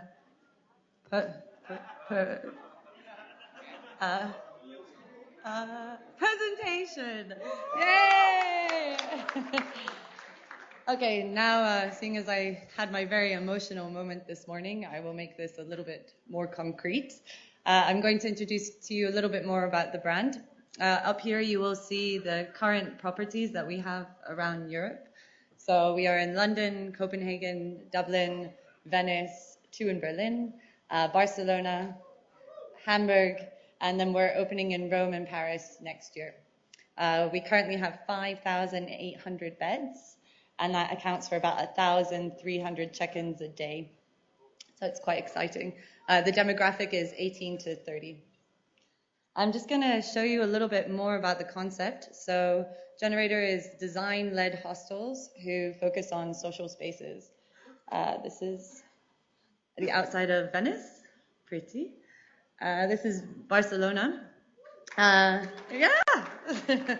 Actually, the Our chief designer is the same man that designs the Soho House in Toronto. So we're very design-led, and through that we managed to facilitate very nice parties and interiors, bar offering and food offering, in order to fit really what young people want. And they're a lot more into music and art and culture. And so through our spaces and our programming, we managed to do this. I'm just going to whiz through because I know you're very busy. So this is Venice. Pretty ladies. That's also Venice. This was a party that we did in the building site, actually, of our Berlin hostel. So when it was still a building site, we decided to be a bit crazy and do some live street art and some fire performances. It was quite fun. This is Hamburg. That's outside Venice. This is Venice again. Wow, you have a nice property, huh? Dublin. So with our event programming, we have regular resident DJs. We also do pop-up galleries. We do exhibitions. We do mini festivals. We have 2 artist in residence programs. So in Berlin, we have a collective of 50 artists from Berlin who are running a rotating exhibition for 6 months in the property. So another very pretty girl. Copenhagen, it's my friend actually. That's Berlin. That's London. That's one of our dorms. So you see, it's kind of not really what you would expect a normal hostel room to look like. We custom designed our beds, so it has its own privacy screen. You have your own plug, your own USB port, free Wi-Fi. That's kind of the product. And now here's concretely what we were looking to get involved with all of you with. So those of you who are running a local office in a city, can you read it? Not really, no? Okay, well, basically what we want to do is get you into our spaces and get you using our spaces. So if you're running a project in any of the cities and you have regular events or you have people coming to visit, then we're giving you the space for free, and then on food and drink and rooms, we'll give you 30% off. In addition to that, if you run an event at one of our properties, we'll use our social media channels to promote your event. Other than that, so there's the sort of partner collaborations, and then we're really looking to expand our student ambassadors. So that could apply to anybody in here. And what it is for our strategy is getting the right people into our spaces. So if you become a student ambassador for us, we will issue you an ambassador card, and then we will give you 30% off everything while you're staying with us. In addition, if you recommend someone with your unique promo code, then you get 10% of their booking, whatever it was. So those are a couple of things that we're really looking to activate with your wonderful community to help build our wonderful community. And if you want more information, then my colleagues are here for the next 2 days. And I have a bunch of business cards, and there's also some contact details on the lovely booklet. So please do get involved, and if you're anywhere near us, then write us an email and just come and join us. It'll be fun. Thank you very much. Oh, yeah. So we do know how to throw a good party. This is an example of a party we recently did. Hope you enjoy.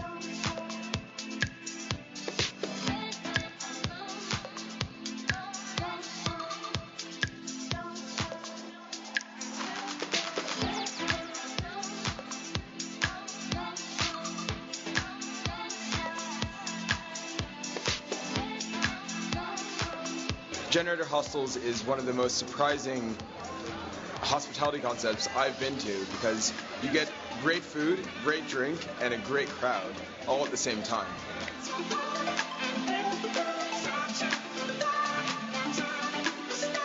Here at the Generator Hostel, having a good time. Amazing place. It's got the lights, it's got the pizzazz, got the music, got the party.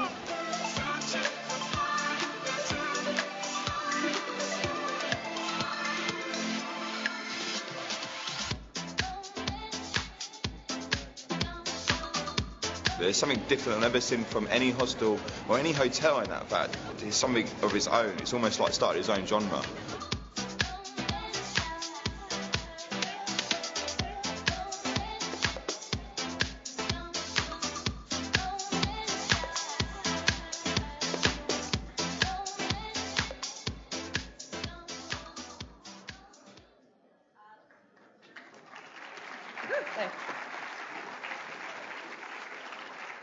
Sorry, that was just the last thing. I'll let Oscar know all of the details, or someone from the organizing committee, and hopefully they can get it on your website and give you all the information that you need in order to take advantage of what I was just speaking about. Thank you so much. Enjoy the rest of your 2 days. Thank you.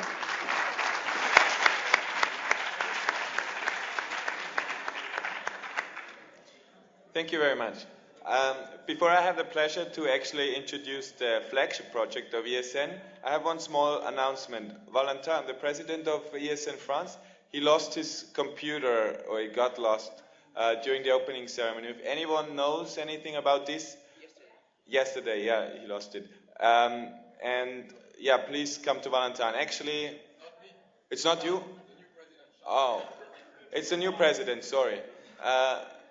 Yeah. If you have a computer that's not yours,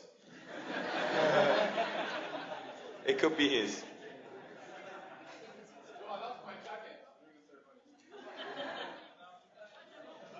Okay, no more lost things. I had the pleasure to now ask Valentin on stage for the presentation of Move in Europe.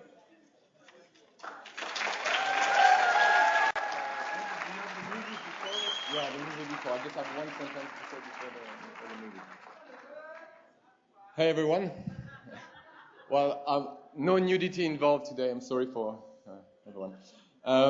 So thanks everyone. Before we actually go through the PowerPoint presentation, we have a short movie to show you. It's a sort of motivational video made by Patrick. It's made especially for you ESNers to present and introduce the project, and also to reveal the logo of the project. So here we go.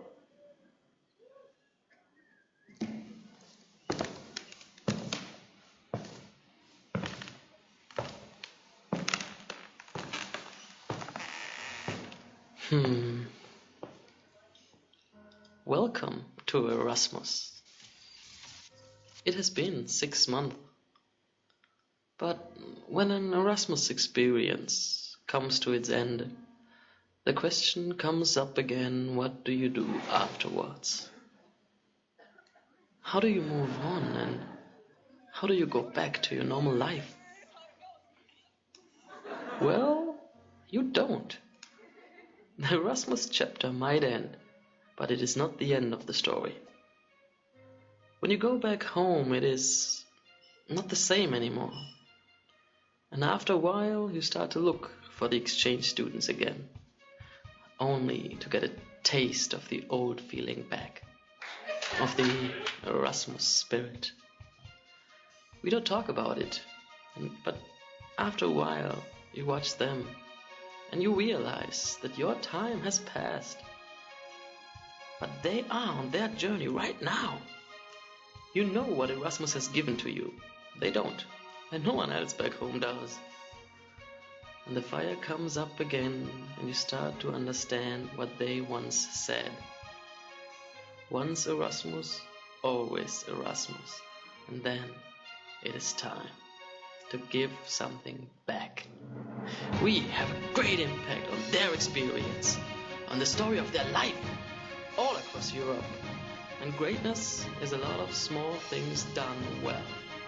We have come a long way in 25 years of effort, and it is up to you to earn your place in their memories. Let us start moving forward together. Let us start planting the Erasmus spirit with every single event we do. And then we are moving Europe.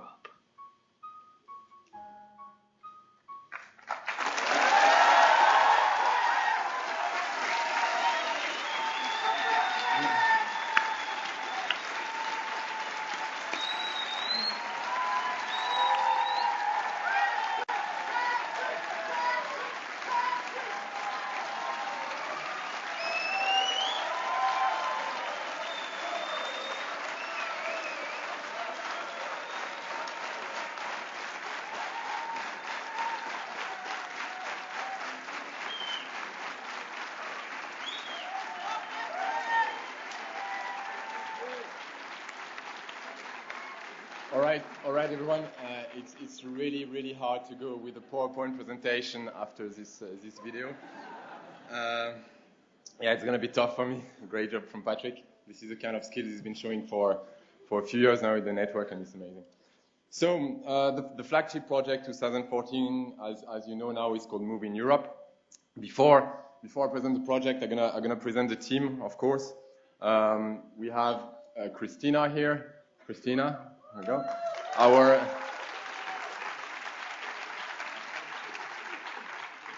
She's our PR manager. Then we have, and she's from Romania, of course, everyone knows her. Then there is Diana from Portugal. She couldn't be here at the AGM, but she's the events manager for the project. Then we have Jan, the magic with the graphics. He's from Czech Republic.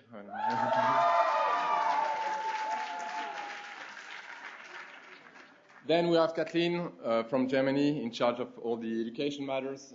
She's there.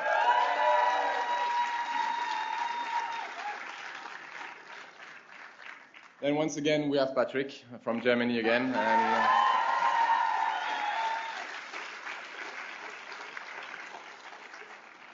And myself, the lazy guy, who's telling the other one what to do and complain when they're not doing their job. So,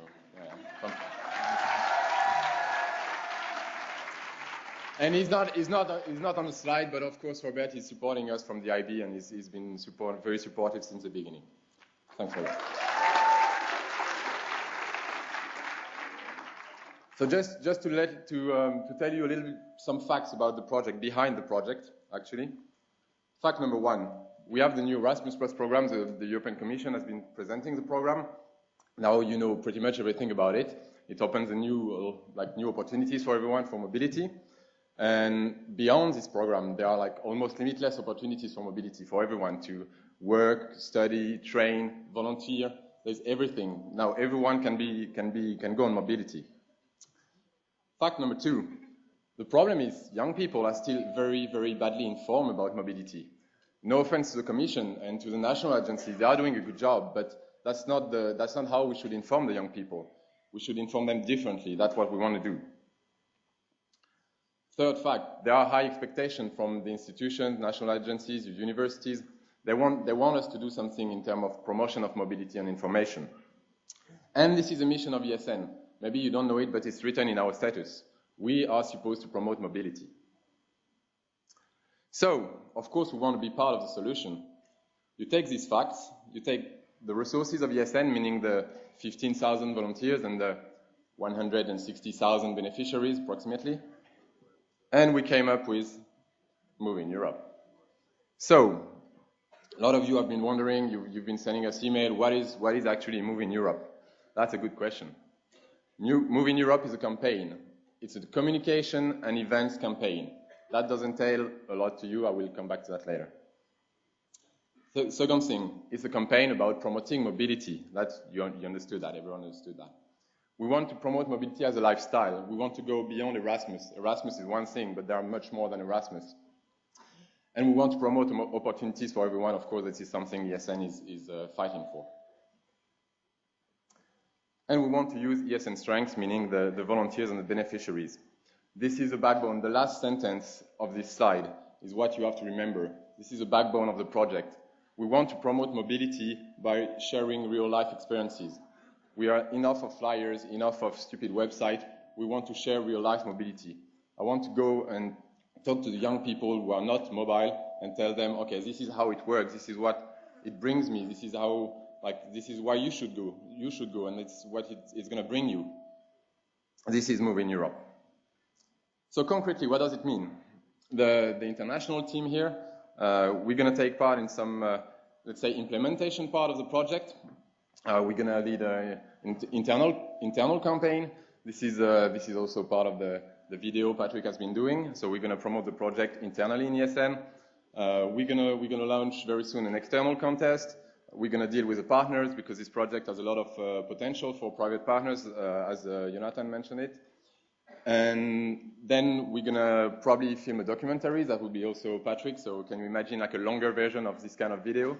That's going to be amazing. And we're going to organize a final conference in Brussels because all along this project, we're going to learn a lot of things for ESN, and we want to share that with the policymakers at the European level. So we're going to organize a conference in Brussels, most probably in November. Second thing, so we're going to implement some direct part of the project, but we're also going to support you. The last thing is the most important. Once again, 24/7 support from us. So we will welcome you to send us questions, emails as much as you can. We will be there as a team to support you during the implementation of the project. We're going to provide you with the graphic material. You can see one example here, the template for the PowerPoint. We're going to produce some other videos. Patrick, thank you. Christina will prepare some PR guidelines to communicate about the events and what you are doing under the Move in Europe banner. We're gonna build your knowledge. We're gonna make sure you understand everything about mobility, all the opportunities, all the programs, but also that you know how to talk about it. That's the most important thing, because you can do the same presentation that the Commission has done this morning, but that's not what we want. We want to talk about it in an innovative way, in a new way. So that would be the job of pretty much everyone, and especially Kathleen. And then this is your part at the national and local level. We want you to organize or to take part in as many events as you can where you can promote mobility. It's very easy. It's very, very easy. Take part, organize events at the local level. Second thing, we want you during these events to engage former or current international students so they can share the real-life mobility. I'm going to keep repeating that. Share real-life mobility to young people. Then we're going to ask you to make a strong effort in terms of bottom-up communication. This is a campaign. It's also going to be the occasion to showcase some of ESN activities. So we want you to communicate to us what you are doing so we can showcase it to the international level. That's going to be very, very, very important. But we're going to help you to do that, of course.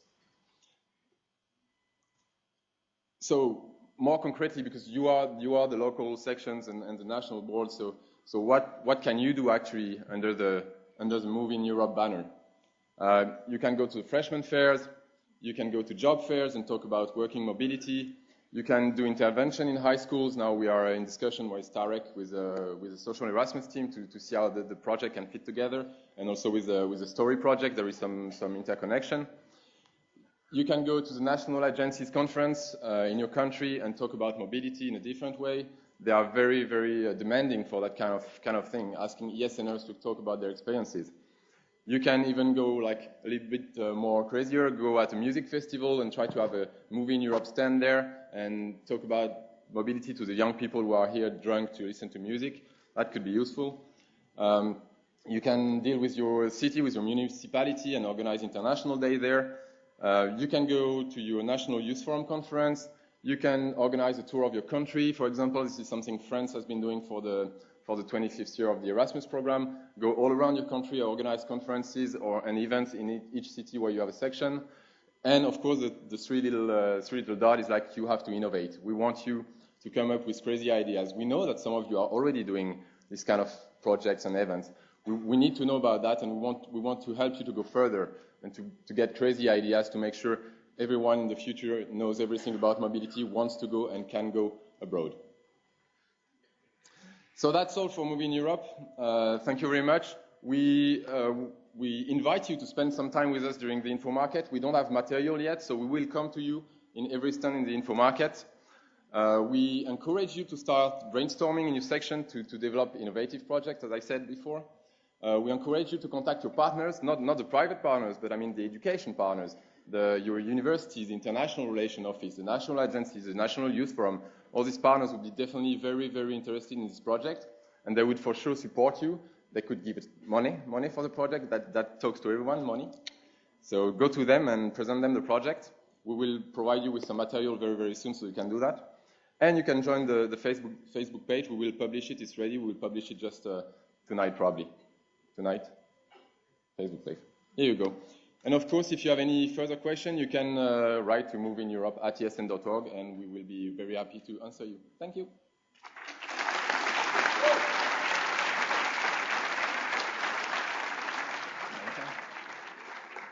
And we are available all the time here, so come to us. Thank you very much, Valentin.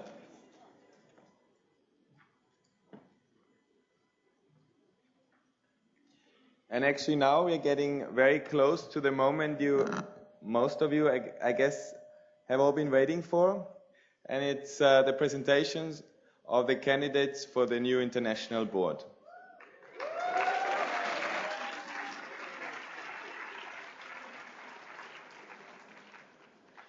Before we start with the presentations, I will very briefly tell you actually what do they have to do. Because we have a lot of documents, and you also have them in your handbooks that describe what's going to be their job. And this should also give you a little bit of, it should be as a help for you that you know who to choose, who will fulfill these qualities. So we'll very quickly talk about the job description, the general skills that a board member should have, and also a little bit the specific tasks of the different board positions. As you might know, we have 5 board members, a president, a vice president, a treasurer, a communication manager, and a web project manager. All of them are full-time in Brussels. They are there for 1 year, and they do this voluntarily. But as you have seen already today, they have also a secretariat led by a director supporting them. Their responsibilities are management, representation, and communication. So those are the key words you have to keep in mind. Management consists of project coordination to organize the daily work of ESN International, also to advise and consolidate and improve the network. In the international board, you have to provide and collect resources, knowledge, information, and opportunities. Provide PR materials, continuously elaborate and collaborate with the CNR, develop and manage ESN International's project. Very important, you have to take care of the vision, mission, and network culture of ESN. And of course, as an IB member, you should be a role model for the whole network.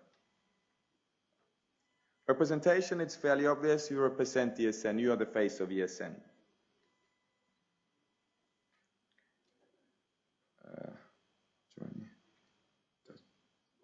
Yeah.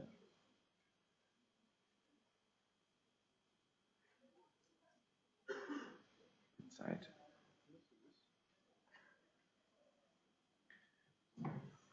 I think the computer died.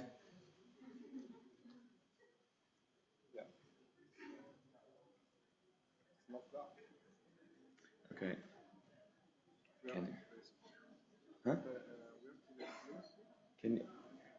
Can I get the presentation? I just speak freely. No, I don't have it because no, I don't have it anywhere. I have it on. Sorry.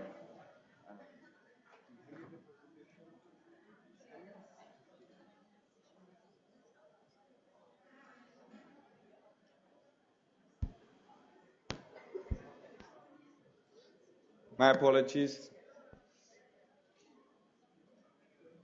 This is why I love technology.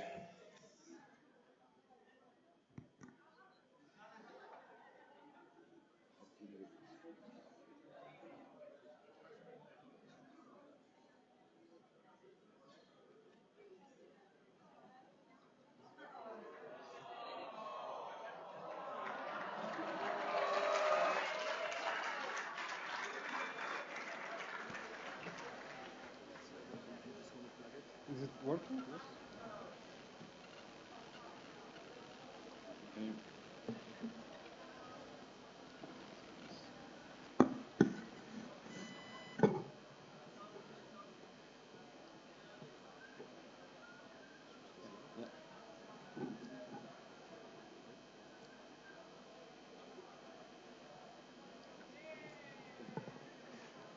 Okay, sorry for this short delay.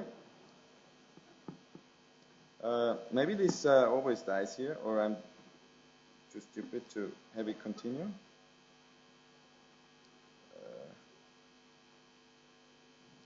It doesn't work. Okay. Yeah, I think. Communication. Of course, communicating is one of the central tasks if you're in the international board. You provide information about all the ongoing projects, as you also receive them here during the AGM, and also give out all the information to the Council of National Representatives and its members in a reasonable time. Provide well-organized and adequate resources and tools for spreading information and communication. Very general skills. You have to be fluent in English, in speaking and writing, and you have to be good at presenting. And you have to be able to express your opinions effectively. You will now have the chance to check whether they can do that. Of course, some social skills, respectful, team-oriented. Some basic IT skills, important. If you don't know how to use a computer, it will be difficult. Some personal skills. Basically, they should be really awesome, as you see.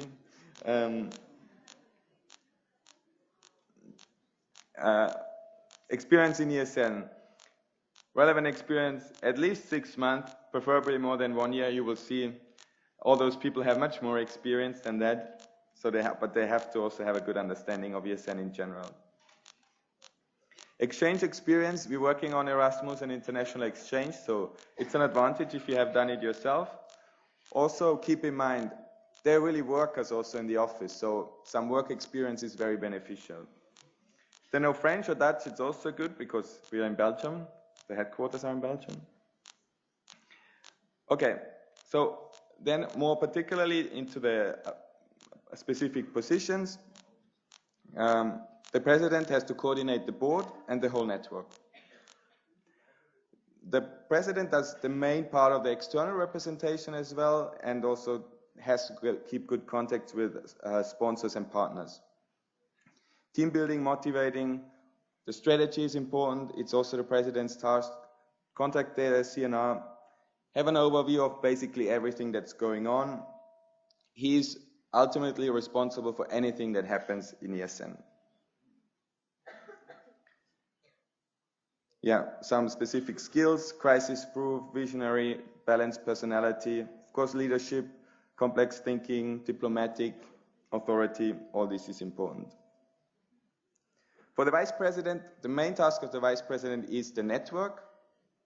To manage the network, is responsible for the internal procedures, the events, also for this AGM. This is the main task of the vice president. External representation as well, of course, the whole board does it. He supports and substitutes the president and helps also with the grants that are very important for ESN. Again, the skills are to some extent similar. Leadership is important. Be precise, analytical. Also as a person, supportive, stress resistant. This is important. The treasurer, as you might guess, is responsible for the financial planning, the ESN cards, fundraising, very important for our organization, and the gadgets as well. And of course the financial control in general. Here you can see the specific skills that are needed. Accounting and finance is important. If you don't know about this, it will be difficult. Risk management. And you have to have the ability to explain financial information in an understandable way. The communication manager. The communication manager is responsible for developing a media and communication strategy, provide information, manage the communication tools of ESN International, actively promote the ESN projects and activities, the media relations, and the corporate identity. Don't ever make mistakes in this. And also provide a lot of visual materials for the whole network. So yeah, you need some creative writing skills to be the communication manager. You have to be very good in communication, obviously. Organized, assertive, and precise are also qualities that you should have. Then web project administrator. So that's the IT guy, basically. Web project development, web project management, web project coordination, everything with the web. Investigation and application of new technologies. Our world is changing quickly. And support also the communication manager with the corporate identity tasks. Obviously, you need a lot of IT skills in all these HTML, CSS, JavaScript. I don't know exactly, you see these terms. MySQL and all these things. I'm sure a lot of you will know what that is. I don't really. Also, some basic graphic skills are important for the WPA. Thank you very much, and now enjoy the presentations.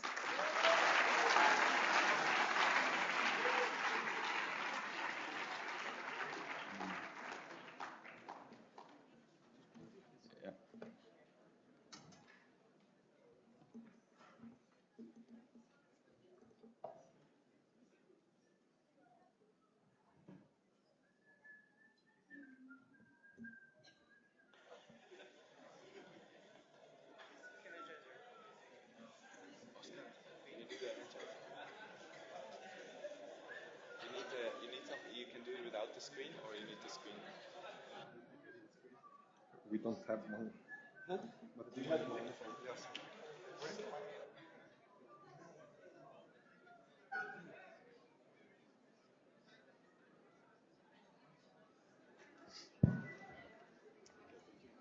Will I have a short energizer?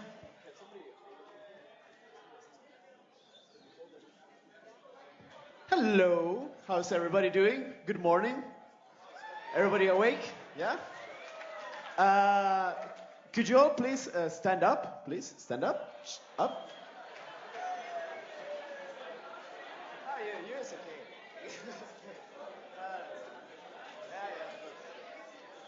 Everybody stretching.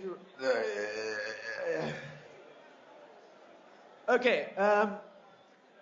I wasn't in Maribor last year, so apparently you didn't do it. Shame on you. We're going to do an Energizer that we did the year before that. So you need a little bit of singing skills. Okay,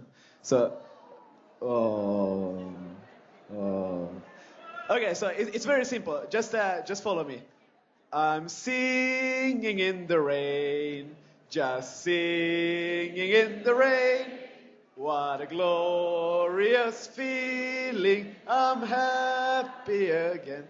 That's it, thank you very much. No. Okay, that's boring. So what we're gonna do is we're gonna do some actions actually. So could you hold this one for me? Thank you. So everybody has to repeat after me and also the movement. So hands out. Okay, it has to be at the same time. Okay, hands out. Hands out. And we go. I'm singing in the rain, just singing in the rain. What a glorious feeling, I'm happy again. Oh, nice. You can take your hands back? Okay. Hands out. Thumbs in. I'm singing in the rain, just singing in the rain. What a glorious feeling, I'm happy again. Okay. Wait. Hands out. Thumbs in. Elbows back. I'm singing in the rain, just singing in the rain.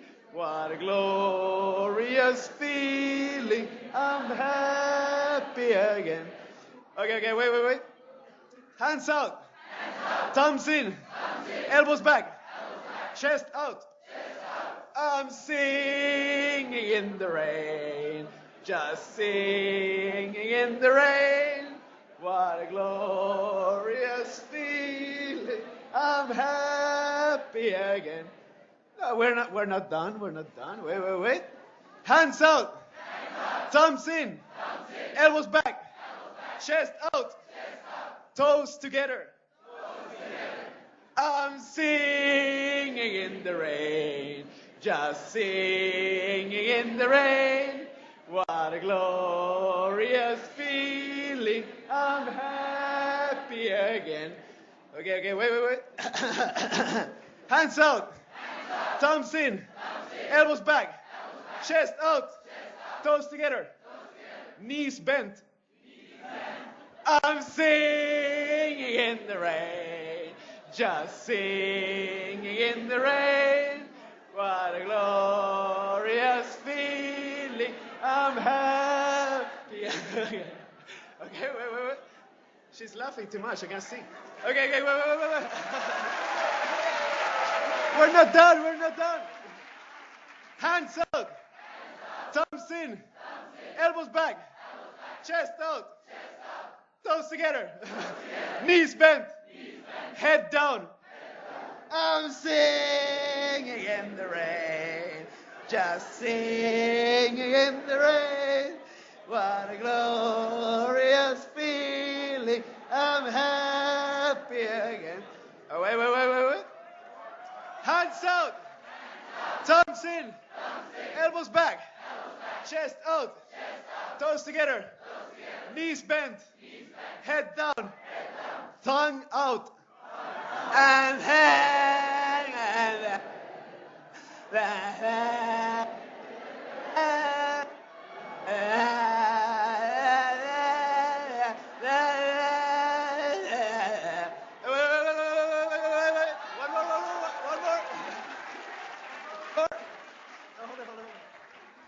Hands out. Thumbs in. Elbows back. Chest out. Bum out. Together. Knees bent. Head down. Tongue out. Jumping.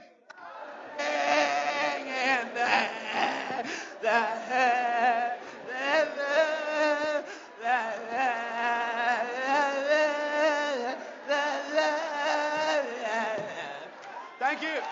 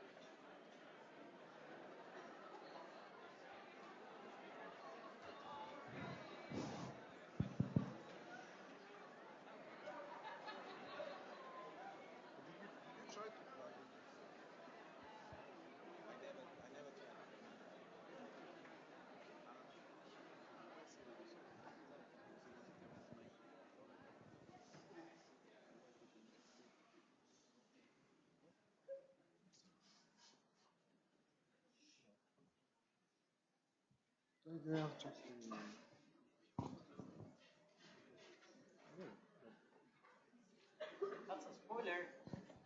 I know. Rispondo già.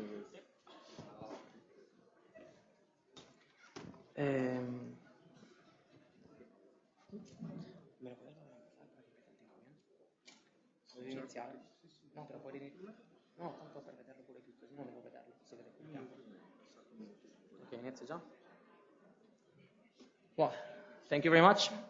I'm happy to be here today presenting my candidacy for the position of President of ESN International. I'm going to tell you about myself, my experience, my project, and why I think I'm the right candidate for the position. My name is Jesus. I'm from Spain, 26, and I'm engineer. My main interests are international education, debate, general politics, and I'm also a big fan of languages. I speak Spanish, Catalan, English, Italian, and French proficiently. Also, it is important to know that I've been working in an international relations office for 2 years, and I've been Erasmus in Padova, in Italy, and I've been living all around the world. Like, for example, in Hong Kong or Toronto or China. My main activity this year has been working with the president of ESN International. I have been the ESN survey coordinator, where I have been coordinating a team of members that have been in charge of designing the questionnaires that sections will need to promote next year. Also, we are analyzing the results from last year, and you will see a presentation about that by me also on Sunday. I'm also one of the members of the research team for the story, where we have already launched the questionnaires that nowadays we are promoting. And finally, I am the main chair of the International Committee for Education, where my main tasks are the representation, coordination, support to education officers, and the spread of the international education. But I'm also working with the vice president of ESN International, and because I'm one of the coordinators of the grants team, where we try to create awareness on grants, the grants you have seen for the European Commission this morning, 2 sections and countries. But I also have a previous experience. I was last year the national representative of ESN Spain. I was also one of the Erasmus experts that designed the position of education officer, and afterwards I turned into the first education officer of ESN Spain. Moreover, I'm the head of the first ESN Spain training event, and I have much experience in attending ESN international events. I've been, for example, in foreign national platforms for example, France or Italy. And I have also some expertise in external representation, since I was the main contact for the national agency in ESN Spain last year, and where I was holding some speeches and conferences. But now let's go about the important part, my plan.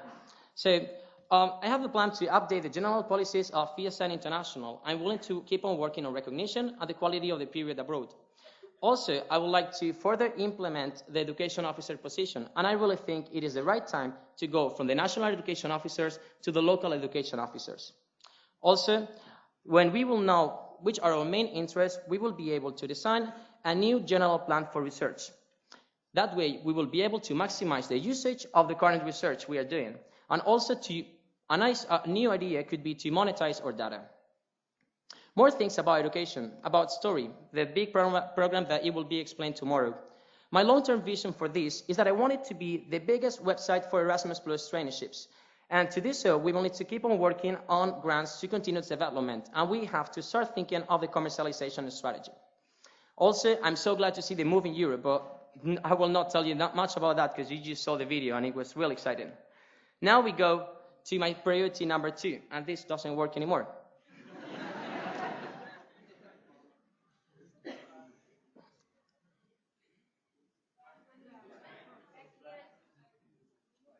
What do you do? Okay, sorry.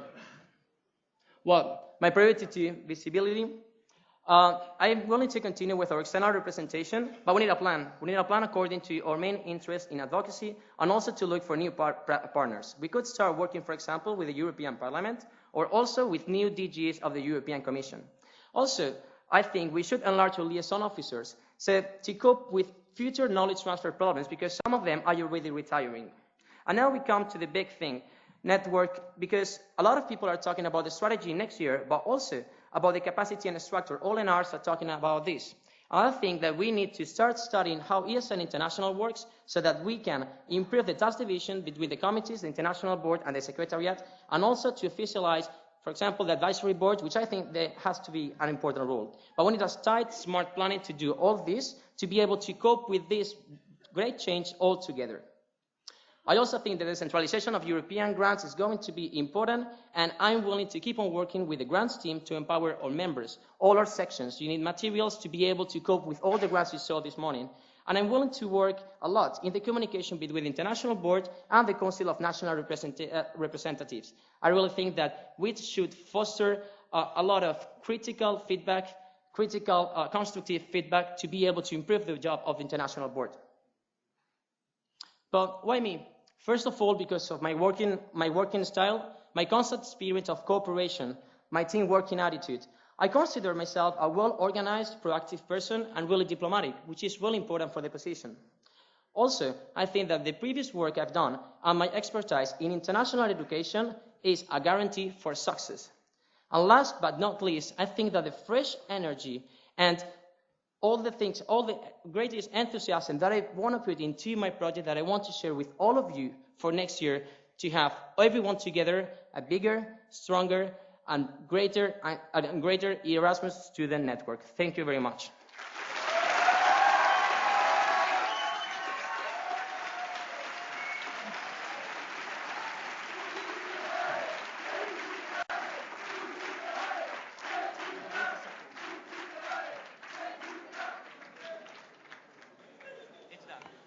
Thank you, Jesus. We will have the questions combined, so I will ask Stefan on stage now.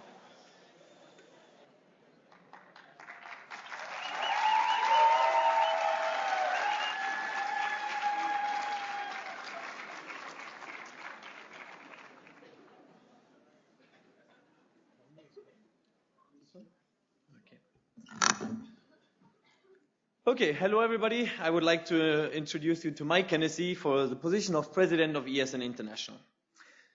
As you know, my name is Stefan Janke. I'm 28 years old. I'm the current president of ESN International. I'm German, but I actually got to ESN in Sweden. But well, I've been living in different countries. I have friends all over Europe, so I feel much more like a European citizen. Telling you a little bit about my development in ESN. I was an Erasmus student in Sweden in 2008, and when I came back to Sweden half a year after my Erasmus, I decided to join the local level. For 4 years, I was an active member of ESN Växjö in Sweden. I was selected the national WPA in 2011, and just 1 year after, I became the national representative of ESN Sweden. On international level, I had the pleasure to be in the first Educate event ever, and since 2011, since this first event, I've been an Educate trainer. I've also been the vice chair of the International Committee for Education, and, well, last year you elected me as your president. My ESN experience. You can see I have 5 years of experience in ESN. I attended countless events. I have been chairing countless events. So I believe that my experience gives me the overview over the whole network. As the president of ESN, I have been leading 3 of the biggest projects of ESN, which are STORY, EVA, and the Erasmus Impact Study, with a financial implication for ESN of over 300,000 euros. I've also been supervising the ESN survey and the visa research. Last but not least, I had the pleasure to work with 3 liaison offices with 8 of the most experienced ESNers. I have also been the link between the Secretariat and the International Board in the headquarters in Brussels. The main task of the international president is external representation. I have been on 47 external representations throughout my mandate, and I believe that I always went there with my own motto saying, I never go to external representation without letting everybody at a meeting know that ESN has been there. This strategy has been incredibly successful. I got a lot of high-level contacts, and I think we can see with the cooperation with the European Commission, which has improved substantially, that it was very successful. With an annual growth rate of ESN by 12%, we have throughout the last year become the biggest student organization in Europe. This brings a lot of opportunities for us, but as well it requires us to rethink a little bit our structure, to rethink a little bit processes within our organization. Otherwise, we might lose the connection between ESN International and the local level. I want to be, with my experience, the leading force in bringing this change. And I want to make ESN not only the biggest student organization of Europe, I want to make ESN the leading student organization in Europe. I want to use Erasmus+, which is bringing a lot of funding opportunities to really achieve this goal to be the leading organization in Europe. With Move in Europe, we have a perfect project to really dig into this funding of Erasmus+, to really bring the advocacy and the promotion of mobility down to the local level. My vision is as well to use the tools that we have on international level to empower the national boards. We started already with the education officers. Now it is time to bring these tools, these advocacy tools, these policy tools, down to the national level so that they can start collaborating with national stakeholders. But it is as well important that we continue collaborating with our strong partners all over Europe, because only then can we get enough visibility to make ESN a reliable partner. I want to talk a little bit about the main challenges of ESN. It is the high turnover and knowledge transfer. As you all know, this is the main obstacle of ESN, and every external partner will tell you you're changing too often and there's a problem with knowledge transfer. We have the Educate project, which started in 2011. It's a great project, and it's changed many of us. Unfortunately, this will never reach to all 13,000 members of our organization. That's why I believe we have to invest in educate, but also find a new way how to approach our local members and really bring the knowledge there. I think with the e-learning system that we have brought on the way, we have a perfect tool to really bring a creative and innovative way to bring knowledge all the way down to the local level. Not thanks for your attention yet. I hope that you will give me the chance to be your president for a second year. I have seen how much potential ESN has. And let me tell you, we are not even close to where we could be. I really believe that in the position I am right now, you can really change ESN to the better. And we have the potential, and I would like to, together with you, really dig into this potential and become the leading organization in Europe. Thank you very much for your attention.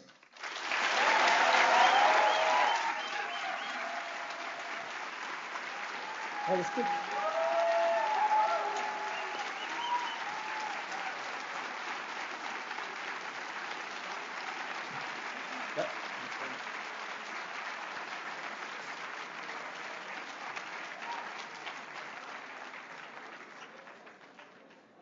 Okay, now it's time for questions. So please, whoever has a question, take their badge, go to Emilia, and you start lining up here, okay? And you get a microphone, of course, from Mateusz.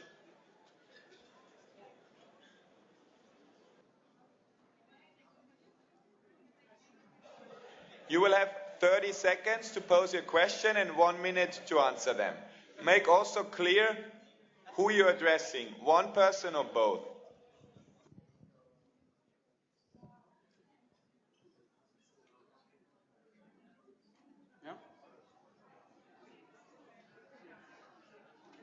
Hello, hello, hello.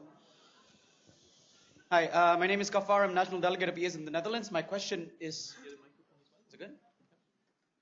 My question is for Jesus. You mentioned that you like to work on constructive feedback and as well receive feedback at the same time. How do you plan on doing that exactly? How do you plan on working with the feedback that you have? Well, I think one of the main tasks of the president is the communication with the CNR and the international board. And I really think that feedback is really good to improve everything the international board does. So as I saw, for example, in the CNR, in one small session I held, that's why I said it before, I think that you can you have to provide a lot of information to the CNR so that they can really monitor you and they can come up with proposals so that we can really improve the work of the international board or the proposal that the international board is trying to push for. Thank you. I actually have a question for you, Stefan. You mentioned that you would like to make sure that we do not lose the connection between ESN International and the local section. As an incumbent, you have quite a head start experience. However, you're quite far away from the local level. So wouldn't you think that a fresh face would be closer to the local level? What's your response to this? You might think so. I mean, it's quite a tricky question here. I believe that doesn't work? Ah, no, it does. Okay. I believe that with my 5 years of experience and as well being in the ESN house, bringing the teams into the ESN house, we're already starting the first step on bringing the network closer to Brussels and to kind of show our face. I think we have started with with the IB blog and with other initiatives to really try to show more what we do in Brussels. And I believe that my face is known. It could be better known. I believe so. So I would really like to improve this, and I will work on this as well. Hello, my name is Claudio Haringer from ESN Buddy Network Technical University. And I'd like to address both of you with a question. We are a strong network, and one of the reasons is that we share common values and principles as non-profit.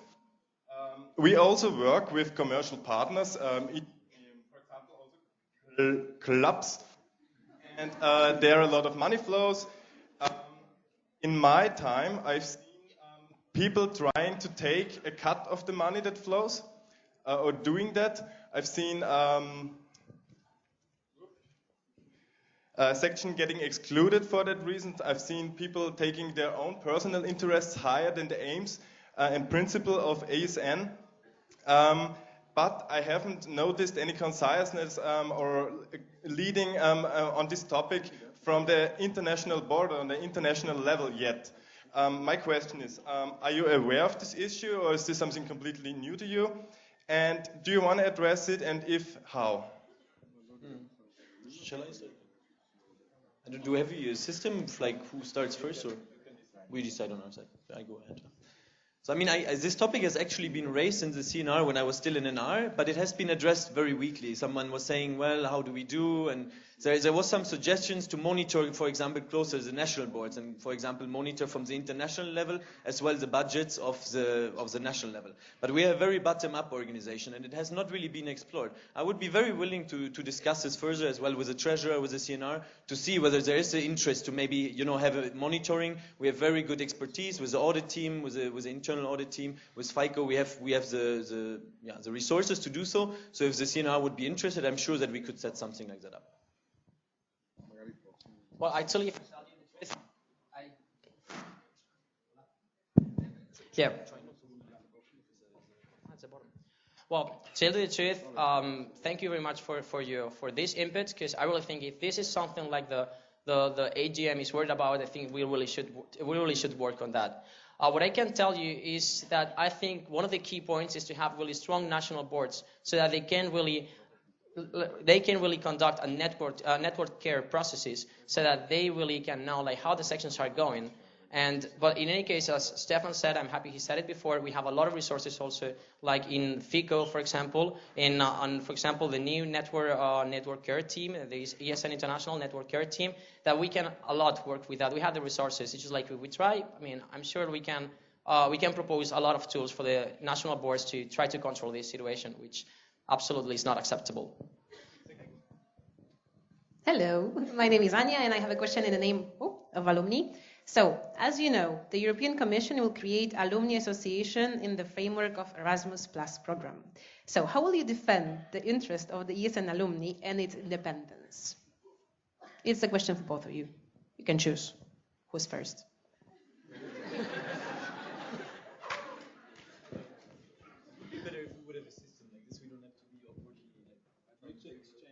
We just changed everything.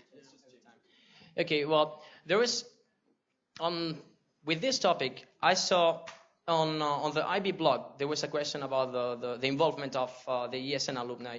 And I really think the ESN alumni should be really strong, like to be able, something like that, really strong to be able to propose action for them, to even defend them. But for sure, this is not really happening right now, so we need a lot of help from ESN International. Of course, ESN International, we value a lot of alumni. We're talking all the time about the difficulties we have for the big turnover, so we really need ESN alumni working really well. Of course, if we need to have any kind of Erasmus Plus alumni association, ESN alumni should really have a place there. But we need to also be aware that the ESN Alumni Association is more like the let's call it afterlife of ESN. And the the Erasmus Plus Association, it just like tries to bring all together all the Erasmus students. So the focus is slightly different. Thank you, Jesus. Yeah, very good question. Hello. Yeah, it works. So this Erasmus Plus Association or Erasmus Plus Student and Alumni Association that is proposed by the European Commission. I presented it in the pre-CNR. It's a very interesting initiative. Of course, we always want to defend, of course, the alumni. I think it is actually a very great initiative for the alumni, because there is, of course, other organizations that are planning to work with alumni, but I believe that in ESN, there's a little bit the incentive missing to be really an active alumni. I wrote it as well on the candidate blog. I believe in active alumni. I don't believe in alumni kind of hanging around, coming every now and then. Like, we can see that the alumni that are still active in ESN are actually the ones that really benefit ESN. And as such, I think that we should invest in this and kind of like try to find new ways on how to activate alumni. And this Erasmus Plus Association is the perfect opportunity. They want to give business opportunities, networking opportunities, all funded by the European Commission, to kind of create a stronger link between the Erasmus students and the Erasmus alumni after their studies are finished, so after their ESN career, so to speak. So I think it's a great opportunity. Thank you, Stefan. Thank you. Hi, my name is Alan from ESN Milano Bicocca, And both of you mentioned about restructuring the network. I mean, we are a constantly growing network with a growth rate of about 12%. And do you have any specific ideas about the restructure? Mm-hmm. Very good. I started presenting this in the CND in which was my gap presentation, and I think that it's kind of obvious that there is a lot of procedural problems, a lot of structural problems, that we are starting to be a little bit rigid. You can see this very clearly as well, that the structure of ESN has not changed very much in the last years. So that means as well that maybe we became too rigid, and right now it's difficult sometimes to take decisions and really move forward with the growth rates that we have, and as well with all the new possibilities that are out there, we are sometimes hindering ourselves. And I want to work on stopping this hindrance and really let us move forward. There's a lot of ideas. Obviously, the first one would be to really consult IB alumni, experienced people, but as well people that are working in the field of youth organization all around Europe, maybe as well around the world. And another one could be to maybe consult as well with external stakeholders, maybe companies that have experience in management and structure of organizations that could give us, for example, for exchange of visibility, some advice on this. I also think like nowadays ESN, the structure we have, we grow so much and it doesn't allow to evolve naturally because it's really rigid. Also, for example, like some of the things that worry me quite a lot is the difference between the national board meeting, for example, and the CNR. We need to work on that a lot. But I think the most important here is how we do this. We can, from the international board, we can propose like some ideas, but for sure it has to be thanks to the collaboration from everyone. We need, for example, like to start working as soon as possible, consultant the alumni board, for example, consulting also the advisory board, even externals, as Stefan also mentioned. But we need to start presenting something already in September for the CNR, so that the CND with the national boards and the CNR, we can everyone together have already some amendments that we will know that will pass for sure, for example, in CNR February, so that we can already implement it with the next strategy, the next 3-year strategy for next AGM. I have a question. Are there any more people who would like to pose a question? So please come down now, because I will soon propose to close the speakers list.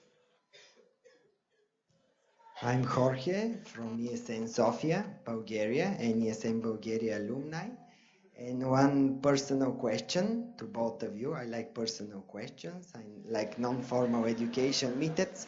So forget about the official part, just personal question. Where do you find this motivation and inspiration about ESN to go on for the president? Where it comes from? Please just answer with 3 words. Just 3 words. Thank you very much.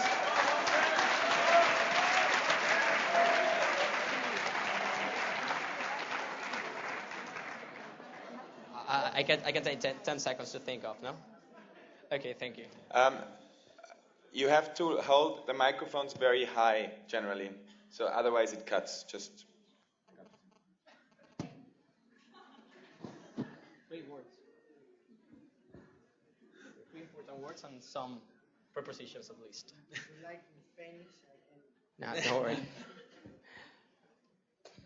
When I started initially,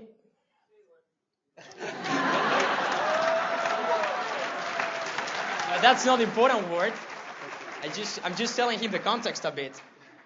Okay, so when I started initially,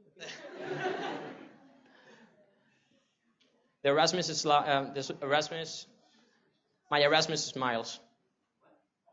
That was the first one.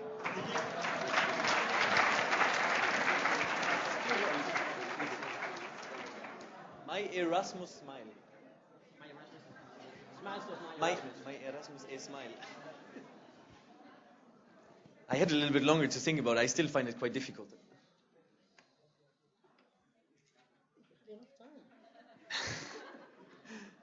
I know what I want to say, but 3 words is short.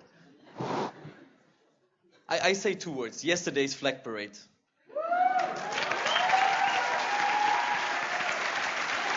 Yesterday's flag parade.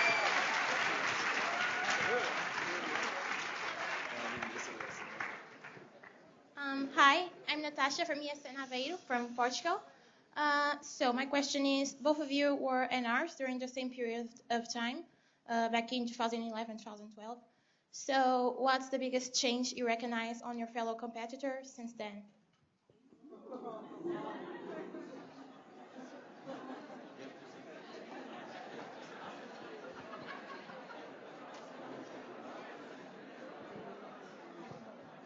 I have to start. How mean? I mean, I have quite a bit of time. I mean, I work together with Jesus on a lot of projects, and I mean, he's extremely active. He really always tries to consult and learn a lot from everyone. I don't remember so well as in our times. I mean, as an R, you normally position yourself a little bit more. Now I really work together with him, which back then we didn't really do. I mean, except of the CNR meetings, you don't really work so much with the other NRs. So I can say that he gained a lot of knowledge and is much more proactive than maybe SNR. Well, so I think it's also something like that, actually, in my case. We have been working together quite a lot of time, so I can recognize the evolution. Basically, it's not something concrete, it's something really general, the evolution. We both have been working a lot together, we both have been improving a lot, getting more knowledge in education, and I think it's evolution, the key word for this.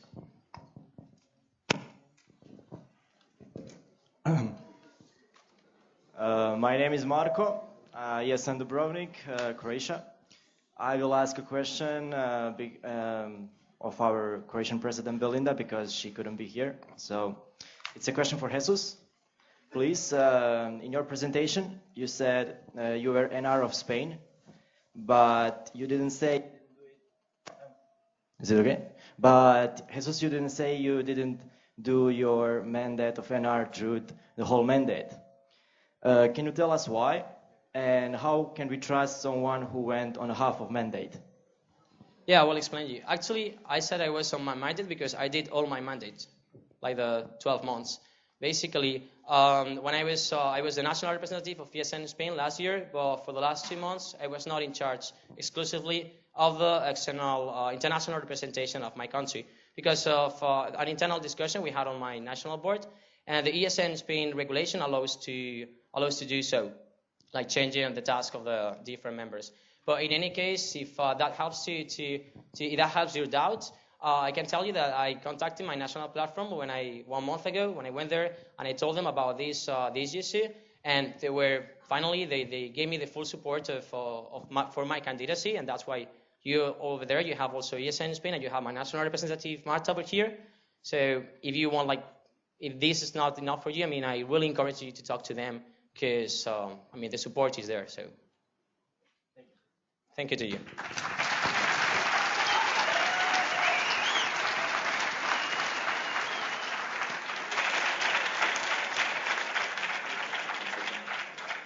I propose to close the speakers list. No, not yet.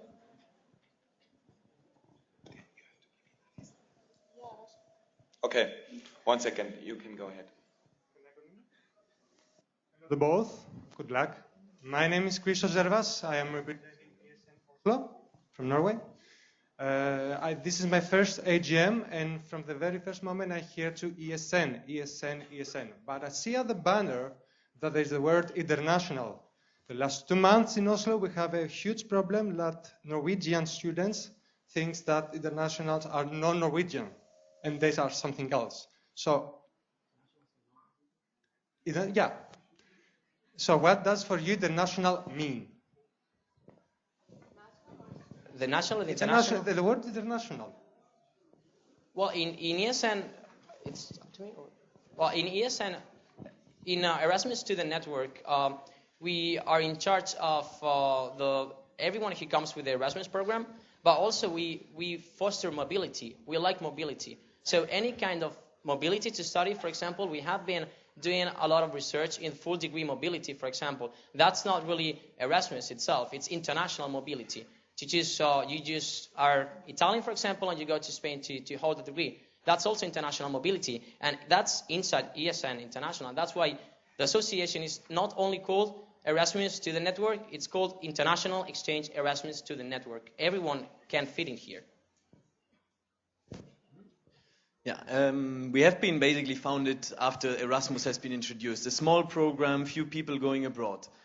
we naturally develop to become the international exchange student network, Erasmus student network. Like we really naturally develop. I know some countries, ESN Sweden, that we take care more of international students than Erasmus because there are so many international students. I think it has been a very natural development, but it's nice to see as well that, for example, with the new Erasmus Plus program, Erasmus itself will grow. It will mean going outside of Europe. You can take a loan, so basically you will do an Erasmus full degree. So let's hope that maybe in the next program, and after 7 years, Erasmus means being international at the university, maybe studying in a different language than your own language. So Erasmus, at least that's my hope, will become so big that Erasmus means being international, being internationally minded. Thanks.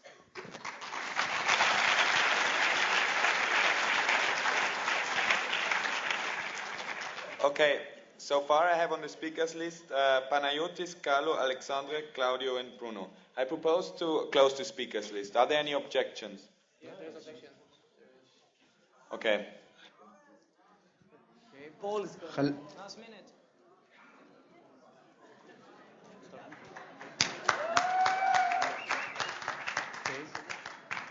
Hello, I'm Panayotis from ESN UK. Forgive it to you and the rest AGM participants because it's the first time that I ask questions in general. I would like to ask you about your presentation. You didn't, both of you. You didn't. I'm not sure yet. You didn't say something about your committee that you are responsible, the ICE committee. Can you tell us about your plans for the next year, this year? Because you cooperate with this committee. Thank you very much. Just to me is the question. Both. Ah, to both. So how to develop ICE further? What's the plan for ICE? As you are responsible for the committee. Okay. Yeah, I think that ICE has developed quite a lot this year. We decided together, I mean, we were in last summer, we had the ICE meeting in Brussels, and we decided together that our approach should go away from trying to make everybody a policy nerd, as we both are, but to try to kind of bring policy a little bit down to the national level and use the committee as such more kind of to educate the network, kind of to bring knowledge to the network, not so much to support maybe the international board or especially the president. So my idea is to continue this development, really create a lot of resources that can help the national and hopefully later on as well the local level to take advantage of the knowledge that we have in international level. Like as Stefan said, we had this action plan, this strategical point of view of what we wanted to do with the committee. At the beginning of my mandate, as I said in the presentation, it was working everything a bit slow. So one of the main things was try to get as many people as possible. Once now we are reactivated, we really need to get down all the information to the countries. That's why, for example, for the next year, I would like to propose to have a new vice chair for in charge of education officers, just get the education officer coordinator inside the ICE, because that's how we are more or less working right now. So to make sure what Stefan was saying, we really need to get to sections. But I've been working there. I mean, this is for example, one section, but my list of projects is unfinished still. I still have 2 months as a chair, but my list is not going to be able to be filled in. So I have many other also ideas that I don't have to tell you for sure. Ciao. Ciao. Carlo, President of ESN Italy. The question is about flagship projects and ideas. So, 2012 Social Erasmus flagship project, totally new. 2013 Erasmus in schools, totally new. 2014 Moving Europe, in my opinion, nothing new, because it's basically 25 years we are moving Europe in the sense that we are spreading Erasmus spirit and knowledge about Erasmus program. So, what's your really incredible, enthusiastic idea for 2014?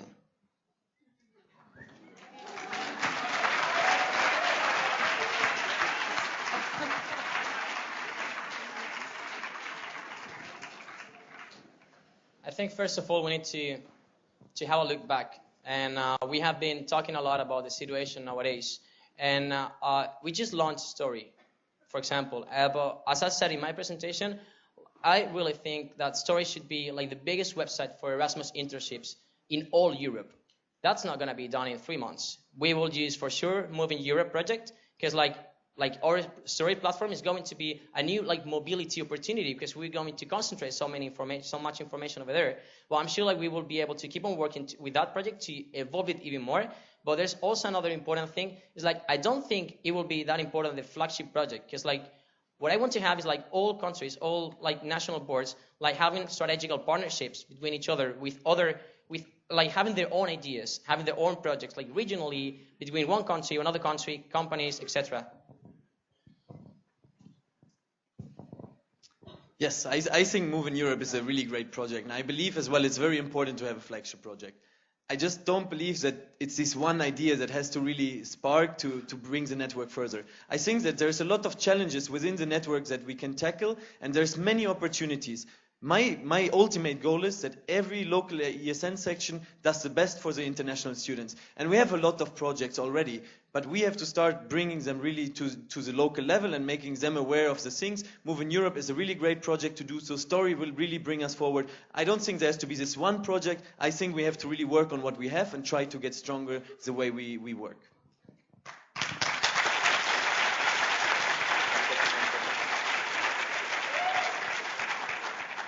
Okay, I again propose to close the speakers list. Is there anyone else who wants to speak? No objections. Okay, so, okay, after, okay, go ahead. Hello guys, good to see you so energetic.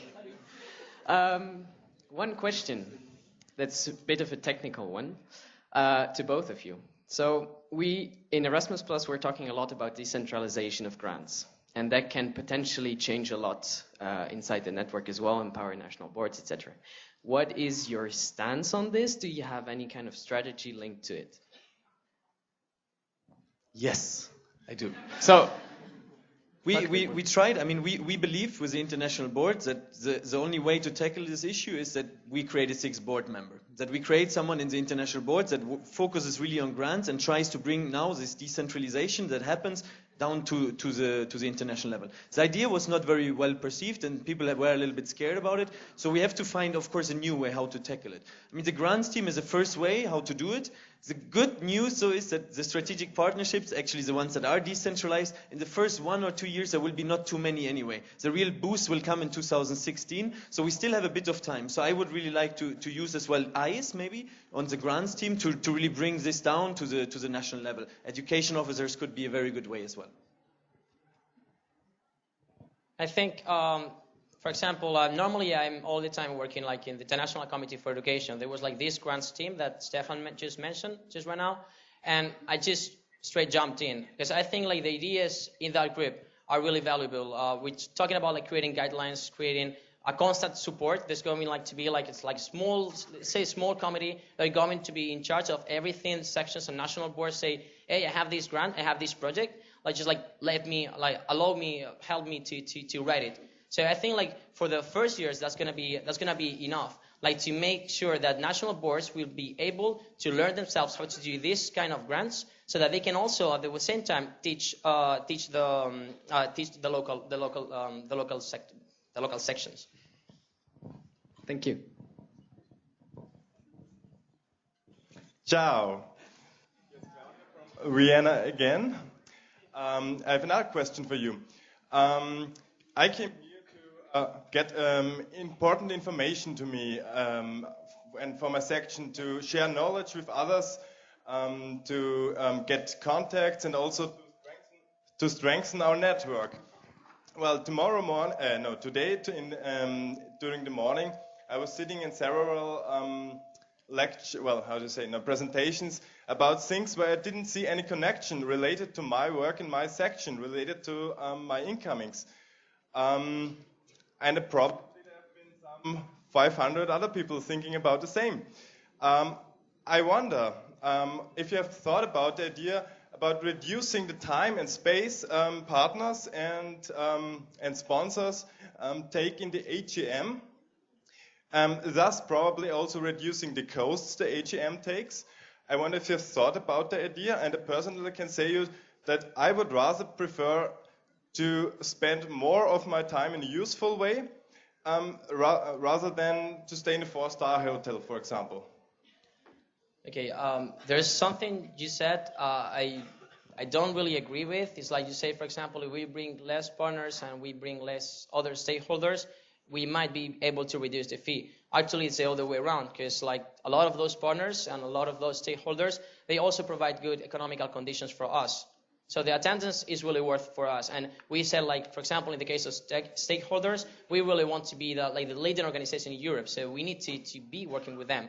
If you really want to cut some parts off, one of the ideas, like we have been discussing, for example, would be to use the CND in December, so that some of the amendments, for example, that can be moved to the CND, and that way we could have more time for having more workshop time, for example, more like talking about like national projects, for example. That could be an idea, but absolutely not like taking out the partners, which are like the ones that really are going to decrease the price of the event. Yeah, this question actually has two aspects. The first one is the AGM in general. We started tackling this with the CNR. We started discussing that the AGM as such is getting very big and financially as well very heavy for an organization committee to organize. So of course there's a need for partners.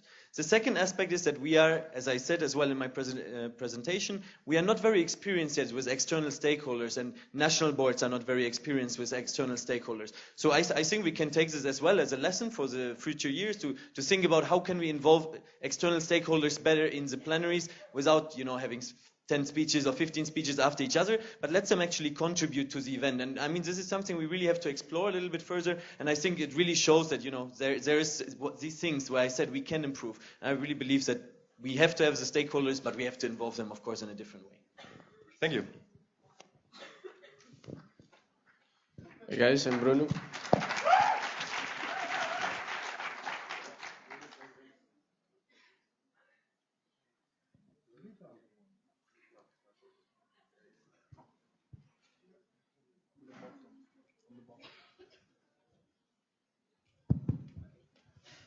So, Bruno from ESN Portugal, present. I have a question. In Portugal and in other countries, we have some problems related with the Erasmus companies, which is really affecting the network. My question for you is if you have any idea or solution or strategy related with this question to help the local sections in this issue, for both of you. Yeah. We've been discussing this with the CNR for quite a while, and we couldn't really come up with like a very concrete solution. My approach is, we as ESN, if we do a very good work, we will always be better than companies, simply for two reasons. Because we are students, we do it voluntarily, so we are the peers. And the second reason is that we will always be cheaper. I mean, a company always has to take more money. The main thing that I have been seeing where actually the competition is in parties. And I mean, if we compete with Erasmus organizations about doing parties in clubs, I don't really see why we should compete there. The market Erasmus is very interesting, and I think that we should really bring new ideas and trips, culture, new things to ESN, to the local students, where these Erasmus companies can compete. Of course, this is very different if people use the ESN logo, the ESN name, or try to sell themselves as ESN. Then we should react very strongly and really try to work against these companies and try to make them aware that they are not allowed to use our trademark, sell themselves as the Erasmus Student Network, or try to influence the students in a negative way, or give us a bad reputation. Well, as you might know, I'm from Valencia. In Valencia, we have a lot of really big companies, something like, for example, in Lisbon. And I can really tell you that the best solution is to provide services. What we do in ESN is we provide services that exchange students do not have when they come to our cities. So my advice would be whatever you do, you need to do it try to do it volunteering really good. But for example, if you have in a city with a lot of parties, so try to concentrate on some other things. For example, it is true that way you will be able to provide them with something they don't have, and they will really appreciate ESN, and that way you will try more or less to try solve the problem a lot. The situation in different countries is really different. The situation, for example, in Spain is not the same as Portugal. We try to find that the different ways. In Facebook, for example, there's a lot of reporting that from the European Commission we can help with a letter of support from the European Commission, but it does not always work. And as Stefan has said, we have been talking already in the CNR. The European Commission cannot really do much more, or they don't have the resources. So the best thing is keep hard to the good job. And thanks, guys.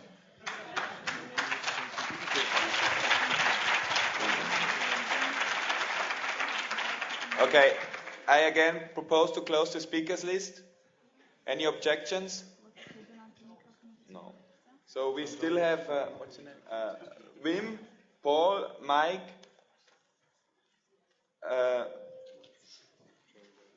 Geraldine, and Esther on the speakers list. The speakers list is closed.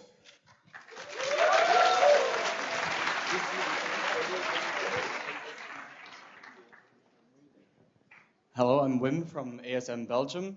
I have a question about there's a constant increase in development of great projects on the international level, but that continues to ask input from the network, and sometimes national and local levels can't really follow and maintain at the same time the established projects.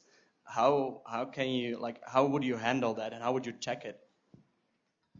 Well, to start with, for the organizational part, I really think like we should study all the projects we have and like try to find some synergies between the different projects. For example, we did that with Erasmus in schools and social Erasmus, that both of them merged, something like that. But actually, I think like all the projects we have, they're essential to ESN. When you see social Erasmus activity, you say, hey, ESN. When you see ESN survey or like you see like some really nice research report, you absolutely say that's ESN. So getting rid of any project, any international project, would be like getting rid of part of our identity. So what I would propose is like you have a really large variety of projects. Just like choose the ones you like most, the ones that suit better the reality of your country, because not all the countries are the same. So that's why we need that much variety as well. Yeah, I would like to continue on this aspect. It's really true. I don't think that every section should be doing each project, but we are such a diverse network. So I think that every section should be able kind of to pick what for them they feel more connected with. So for some it might be social Erasmus, for others might be more Move in Europe. So I think that each section should kind of adapt to what they feel capable for and what they think is like more on their core, whether they're from different countries or have different amount of exchange students. I agree though that it's quite difficult. I mean, we face this challenge that there's so many projects that it's already kind of difficult to deliver the message on all these projects. So maybe we can think about a way how to easier communicate all these projects and what is the benefits and why you should choose each of the projects so that we kind of make it a little bit easier for the local level to understand what are all these projects about so they can adapt. Thank you. Thanks. Hello. Hello. Hello. Hello. I'm Paul from Ghent, Belgium. Alumnus, ESN since '92. I didn't want to say this, but I have a kind of question about our name or the subtitle of the name, because there's a discussion going on in ESN since '92 already, I think, about our name. Does it have to be Erasmus Student Network, International Student Network, European Student Network? Our origin is the Erasmus students. I always like to compare with IBM, Industrial Business Machines. 2005 AGM Krakow, there has been a big discussion, presentation about our name, our logo, and in fact what is now standing there, IXESN, it's still Erasmus Student Network, what we started with, but it's also international students we take care of, exchange students we take care of, Erasmus students we take care of, and Erasmus is a kind of brand, one of the strongest, which they also saw now, Erasmus Plus, so kind of question or even a request for not only the candidates for president, but for the whole network, keep our name, keep our logo. It really stands, or just clarify what we are standing for. It's the only thing. Okay. Yeah, thanks.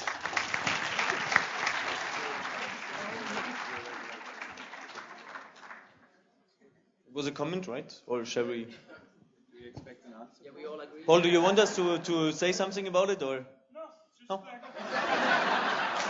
We are covered. We love our brand, so we think we have a strong brand, yeah? Hi, I'm Mike again from ESN Groningen. I have a question for both of you.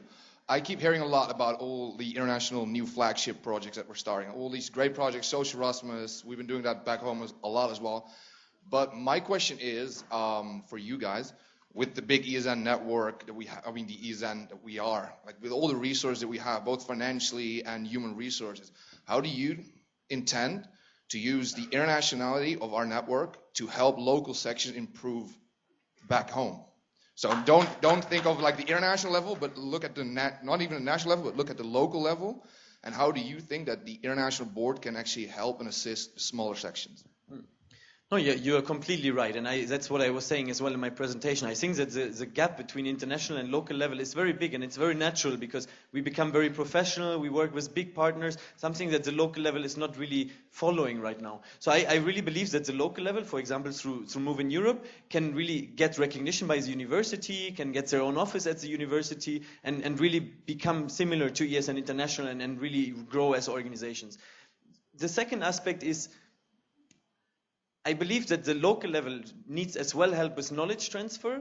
So the e-learning platform, at least in my opinion, could be the first kind of help to take all this knowledge. I mean, we have incredible knowledge. Like if every section member would know all the things that we have in documents, then we would be covered. But of course, who wants to read PDF files? So let's try to kind of bring the knowledge in a more attractive, more guided way to the section so that they can go and it's actually fun to learn about ESN, easy access, easy information, visual information. So that's for me one of the ways to go, definitely.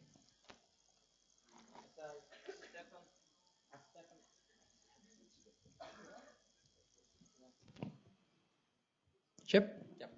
So as Stefan said, the e-learning platform is a great tool, but also it is complicated to sit down alone in front of a computer. So I see, for example, the last developments in, for example, the regional platforms. We have seen like now, like we want to have like different tracks so that people can like learn more. If you like, for example, a newbie track or an advanced track, that's also another solution. Like can help also like the e-learning. And also, I think, for example, the work we have been doing in the International Committee for Education, the creation of toolkits for holding workshops, but also you can just even do it yourself in your section. And for example, I can also think of a third thing. For example, thanks to the Erasmus Plus new program, we could also, like, thanks to the grants team, we can foster a lot of youth exchanges, which is basically you have like a training. You can even organize like something of some training, like for some days also with like, for example, BEST in Bulgaria. They really do a great job, and that's one of the things that I would like also to foster a lot in the network.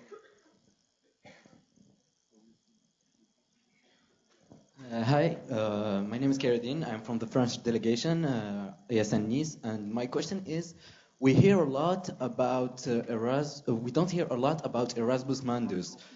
It is part of Erasmus, but we don't hear a lot about it, even in a local way or in an international way.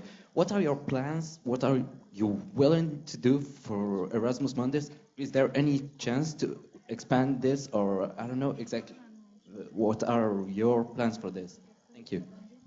Well, Erasmus Mundus is a really great opportunity. It's the opportunity that the European Union uses, like to sell their image all around the world. So we have a lot of people also coming. Sometimes, most of times, we just don't really realize it. We just don't notice, but because they are like basically like any other exchange student. So the job we're doing just right now, it's already a good job for them. We can also like in terms of advocacy, we can also try to push a new program. It's not a new program, but it's like a program that's not that well known as the rest of the programs.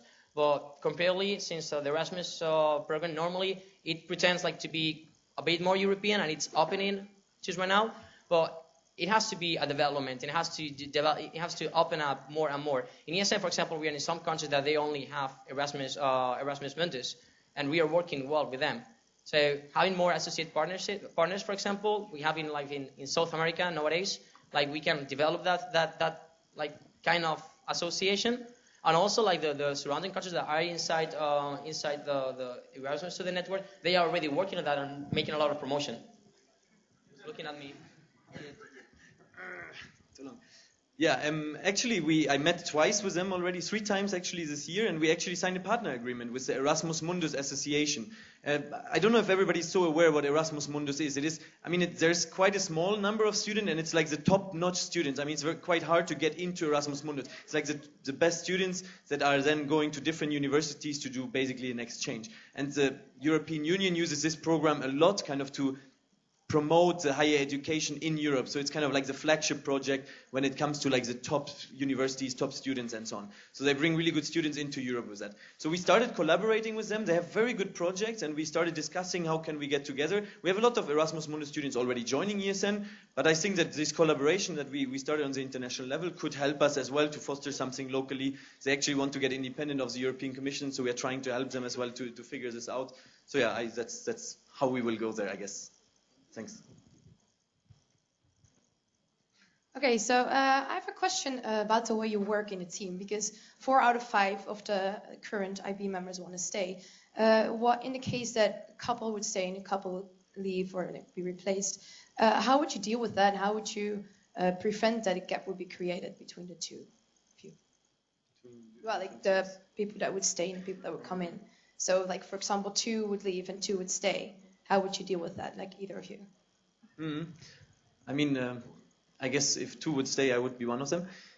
Otherwise, I wouldn't have to answer the question. No, I mean, I think it would benefit. I mean, I think that the experience that I could bring as a president would definitely benefit the new people. I mean, I can, of course, give some knowledge, help them with the transition. So, I mean, I would not have to go through a transition myself. It's quite a long process to go through a transition. You have a lot to learn in ESN International. So I could definitely take time to put more emphasis on their transition and help them figure things out. But you don't think that a gap would be created between new and old?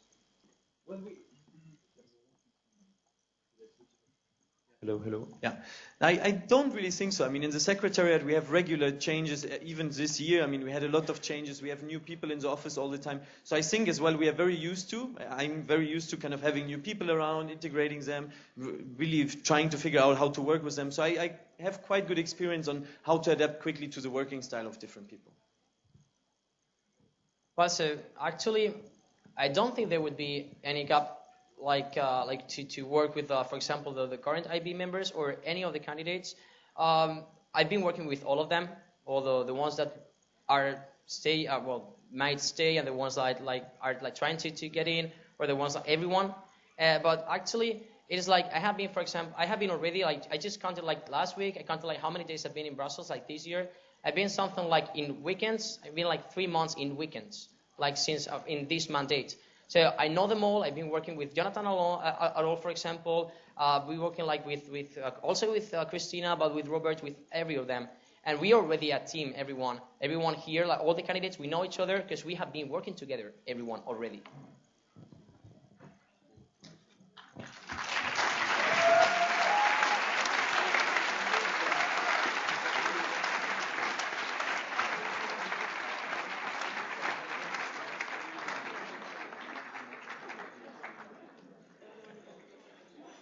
Okay, I hope you were all excited about this. Somebody stole a flag. It would be very nice if this flag would be back during the coffee break. That leads me to the next thing. We will have a coffee break right now. Please be quick and be back in 1:30. Grab your coffee and drink it fast. Guys, one thing before you leave. From the OC, please. Thank you, grazie. Okay, the room is a mess because everybody is leaving garbage everywhere. So in order to don't let our staff getting crazy, can you take your empty bottles, your garbage, and clean your seat at least and bring it out? Thank you, it would be nice.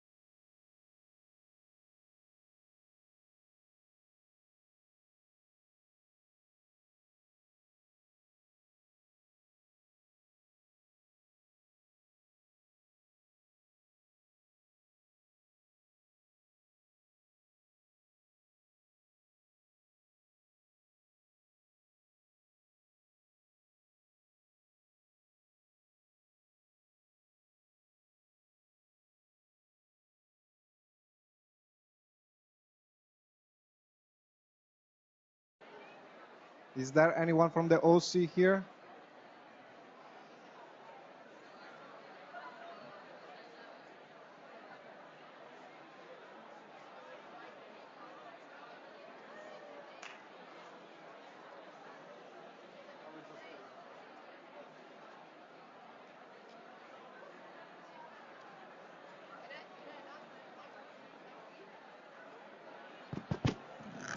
Hey guys,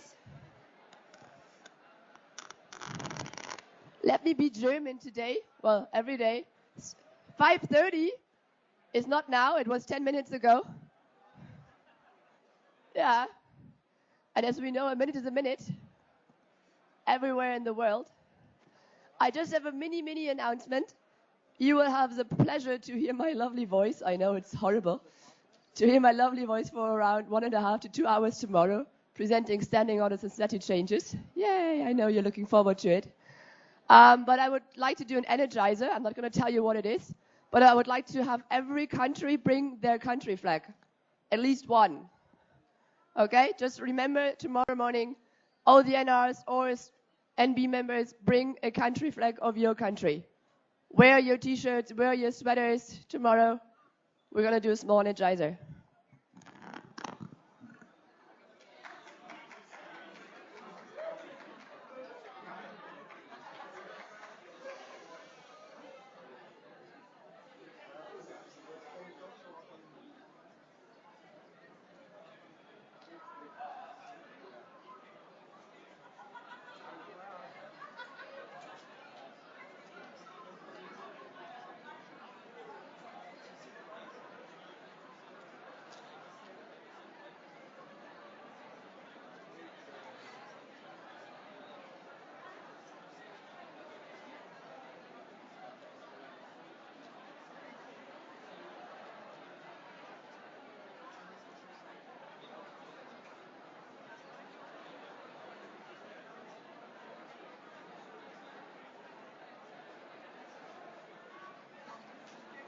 Oscar Boye.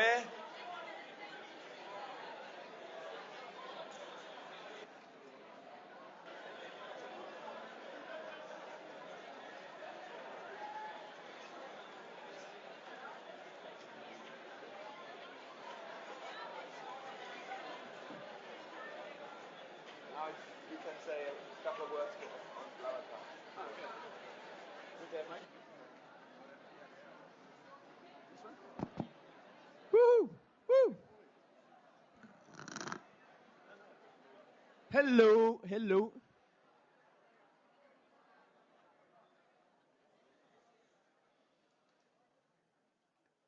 Okay, I'm just gonna make a really short commercial here. You received maybe 2-3 days ago an email about BlaBlaCar. Yes? Okay, so basically there's a contest only for you guys, only for the AGM participants. What you can win is a GoPro camera, one of those really cool ones, or Amazon vouchers. What you have to do is really easy. You just sign up on BlaBlaCar. If you have done it already, it's fine, even better. You have to certify your phone number if you haven't done it so far. And in your mini bio, in your description, you write that I'm an ESNer. So you're proud of being ESNers. And that's it. Tomorrow in the info market, there will be a BlaBlaCar box where you have to write your email address, put it in the box, and you'll be part of the raffle. So, and the winners will be announced at the gala dinner. So very simple. Just sign up on the website, write your email address tomorrow at the info market, and then, come to the gala dinner and win amazing prizes. So, yeah, thank you. Questions? Good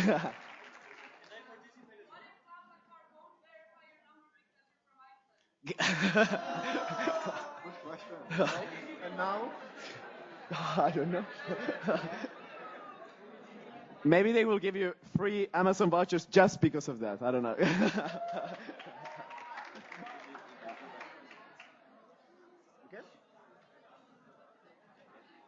You ready?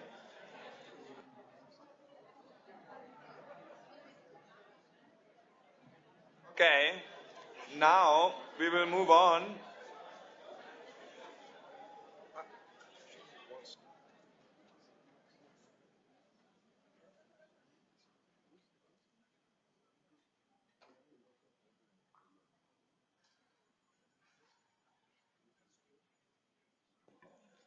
So now we will have the presentations of the vice presidents. And as you know, there's 4 candidates. So I invite as the first one Dominique on stage to give his presentation.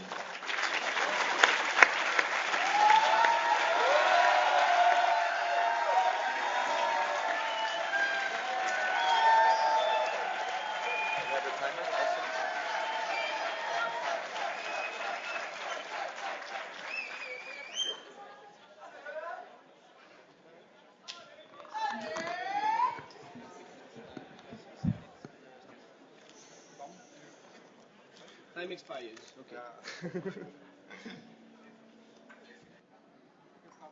Con le... Is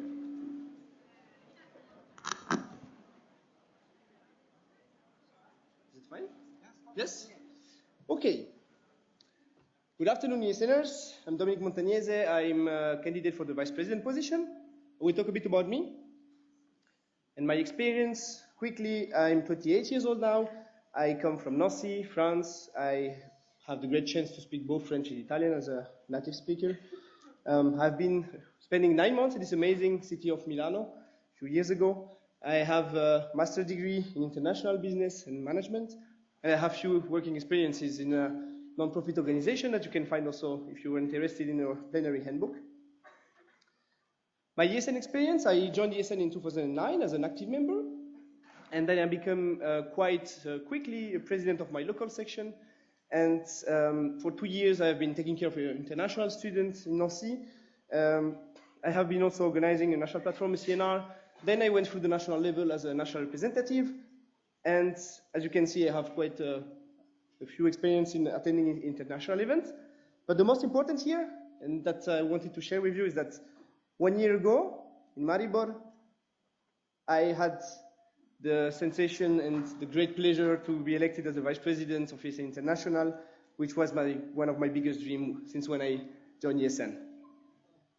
Since then, in the last 8 months, I have been working on different things, and you have seen the report this morning, especially on the qualitative approach, putting the national board in a central position, professionalizing the ESN International events, fixing a lot of inconsistencies, managing, as I said this morning, large-scale projects, and reviving some of them that are quite successful by now, which I'm really proud of. So now that you know me, let's go through my ideas for next year. Events, network, grants. I've been attending quite some ESN International events this year.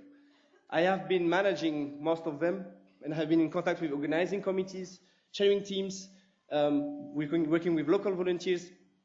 I know I have a good insight of what is happening, and I've seen a lot of room for improvement. There is obviously a lot of great atmosphere in all the ESN events, but there's still, even though with the huge motivation of the OCs, there's still some room for improvement, especially on the management from our side. I would like, for example, if I mention just one, work on the events registration system, but this is just one of the ideas. The most important here, I think, is to rethink the scope of some of our ESN events. For example, the regional platforms. The regional platforms, in my opinion, should be much more going into the direction of a training event with 2 tracks. For example, if you're a newbie, you go to a certain track, and then you have a certain presentation and knowledge giving there. And then for more experienced ESNers, then you could have different topics, let's say. The NBMs should be a bit more thematics, and I have the pleasure to announce that the next NBM in Athens will be mostly talking about education, or at least we will go a bit more into this direction. And then the AGM. I put the AGM with some question marks because I really, really want to tackle this future of AGM topic. It has been already brought during the CNR, last CNR in Sofia, I think, and this is a topic that everybody wants to cooperate, gives input, and I think there is really something to do here. I will not talk too much about it. I can talk about it during the question time, but I think it's really important to go into the direction of huge conferences that we see around about education, for example, and having some side program and much more workshops. Events management tools, some ideas, and I would like also to investigate a bit more the possibility and the feasibility to have this new position of events manager as a volunteer person, helping concretely the vice president in his tasks, and the first step will be, obviously, as a test, the regional platforms. When it comes to network, I would like to develop the quality assurance tool that we have, and maybe develop new quality assurance tools. The section questionnaire and country questionnaire are huge database of information that we don't make the most out of at the moment. With a team of experts with social studies background, as we do recruit for a survey, for example, I think we could really extract a lot of data here for the whole network. Action plans, I think every project and committee should have an action plan for better evaluation and monitoring. Network care, I launched a few weeks ago this team taking care of the network, and especially the different countries divided in, under different problematics and issues that they have. And I think this is a huge future, there is a huge future here for ESN, and this team will represent this future. Network development, you know, we accepted Russia. There was a bit of skepticism, unfortunately, but I will follow up quite closely with them in the next months for the end of my mandate, and if I get re-elected, even more. Grants, quickly, you have seen this morning during the presentation by the European Commission that there's a lot of opportunities out there for ESN. I don't forget European Youth Foundation as well. There's not only Erasmus+, but especially with the decentralization of grants, there is a lot of support to bring to the national level. The grants team is the first step, but we could do much more, and I want to do that next year. A grant strategy is also highly needed, in my opinion, and so I will work on that. The second year as vice president brings effective work, no learning phase, stability for events, network, and projects, new ideas, new tools, many inconsistencies to fix. I need 2 years for that, and I'm so glad to do it. And my motivation is still super high, and I really want to do that with you and bring ESN to the next level. Thank you for your attention.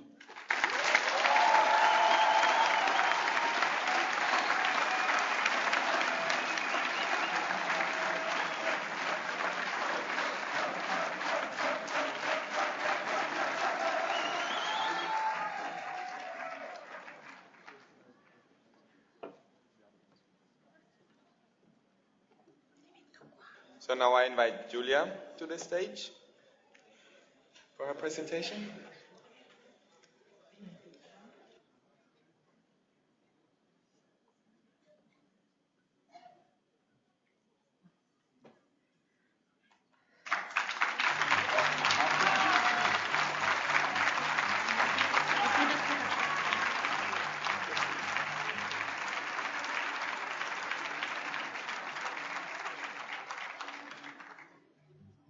My name is Giulia Rosa D'Amico, and I'm a candidate for the Vice Presidency of ESN International.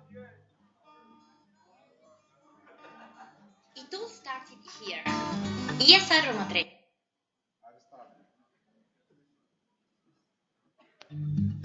My name is Giulia Rosa D'Amico, and I'm a candidate for the Vice Presidency of ESN International.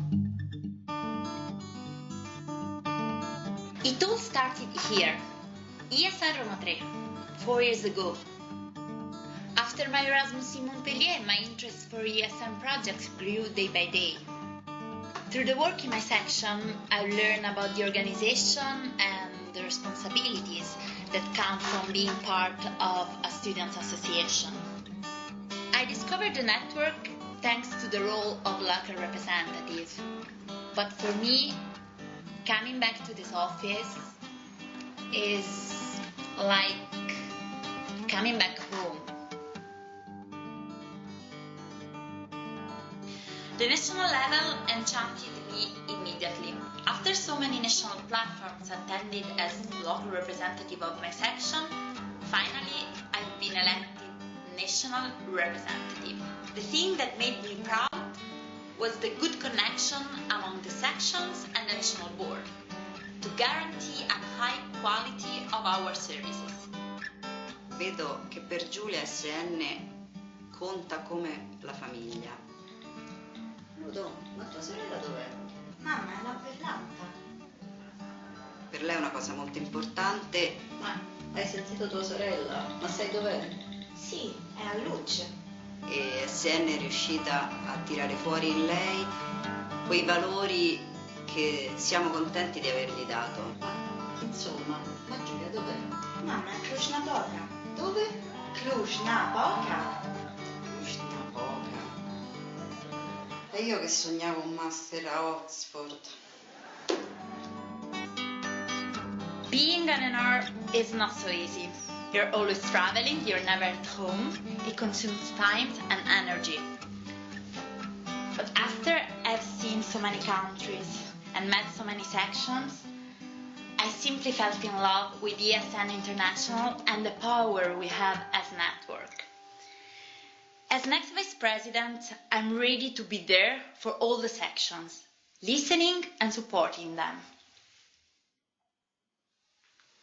I dream of saying, on behalf of the network,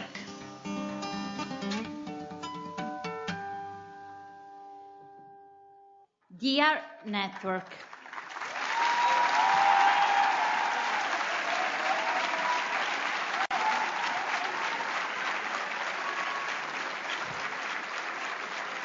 having all of you here in Milan makes me even more happy to present you my candidacy as next Vice President. My action plan for the network is based on some simple principles. The care of the network will be at the center of my action plan. From my experience, I learned that a network cannot be strong without strengthening the single realities that compose it. For that, big countries, small countries, countries organizing national platforms, national events, will be at the center of my attention, and strengthening them thanks to the role of the National Board Coordinator and also to the network care team that I already belong to. But national countries cannot be strong without strong sections. For that, I will dedicate my attention on the preparation of regional platforms and section meetings, fostering the quality of the section, promoting the projects, national campaigns, and developing the competence of each ESNer thanks to the experience I have in the not formal education.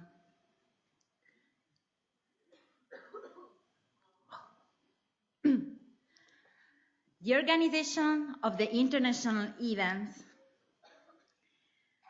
will be the other action key of my plan. Being the link between the OC and the chain team, I'm ready to support this hosting section of the event, working with the WPA on the event registration system, and I can promise you that whoever will be elected, the AGM preparation will be to the attention of my first day of mandate. Why I'm the most experienced? Because I already been part of 4 international events. I will also keep in mind to build an important dialogue, not just with you, not just with the section, but also with the other actors of the international level, as the IB, the Secretariat, the committees, the alumni, the CMR, and the project coordinators. I have a dream to realize the first ESN International Sporting event, and I'm ready to supporting the next president with the contact with institutions and partners, because you know, besides a successful man, there is always a successful woman. Why am I the best option? Because I'm supportive, I manage 50 different realities, I experience on the organization of the events, and I'm deep passionate for you, Erasmus Student Network. Thanks for your attention.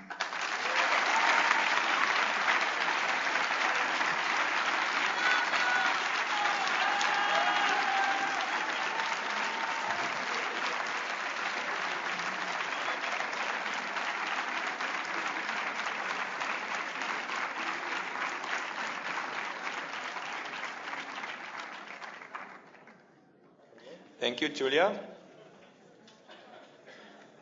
I will now ask Oscar to come on stage.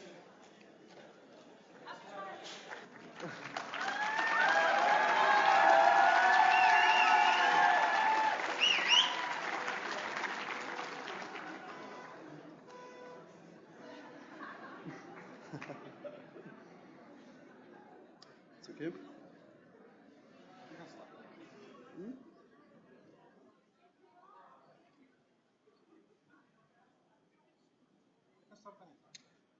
Okay, hello everybody. My name is Oscar Leclerc. I'm from Liège, Belgium, the section ESN Elmo. I was born in 1989. I was studying human science and no personal coaching.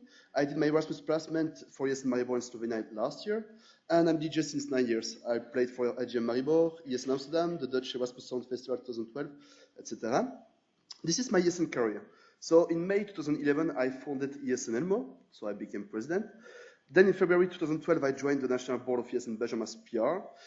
In October 2012, I got elected as NR. And in August 2013, I joined the NEC committee. This is the timeline, more or less, of the ESN events I organized. So in 2011, I was in the OC of the Web Liège. In 2012, I was the head of OC of the Belgian National Platform in Liège. In 2013, I was in the OC of the CNR Brussels. I was intern for ESN Maribor, so I helped for the organization of the AGM. And I was head of OC of the Educate Summer Training in Liège. Also, I organized some other events, like national trip, big events for my faculty, etc. So what's very important now, it's just for you to know that the ESN position I'm applying for, it's not a strategic one, it's an executive one. So I would like to highlight that for my presentation, I just had a look to the strategy, and I focused on the area 2 network, So I didn't invent anything. I'm just going to give you my vision or how I will achieve the strategy.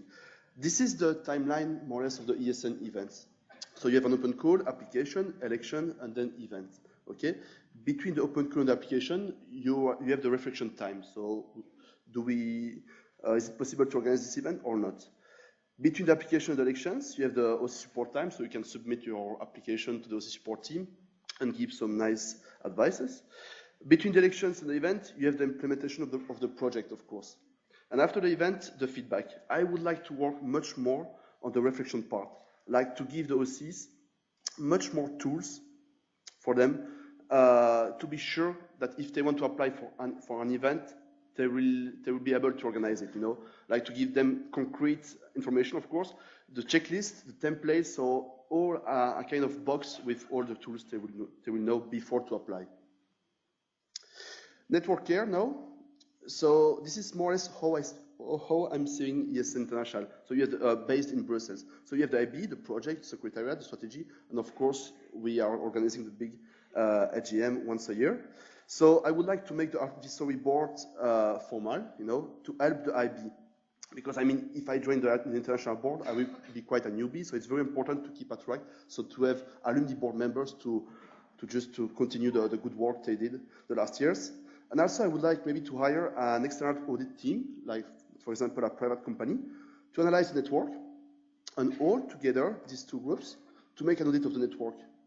And from this audit, I will submit this audit to the network, of course, and we'll all together decide about the next strategy of ESN, which will take place the next 3 years. National boards, going just to explain, why for me national boards are very important. They are the links between the international level and the local level. It's very important because who better than a national board know its section? Every sections are different. It's very important to take care country by country. So I would like to highlight really the importance of the national board coordinator, of course, and to strengthen the local and national level. We could have seen the last month that a lot of NPs are lacking with human resources, for example. So it's very important. Something very important as well, it's the grants. So with the new Erasmus program, we will have the decentralization of the grants. So, and specifically, as you saw this morning from the presentation of the European Commission, something very important is the strategic partnerships. So it will be very, very necessary to link the national boards and the sections, and to sit all around the table to decide to create projects together, to decide how we could apply for a grant, for example, And of course, you have some different options, like through ESN meetings, there are some cooperation tools, and ESN Galaxy. Why me? I would like now to put 4 important things for next year. It's the contact with the Belgian national agencies, as ESN is based in Brussels. I would like to find some conference rooms for the ESN meetings, like, for example, a committee meeting in Brussels. We will have to organize the 25th anniversary of ESN and the final conference Moving Europe. Everything is in Brussels. And I mean, Brussels, it's my network. I'm involved, I'm very active in the network since 3 years, so I know it. Why me? I'm prepared, ready for a job. I have knowledge about Belgian legislation. I have fresh blood, very motivated. I'm able to strengthen the ISBL. I'm thinking about the local and national level. I have a diplomatic vision to build the future of ESN. And I have experience in most of the tasks of the Vice President. Just to give you a big overview about what I did for ESN the last years and how it's matching with the current task description. You can have a look on my CV and my motivation letter to have more information. So yeah, thank you very much for your attention.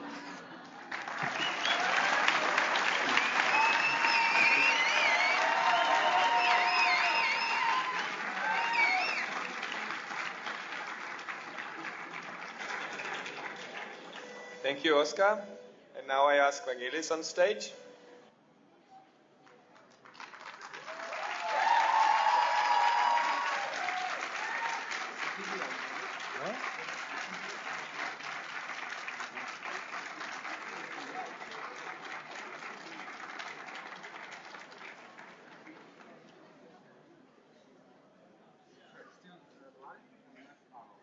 Yes, but I don't see.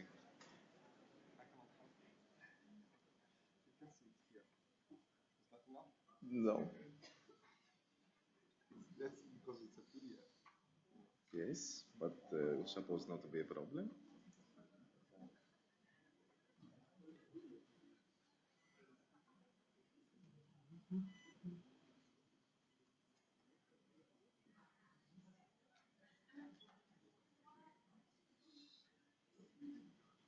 Yes. Problem solved then. Okay, one more candidate for you.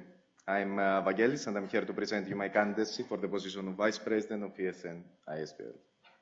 A few words about me. My name is Vangelis, and I was born in Lamia, a small city in Greece. I'm 28 years old, and I hold a master in entrepreneurship from Sweden. I also studied informatics in Athens, and I did my Erasmus in Berlin a couple of years ago. You may have seen me around as a NEC Events Chair, WPA of ESN Sweden, and member and alumni of ESN RSA Web and ESN.It. In the local level, I joined ESN in 2009, and I served it as a president, board member, and webmaster. I'm also co-founder of a new section of ESN.It as soon as I moved in Sweden. And as for the local activities, I've organized and participated in every kind of local activities, new, classic, and old, and implemented also every international project. I've also initiated a couple of section partnerships, and I'm happy that we have some people here today. In the national level, I'm the webmaster of ESN Sweden, and I'm also a member of the OC of the ESNC battle, the CRIT trip, and I have cooperated with national agencies and promoted ESN in other universities that don't have ESN. I've also implemented responsible party in Greece, Sweden, and Norway in the national and the local level. And I brought up several innovative, structural, team, and project proposals.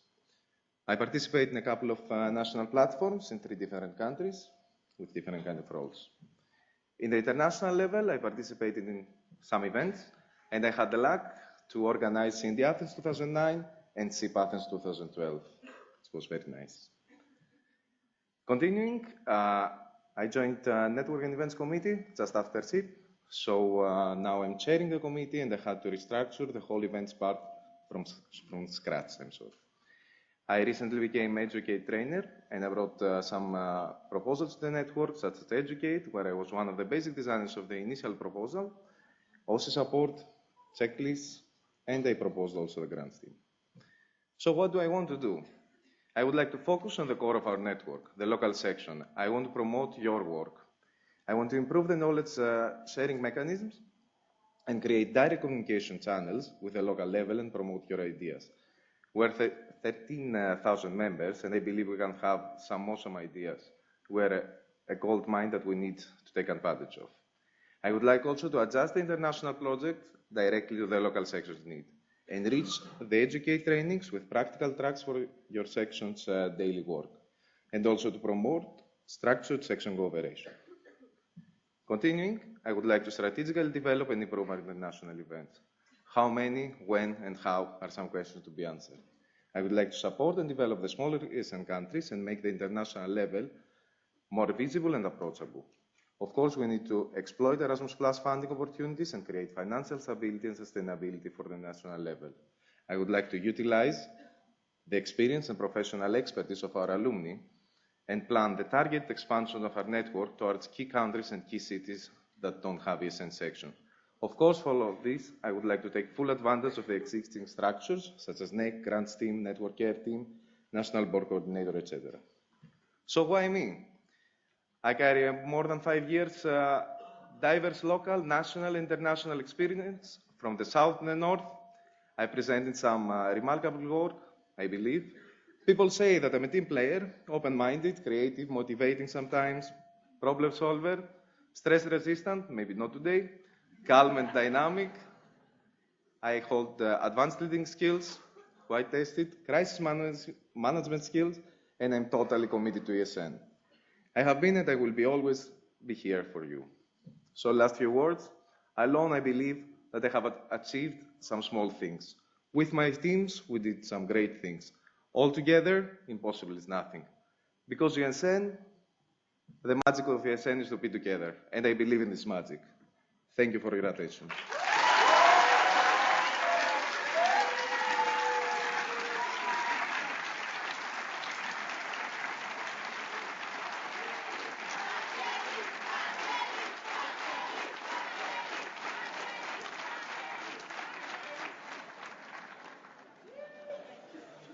Thank you, Vagelis, also for your presentation. Now we will have questions. I will be a little stricter now. Everyone who has a question comes down now. Okay? And then I will close the speakers list right after.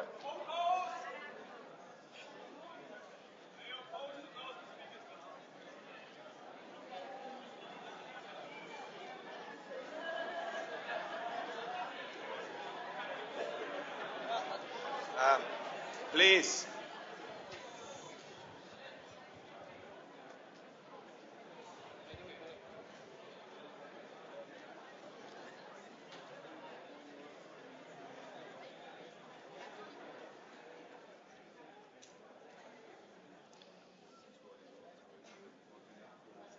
Yes, you can. Okay, no, we do the following.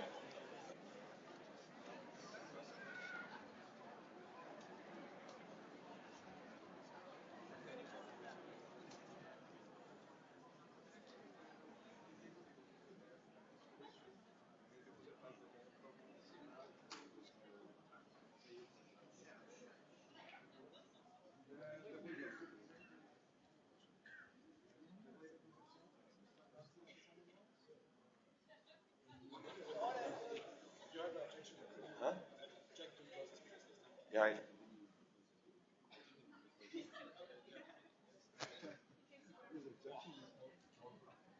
Okay, please. One suggestion, if you hold the microphone, don't hold it on the bottom, because then it doesn't work. Yeah.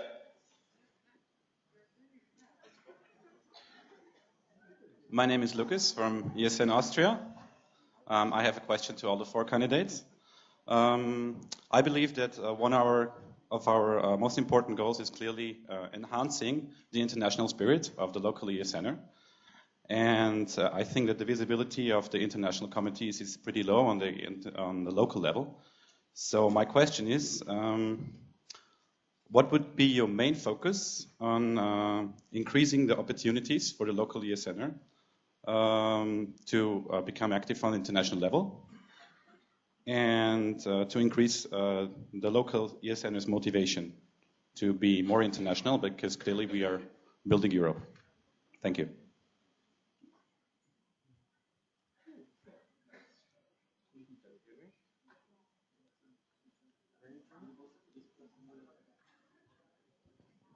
Okay, so there is one word, it's called promotion.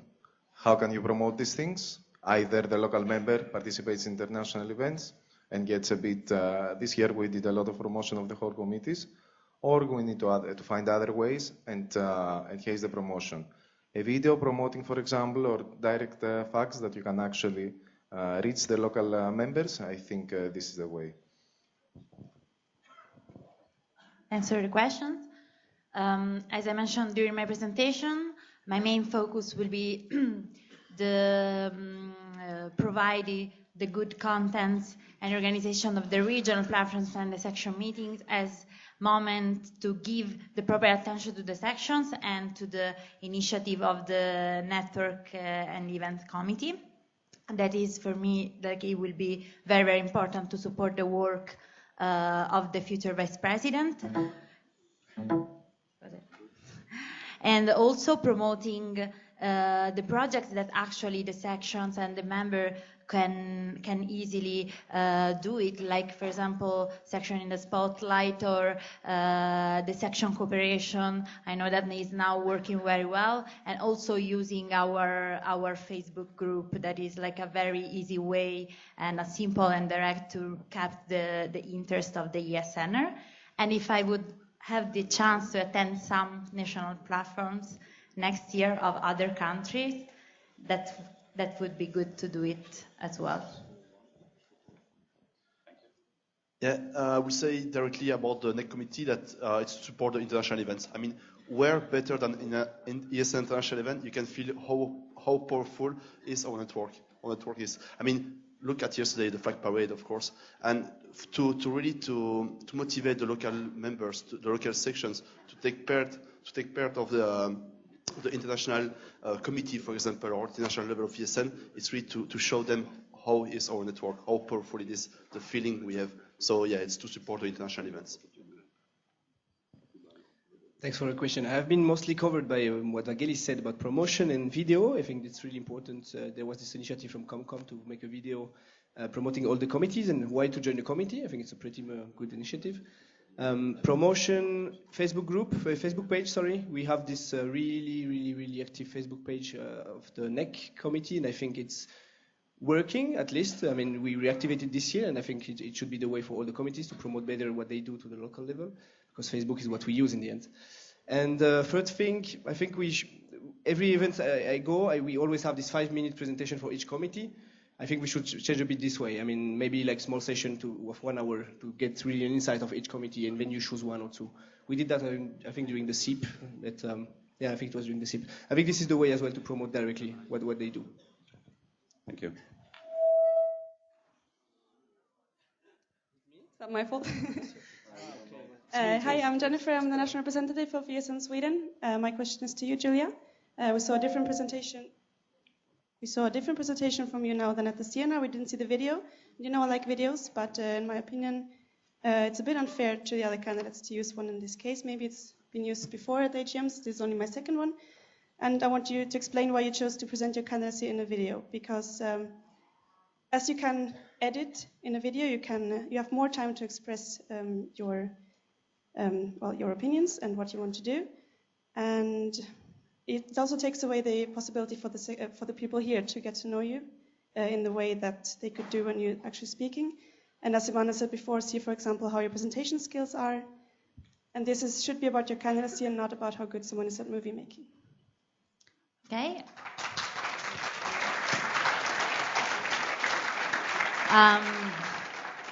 Okay. I think like it has been in the past, like last year, like also in Maribor, in Granada with Maribor, to put a video in the presentation for the AGM. I didn't have more time than others because I did my presentation like in the 6 minutes as the other candidates. And as you saw, because you attended the CNR, actually I decided to put the video as introductory part of my background. I didn't mention my background as the other 3 candidates did, because I chose to do it by video. And my background and the other experience that I have, I put it a lot of effort to write the CV and the cover letter, so everyone can be aware of it reading the booklet. And I think that 3 minutes and a half are enough to judge my presentation skills.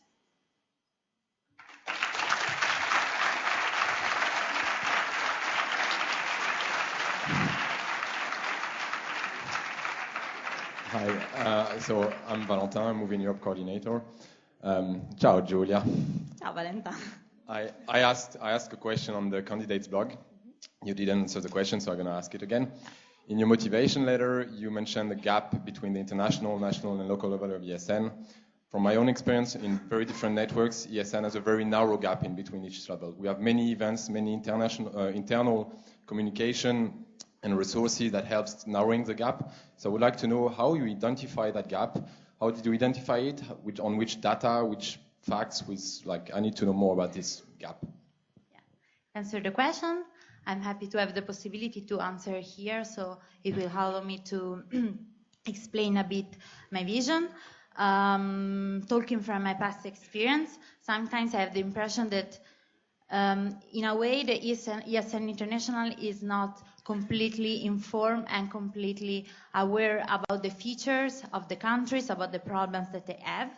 And also the national level is not completely aware sometimes of the work of the sections, and also the sections are not completely informed about the work that the IB and the other international bodies are doing.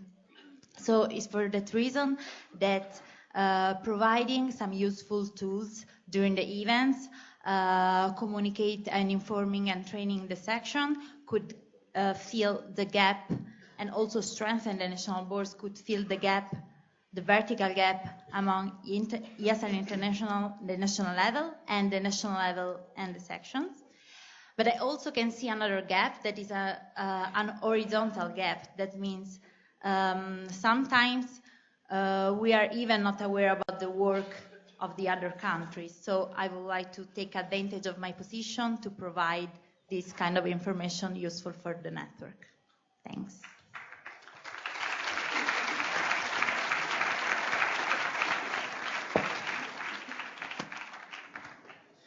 Okay, hello, Marco Cazzola, NR of ESN Italy. My question is for Dom. Well, you put in your presentation, also Stefan did, so I'm kind of addressing him if he wants to answer, that national boards would be in a central position for your program for this year. But we saw from one of the very first board minutes that came out that you decided to not go to any national platforms. So our question is, how are you going to be close to the national level and local level if we never see the network outside of the AGM? And at the same time, why have national boards, I don't know, maybe it's just us, or maybe you're doing it by turn, why have we never received an email saying how we're doing, what we're doing, what projects we're bringing forward? Thanks for your question.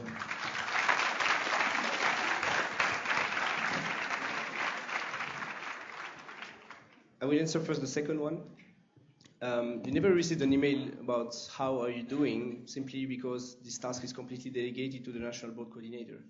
We have been working closely with Alicia Oberhauser about this, and everything that she sends, and I think you can agree that she sends a lot of emails, is coordinated with me beforehand. So I've been working closely with her on that, believe me. Every email that she received also from you, I see them as well. So I think I have a pretty much good, sorry, excuse, there's this this thing here that makes noise. Can I just move here? Yeah, there is this, okay. I was saying that there is this email that I read, and I know exactly what's happening in different countries. About the first question, why I don't go to national platform. I think it was a bold decision, pretty clear. It's just because we don't have time and the human resources to do so. If you go 1 weekend for a national platform, you miss 3-4 days of work in Brussels, plus traveling, coming, going. It's really, really important to stay in Brussels and manage also the teams that were working there, the employees. It's not, I would love to go to national platforms. Unfortunately, I think it's not really feasible anymore, and at least not so as much as I would love to. Since Stefan is addressed, he can also have 1 minute to answer this. Yeah, I'll answer this really quickly. I mean, Carlo already asked this. Saying yes to one national platform is saying no to 35 others. We have very limited time, and basically when you are in the international board and you are invited to national platforms, in the case you say yes, you would have to pick on personal choice which national platform you would go to. So it's really saying one national platform yes would be no to 35 others. Now we are addressing each other here.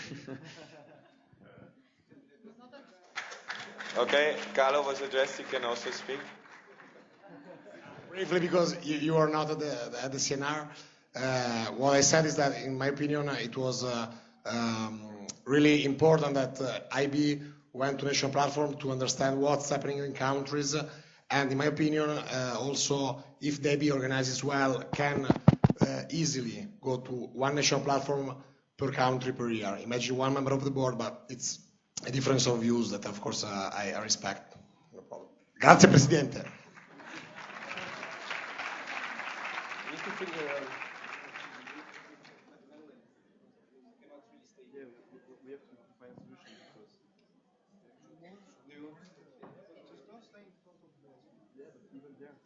Even from those sides. Try now. Keep trying because we don't know this one.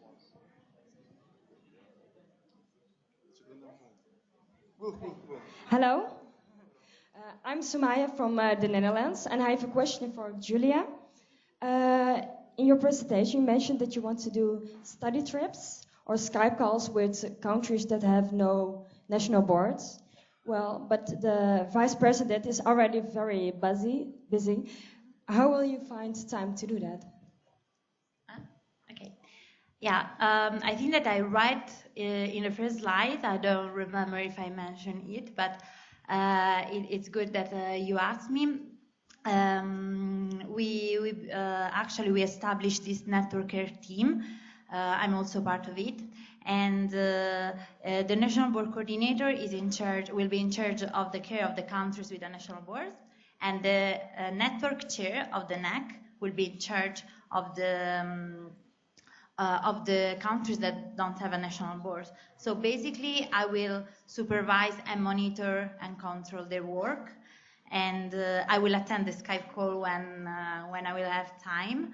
At the beginning, I really would like to, to support the team, to be present for them. Also because I know the network from my NR point of view and trainer point of view, but I would like to take advantage of the first moment to have an external overview, a more international overview. But yeah, I mean, the trust of the team and the good work with them will be the key to divide the workload of the work that Vice President already has. You're welcome. Hi, I'm Sonja from ESN Innsbruck, Austria.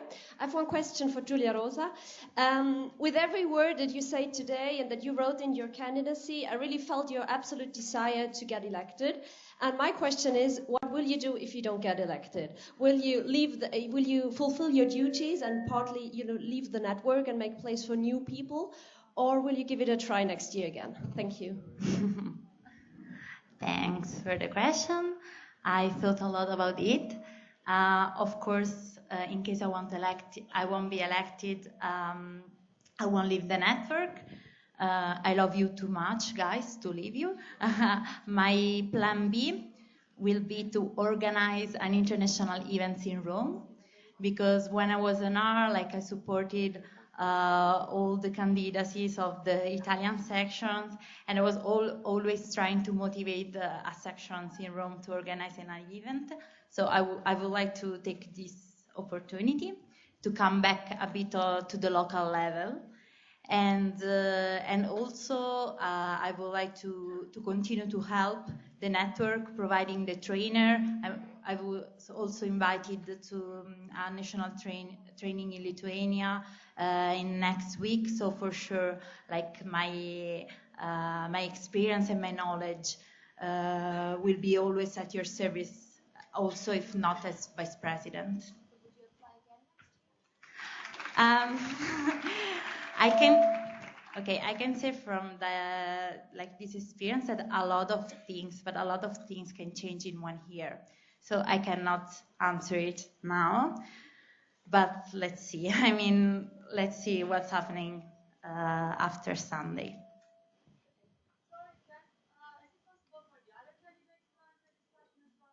No. If they're not addressed.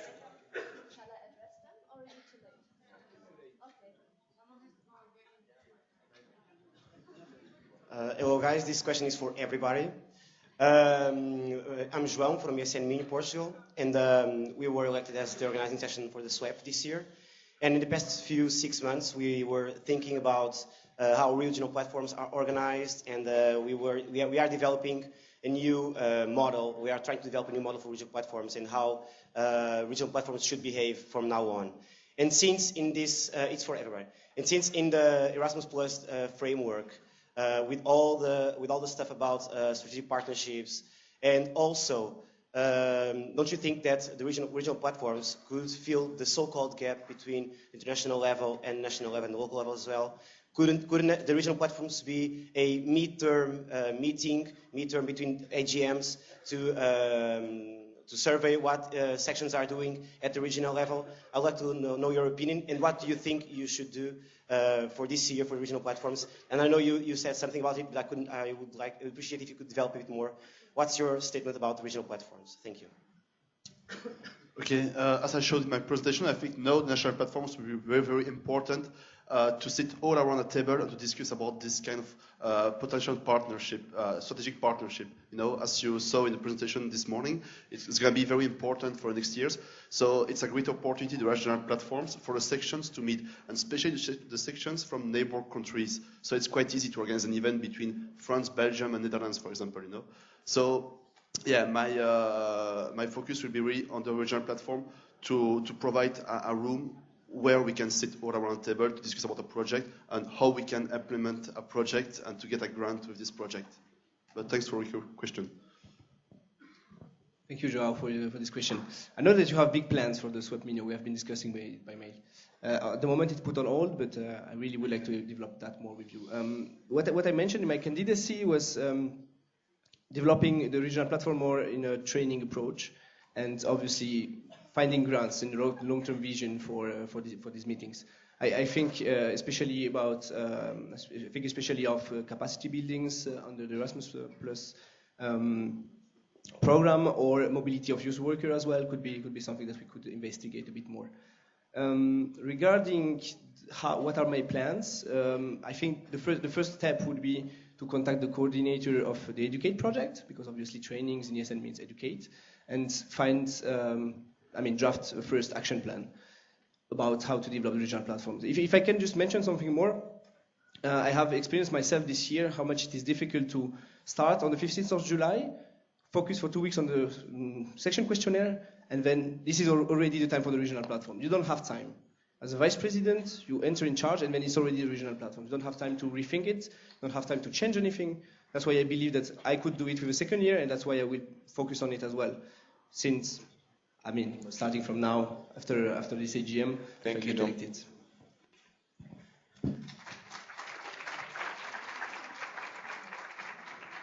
I don't know how many of you were reading CNR mailing list the past year.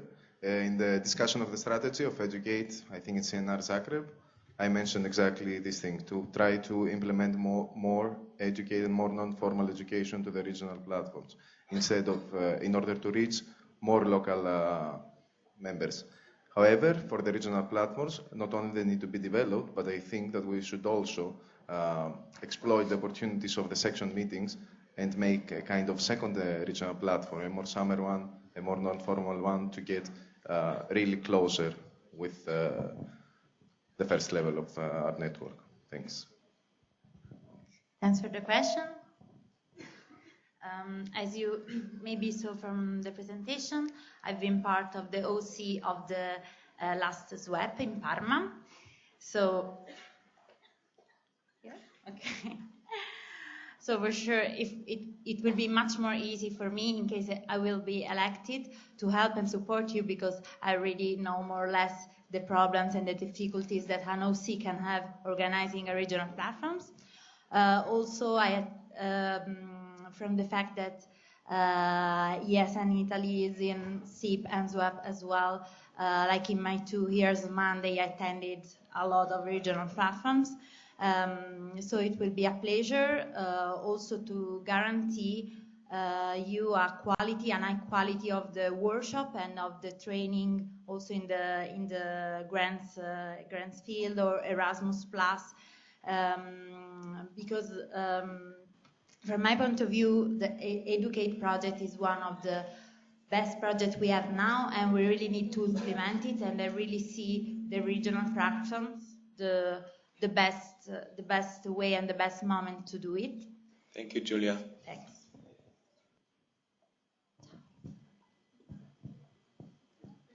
Hello, I'm Thomas from ESN Metropolitan in Helsinki, Finland. And since I joined NEC, I have seen many changes in the structure of the committee. Do you see that the committee structure is working right now? Does it need more changes? What kind of change it will be the next one? Yeah, for everyone.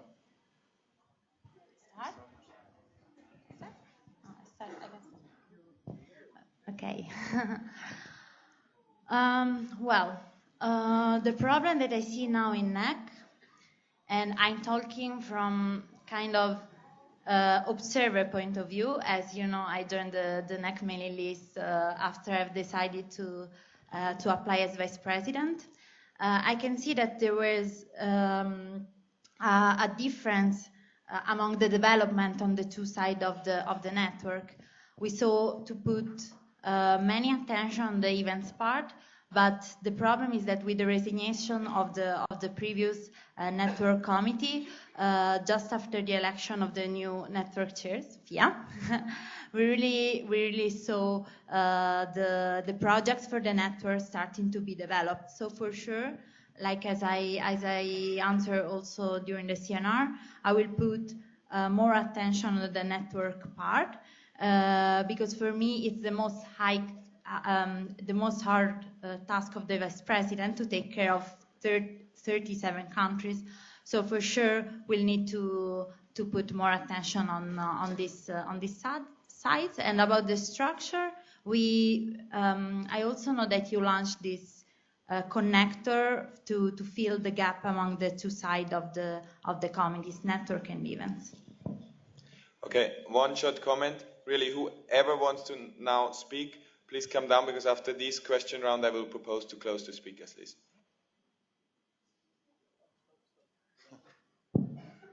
Okay, about the changes, I mean, some changes already took place last year, by Dom. So, I mean, I'm not sure if it's good to change every year. And I think the changes he made are quite good, So it's just about to implement these changes. And when you see the NEC committee, you have clearly 2 different parts, events and network, And when you see the events part, it's really about OC support, for example, checklists. So concrete things to help the vice president.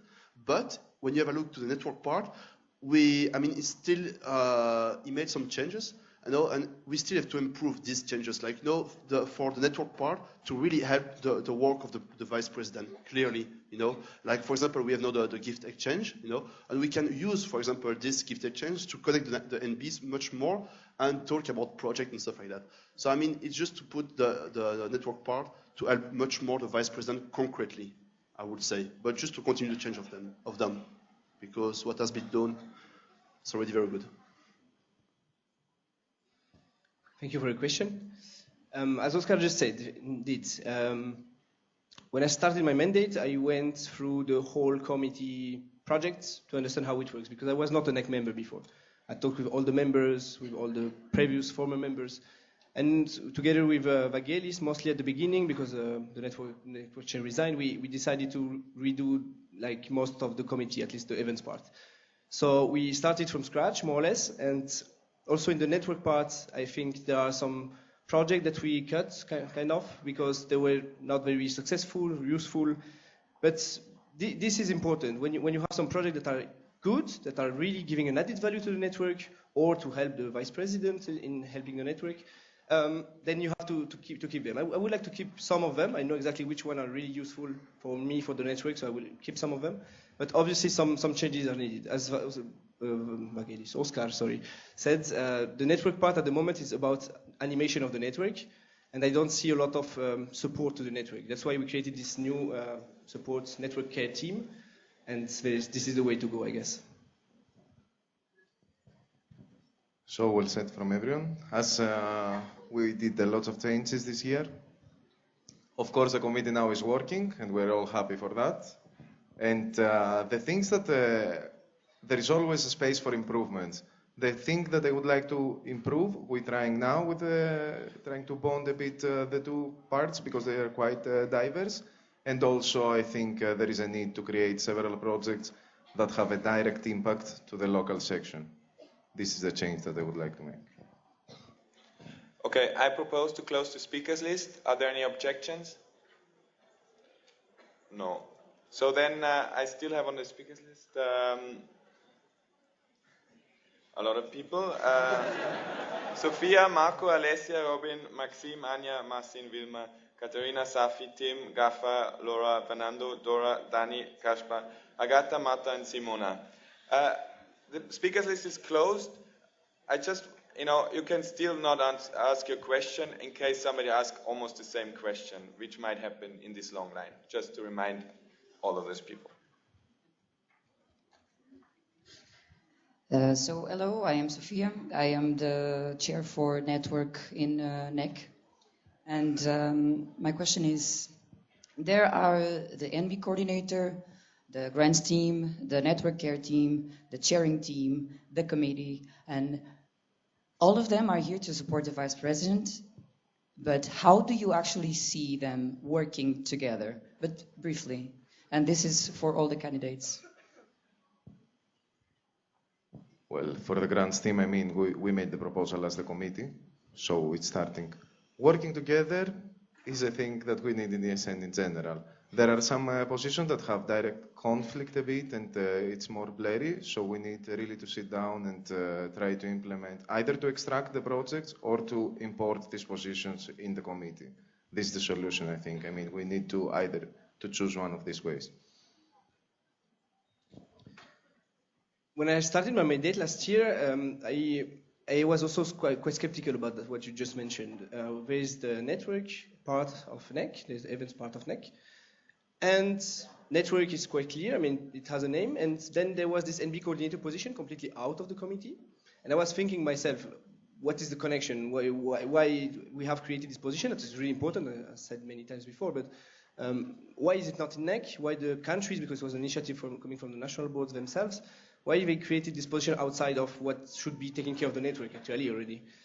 I still don't have the answer, but this is definitely something I want to tackle, and that I'm planning to tackle, I mean, not even next year, I mean, already after the end of the AGM.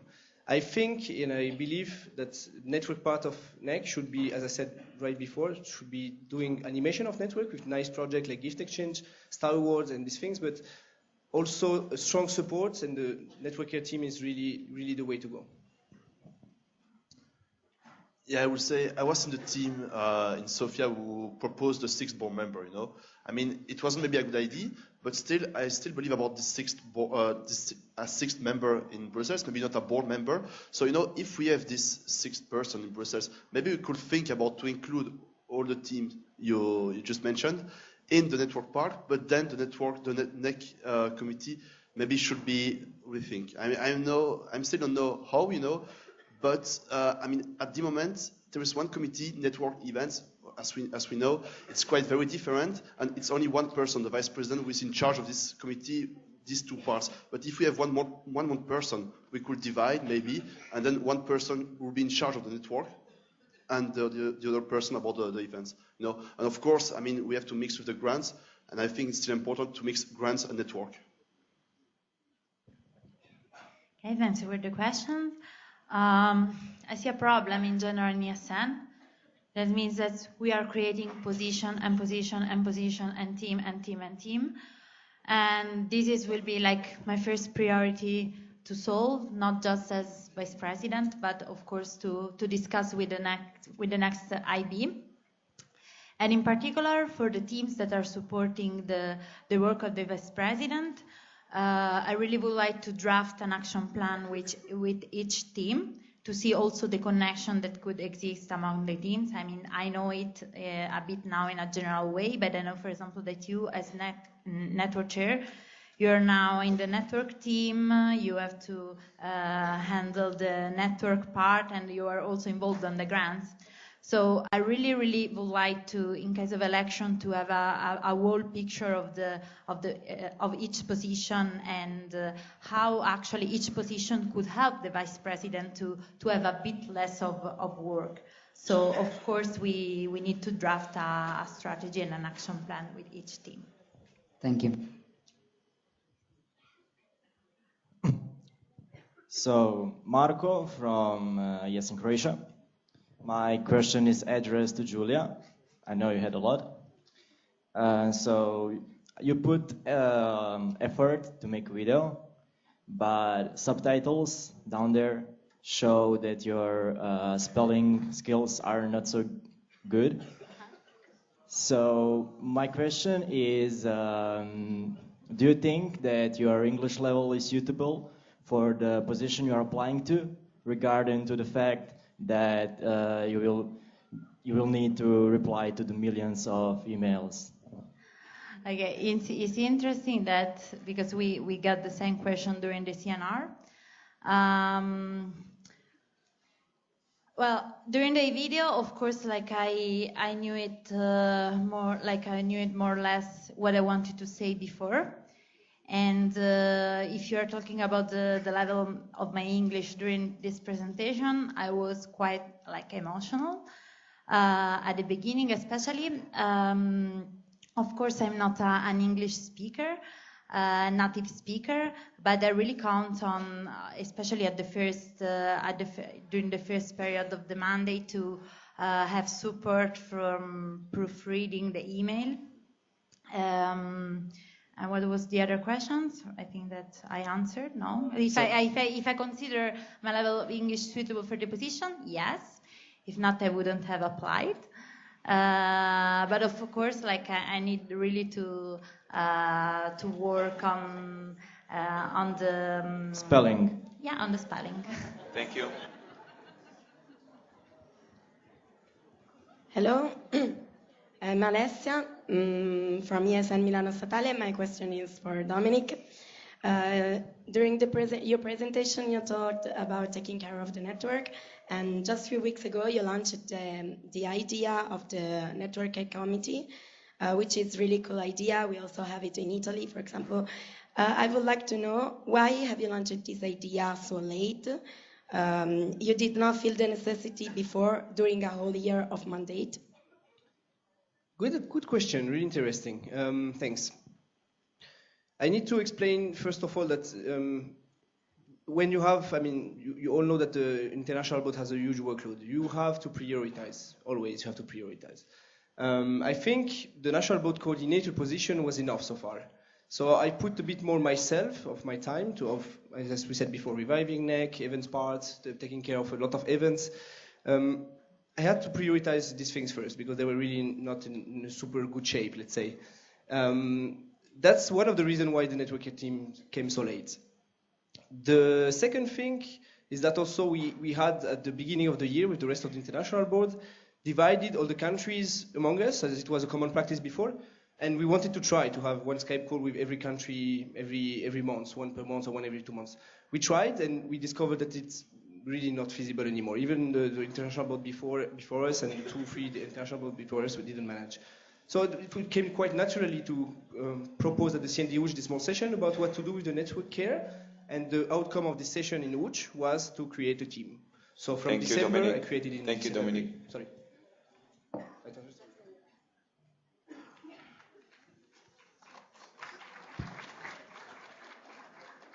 Hi, I'm Robin, and I'm in the National Board of ESN in the Netherlands.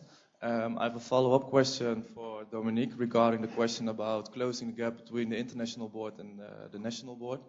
You answered this in a way of being present at a local platform, but I'm wondering, what have you done to close this gap in the previous year, and are you satisfied with the result that you achieved? It was mentioned, I think I answered this more or less, but I will do it again. I developed... Make it as concrete as possible. Okay. I strengthened the position of the National Board Coordinator. I think the National Board Coordinator was created 1 year and a half ago, and the first year was a test, and it was not very successful in my opinion. No offense to anybody. This year we have a National Board Coordinator who is really taking care of the networks, national networks. And I strongly believe, and I think you can also ask around, that the national boards have never been had so much care and attention from the international level of ESN. This is still not perfect, obviously. There's a lot of room for improvement. But I think I worked a lot on that this year.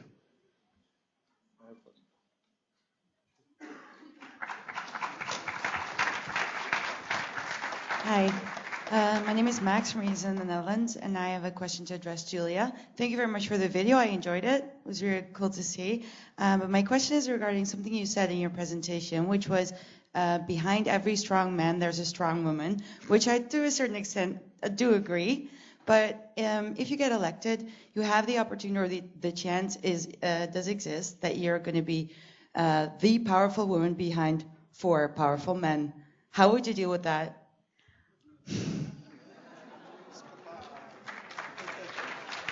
Okay. Very interesting question, because I thought about these possibilities. It could be an interesting challenge. And I really think that girl point of view sometimes is necessary. Also like to moderate some tones, to being a bit more listener, and I mean, I'm not talking about girls in general, I'm talking about me. I consider myself a very listener and passionate person, and thinking about who could be elected next year, I think that it could be a very good advantage for the next board to have me there. Also because I can cook a very good pasta, and I could be happy to cook for my man. Thank you, Julia.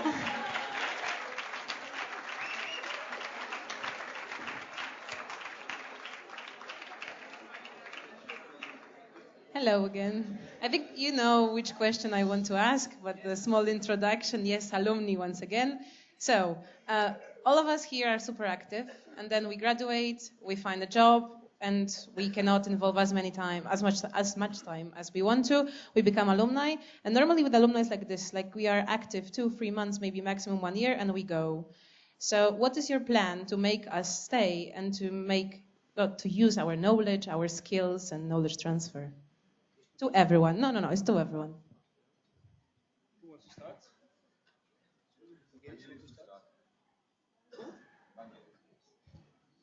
I think I elaborated a lot in the answer in the candidates blog, so I cannot really elaborate so much. But I think for me, I would like mostly to take advantage your professional expertise in ESN. Alumni, in my opinion, since I'm kind of old as well, and I have alumni in my ESN age, they get a bit bored doing the same ESN stuff. That's why they're leaving, because they're changing a life status.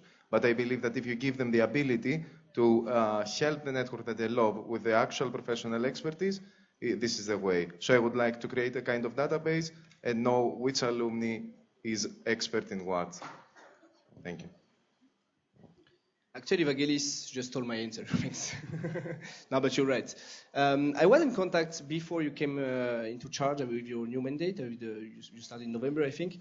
I was in contact with your predecessors, especially Joachim, and we had this discussion about creating this database of active alumni, of alumni willing to share an experience, personal experience, like somebody like working like as a communication manager somewhere and providing communication workshops.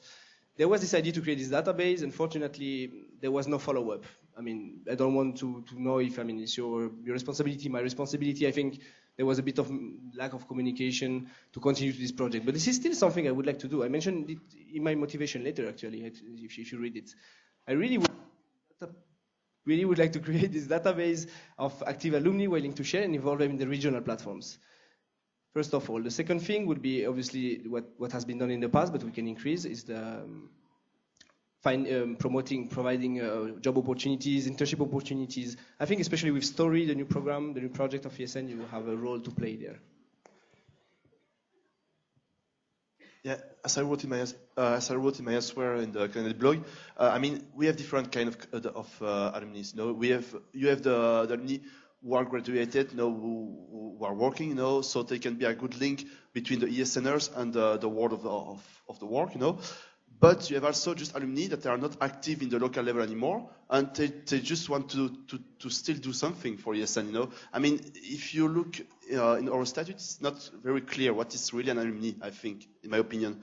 And so I was already partially covered, but I think the main objective is just to categorize this alumni.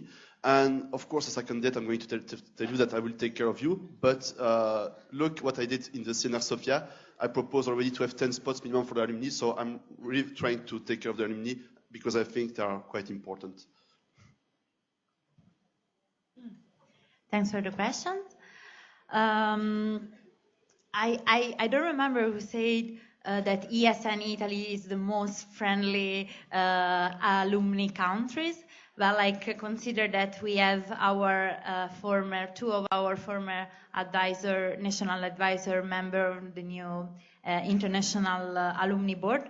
So for me, also from the experience that I have with the alumni in Italy, the alumni are a completely big resource for the network. So for sure, I would like to follow the strategy that you already set for the upcoming years, providing and supporting the alumni network, and also taking advantage of the presence of the alumni during the ESN meetings. For example, I can easily see the alumni providing training during the regional platforms or for AGM.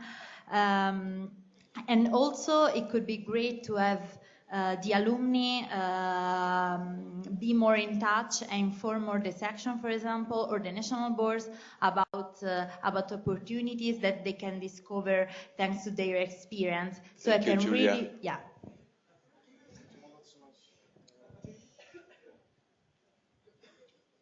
Hi. Hello, everyone. My name is Martin Szymanowski. I'm from Poland, from ESN Warsaw School of Economics section, and I have a question for all of you.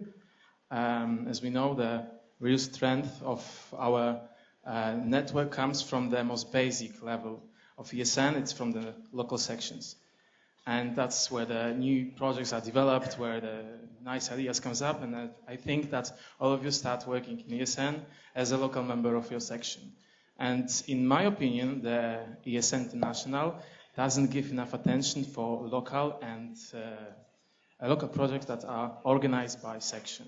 I'm sure that you all know about famous Ibiza trip, and it's a really interesting project, but I also think that there are other interesting projects that we should all know about, and we actually have no idea. And I think the biggest problem is that we don't Please have ask a the question. platform. Okay, so the problem is that we don't have the platform that provide that kind of information, that kind of exchange information. And my question is, how do you want to handle with that problem?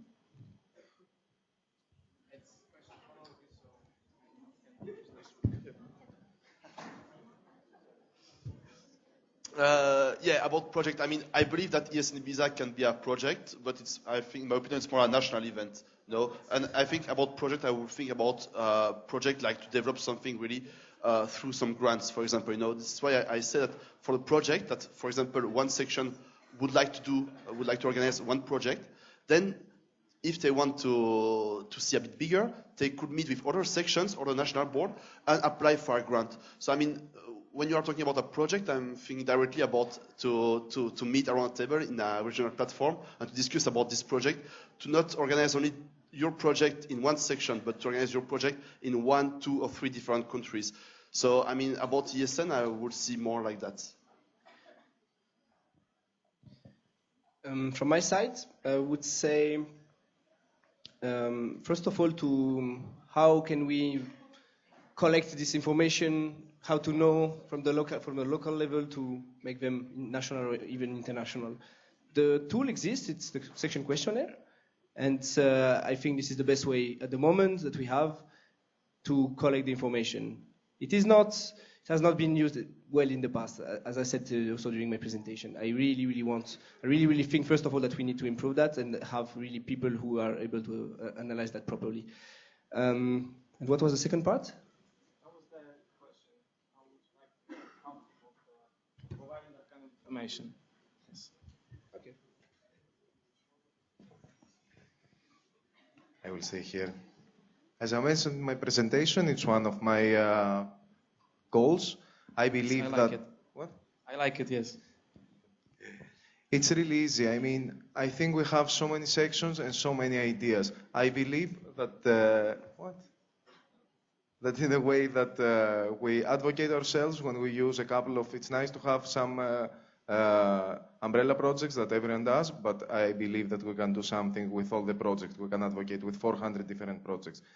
Promoting them even through social channels, like the international Facebook, to start promoting the local projects is one step. Of course, you can develop in collaboration with the IT committee or the WPA a different kind of tool in order to attract more information, create contests, and make really emphasize the bottom-up approach and take the projects directly, like sending ideas directly to the international level and not passing through the whole hierarchy that kills the creativity. Hello, thanks for the questions. Actually, I really think that one of the high challenge and it could be bring, for example, the best practices you have in a local level as well in a national level. I know, for example, in Poland you're quite good to do this, and bring it to the international level. For example, I don't know if we know through your national board, your national representative, that you are very good in a project. Of course, like we can spread this project to the network, inform the other countries about this, and see also if we could do actually something all together. Because for me, like the projects are the most important strength and the most important way to feel the power we have as a network. If you think, for example, when we organize the social Erasmus week all together, yeah, it's over. So that means, like, for me, is bring your best practices towards the international level, as we are doing from the international level to the local one. Hello, I'm Wilmer from ESN Siena and also communication committee member. Okay, my question is addressed to all the candidates and is about politics. I mean, generally happening in these last few weeks. As we know, the first mission of ESN is to improve the student mobility. But after the outcome of the last referendum in Swiss Federation, European Commission decided to put Swiss students out of Erasmus Plus and out of Horizon 2002. That's the two main exchange program in Switzerland. So, what's your opinion about this choice? I mean, how do you judge this choice of European Commission? Is it commensurate to the reality? I mean, to the facts? And what ESN can do to help Swiss students to improve the situation? I mean, to go abroad, to go in Erasmus Plus, to participate, to be involved in this project. Thank you.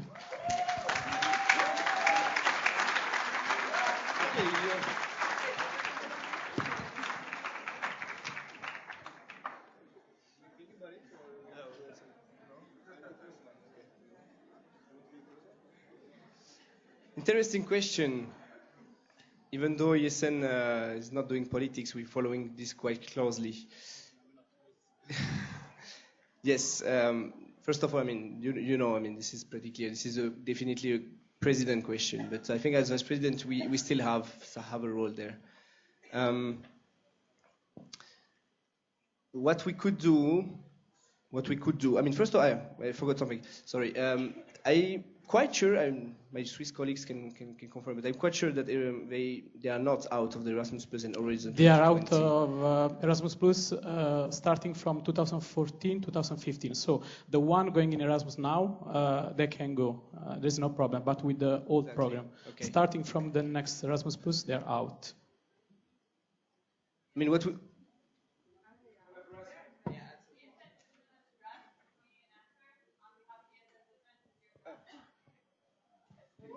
No. I mean, ESN Switzerland is not a person.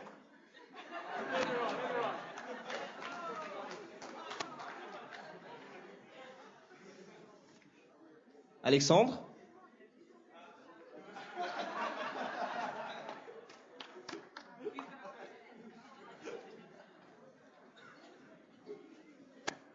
Okay, so latest status that is currently the case is that Switzerland is not in the Erasmus Plus program when it comes down to mobility. The thing that is currently in place is that Switzerland is currently setting up a parallel program that is called Swiss European Mobility Program, and that has exactly the same conditions as the Erasmus Plus program. So that is one thing. Second thing is as well concerning the grants. They are currently being discussed. We've been heard about that as well, how we feel. There's a certain budget that has already been allocated to it before for Erasmus Plus that is going to be allocated for this Swiss European Mobility Program. The following step is mainly like cooperation between universities, and that still is a problem right now. So basically you have to make the cooperation deals by yourself. I mean, each student has to do it. Yeah. Still want an answer.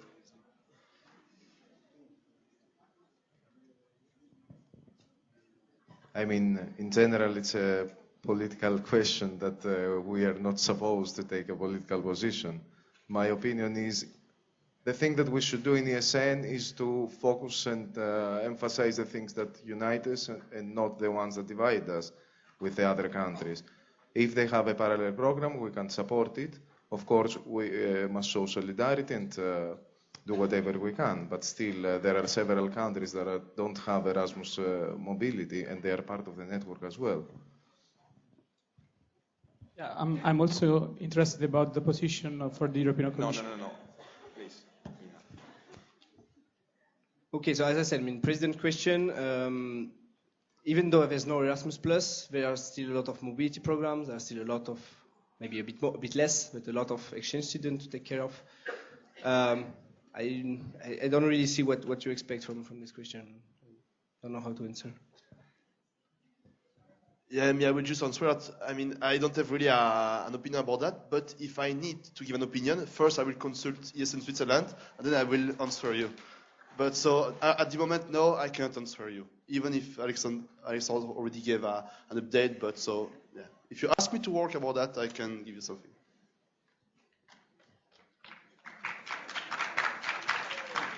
And now, how we could work in the future?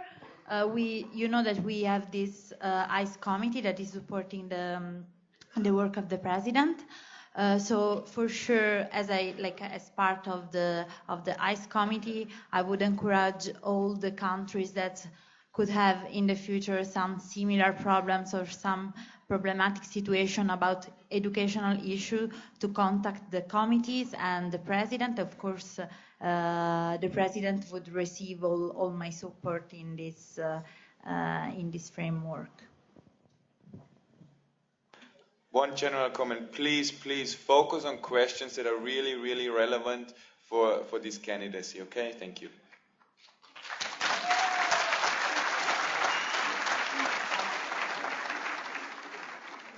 My name is Katarina, and I have a question for Dom. By the way, I'm from ESN Novi Sad, Serbia. In your presentation, you mentioned a grant team. I'm interested, in order to make our new sections sustainable. We need help with grants. And could you tell me how the grant team work would be implemented in the local level? What will be the concrete beneficial opportunities for them? Okay. First of all, you mentioned sustainability. To be really clear, the grants team at the moment is focusing on finding and providing opportunities for grants, European grants, and providing guidelines and help, but for projects, which means that it's most about organizing a project together with different sections, for example, with different national boards. It's more about projects. It's not about funding the activity of your section. It's not about administrative grants. What would be the impact for the local sections? Exactly what I said. Fostering, encouraging sections and national board to create new projects. For example, let's take an example of a training event. I like training events today. Training events could be really interesting to also help you as a local section to organize training events with other local sections. This could be done under the framework of Educate, maybe not. I mean, this is something that we still need to elaborate a bit more. Thanks for your question. I am Tim from the Netherlands. You told us that next year is the 25th anniversary. In regards of the events, what are your plans? This question is to all of you. Yeah. I'm sorry. The 25th anniversary next year, in case of events, what are your plans? What are you planning to do on the birthday of ESN? The events, the celebration of the 25th anniversary. What are our plans in terms of events? No. What are you planning to do? Okay. Yeah. Events. What we're planning to do? I mean, the 25th anniversary, we are already there, almost. We started Moving Europe. Moving Europe has a clear action plan now. There's a clear strategy. There's not so much. I mean, Moving Europe is defined. What we could do, it includes already, it includes a huge conference end of this year to promote mobility, make visibility for ESN, etc. What is interesting as well is to use this 25th anniversary inside our normal activities and our AGM, for example, with the 25th anniversary logo and everything that they did for the 25th anniversary this year was really, really cool. Last but not least, I think still Moving Europe, the study fair that are supposed to be organized by ESN local section, and the team of Moving Europe will provide the support for that. This is something that we could continue to do and that every ESN section could continue to do after that. So I think it is a pretty good tool and empowerment of the sections. Okay, as I mentioned already in my presentation, I mean, it depends on the budget. If ESN International has a budget for that, then we can really create something, I mean, a new event. If we don't have that much, we can link this anniversary with another event. Like National Agencies of Belgium contacted ESN Belgium to be part of two big events, like the 10 years of Erasmus Belgica and a big educational fair. So we can use as well these opportunities to connect, And something else, like I know that some events will take place around Belgium, so of course we can think about something in common. I mean, to invite the NRs, and then some NRs goes to the event after. I mean, the regional platform. I'm talking about Utrecht, for example, But yeah, I mean, depends on the budget, seriously. And if we can link maybe with another event from the Belgian National Agency or something, yeah. Okay. Yeah, I agree with Oscar. According to the money, to the budget that we can have, and if we will get some grants, of course, like the project that we can and the event that we can realize will be different. But for me, like the realization of the 25th anniversary could be done, for example, easily taking advantage of our of the Erasmus Welcome Students Days that every section is doing in every country. That is very simple, and I can really easily see the connection, like putting more putting the accent on the fact that we are actually celebrating our anniversary during this presentation. When you're going to present to your students, you can mention and you can show the material that the Move in Europe team are going to provide you. So with a simple, like this simple way, you could, we can also have this event without any cost, because you are going to organize it anyway. So this could be a solution for all the sections.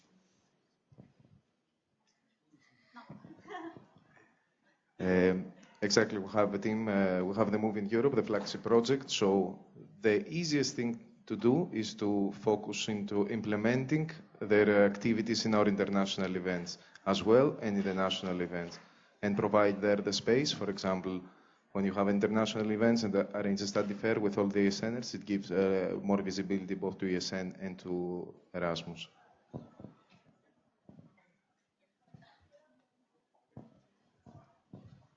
Hi, I'm Gafar from the Netherlands. First of all, thank you all for your candidacies. I think we really appreciate it. But my question is for Dom. I mean, I believe in, of course, I believe in sustainability and continuity, and I think it's good that the person does a second board year simply for the fact that it saves time and blah blah blah. But if you could imagine just for 1 minute that you're also running for the first time, just like the other candidates, what do you think sets you apart as the best candidate? What do you think, sorry? What do you think sets you apart as the best candidate if you imagine that you're also running for the first time?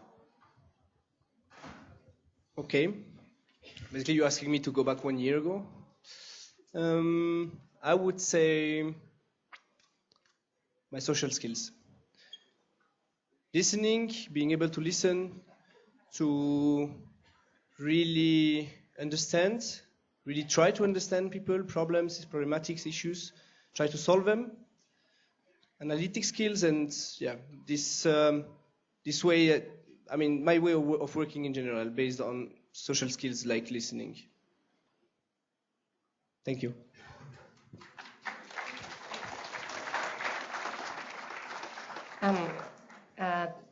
It's Laura from ESN Bulgaria. I'll try to be quick. We see for another year we have 4 candidates. It's one of the most desirable positions, obviously. We saw your ideas and motivation and so on, and you answered plenty of complicated questions for sure. And you've been asked now Dom person, but I want to hear from all the candidates. Very simple. Briefly, 1 sentence. Why should we vote for you? What makes you better than the rest of the 3? Why should we vote for you and not for the other? Because we saw that you have many ideas and something should make you outstanding. 1 sentence. Yeah, 1 sentence.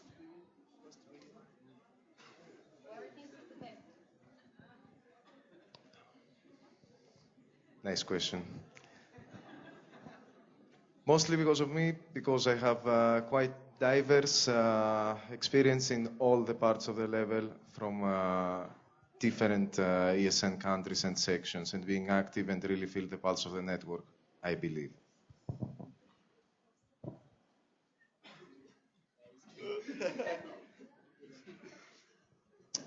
One sentence.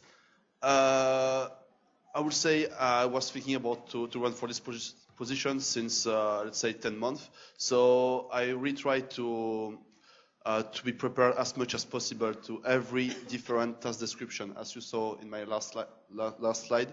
And I have one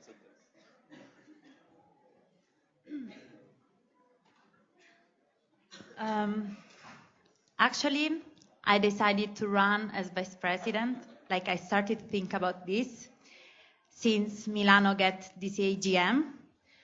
So I work with all position that I was having during this year to be prepared for this moment for the next year.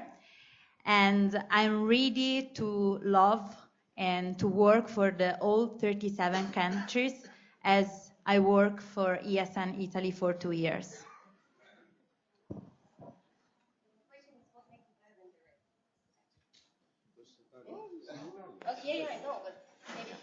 I should answer. Okay, I thought you, because you said I answered it before, the question already before. Okay. What makes me better than the others? Obvious experience, as it was said before by Gafar, and I mean, I will repeat again, social skills.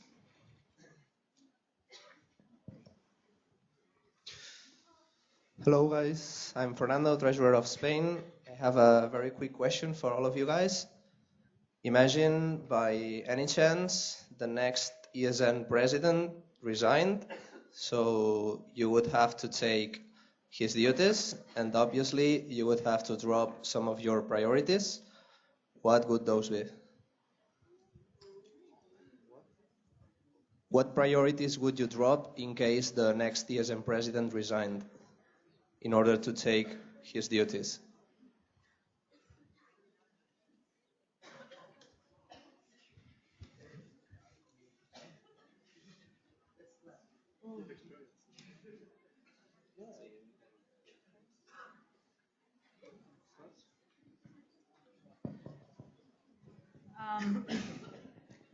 For sure, the key of this role is like supporting the role of someone, like the work and the role of someone else, the president.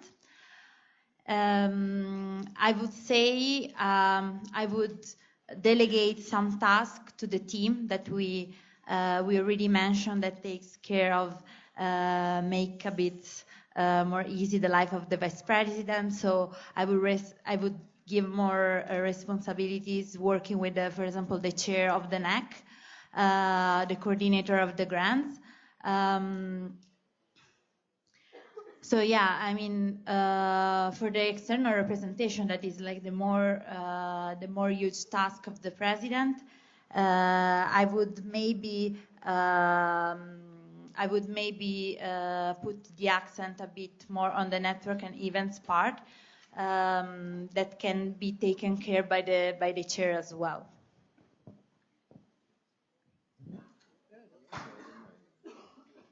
Of course, running for the vice president means that you are always ready to substitute the president. From the direct tasks, since if this happens, first of all, the CNR needs to directly elect a new one.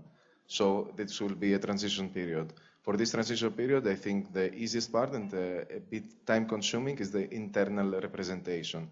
That could be not good for your image as a person, but beneficial for the whole network to just stop it for a while until you have the next president. It's a very interesting question, actually. I never thought about it. First of all, I need to mention that if somebody resigns from the international board, the election takes care of the next CNR meeting because the position is vacant. So we're talking about 2 months. We're talking about a period of 2 months max. What I would prioritize, what I would not prioritize, and in this case, I think, as Julia said, at this point, it's crisis time, crisis management. You gather all your project coordinator, you gather all your chairing teams, you make sure that the secretariat as well can help you in delegating tasks to them, and you make sure that everybody understands the crisis and the urgency of the situation, and you delegate as much as you can. I cannot imagine choosing one or the others. You're asking me basically to choose between my mom and my dad. This is more or less the same. So I cannot really find something now. Yeah, me too. I mean, the first thing will be to ask the international board what they think and what we can do, of course, in collaboration with the secretariat. So, because I mean, the work can be quite flexible. So I don't know at that time which will be the priority for the international board, for the president, or for the vice president. So I can answer you only that it will be a decision at this moment. Sorry. Hello. My name is Agata. I'm from Poland and I'm a financial auditor of this wonderful AGM. I have a question to you, Oscar. It concerns the audit you proposed. And I'm concerned that first thing, correct me if I'm wrong, but we might have an external auditor already. And secondly, I believe that the audit you proposed will be okay to find some bugs and misconducts in the accounting system, but not necessarily in the strategic planning for the whole organization. So wouldn't you think that it would be better to to invent some kind of services that aims concretely at this strategic planning? First of all, I'm sorry because I mean when I was talking about an audit, it's more to analyze the network. So I wasn't focused about the financial things. It's more to have two different groups: one internal group from ESN, I mean, group of ESNers, even alumni, you know, and another group out of ESN because I mean we are all in love of ESN here, and it can be difficult for us to really analyze correctly and objectively the network. So it wasn't about financial stuff, just really about the structure. From outside, yeah, sorry. Hi, I'm Marta from ESN Poland. Since Educate is strongly connected to the position you are applying for, I'm more than happy to hear that all of you included it somehow in your plans, but I would love to hear something more specific. So my question is, how exactly do you want to increase the quality of our trainings, and how do you want to make it more accessible to members of ESN? Okay, two things. So it will depend next year who will be in charge of Educate. Like this year it's Robert, the communication manager, so maybe, I mean, it depends. And if I have to think about Educate concretely, I will think again about a grant. Like, you know, I think if we open Educate to external people, we can really think about something with a grant. So yeah, it will be my, sorry? Like people outside of ESN, like no people from ESN training people outside other people, like to open this event, this training, this Educate event to other people. Yeah, for a grant it will be necessary. So this is my point of view at the moment, but of course I have to analyze more.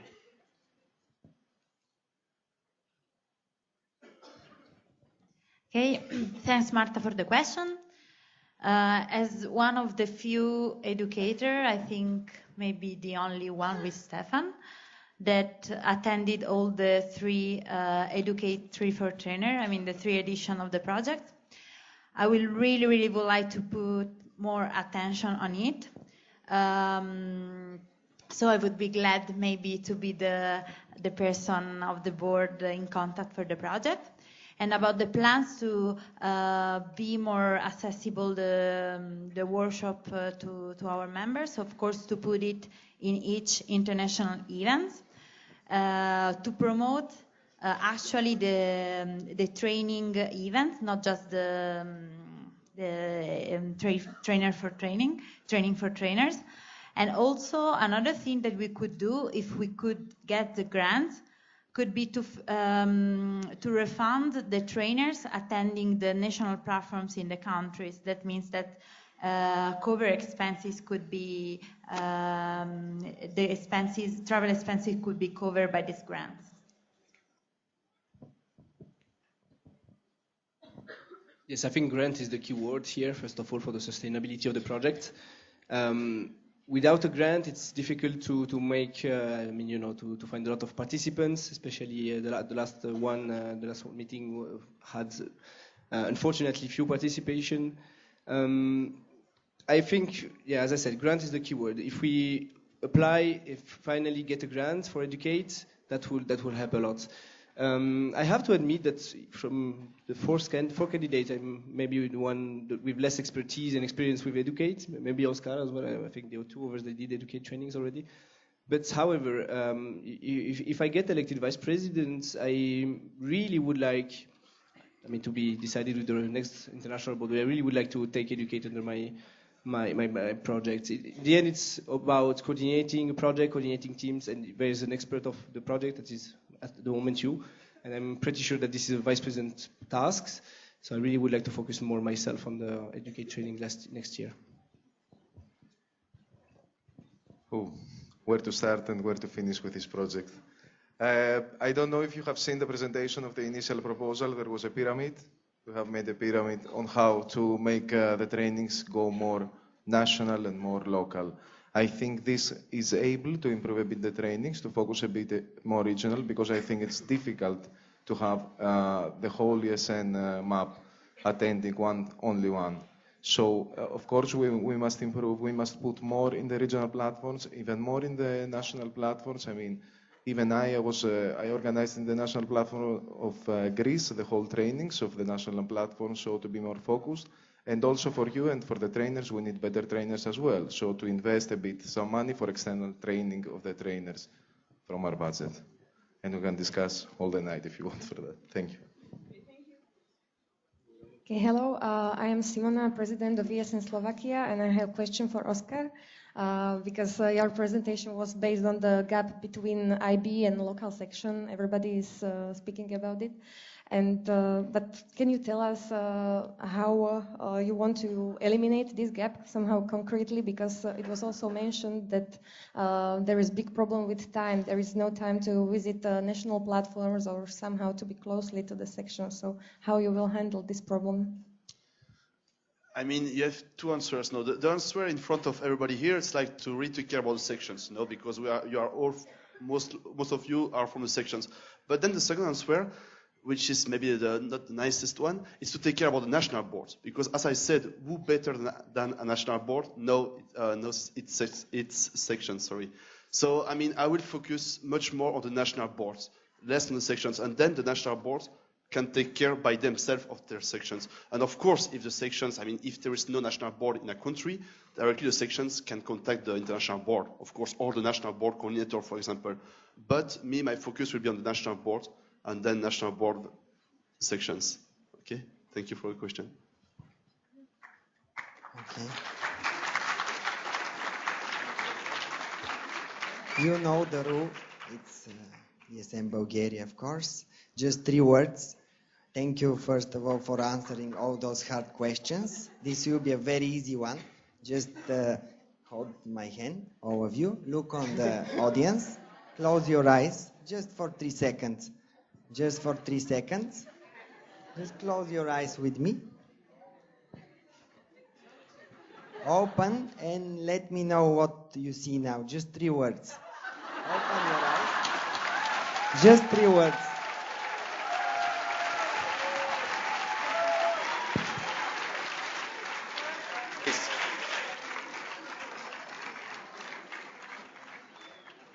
I see my love and my drag.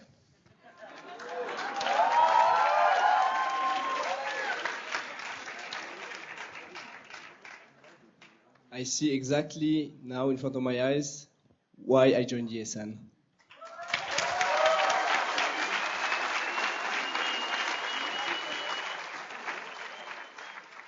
Yeah, I mean, I see exactly for what an ESN event like that, it's very powerful and can show how powerful is our network.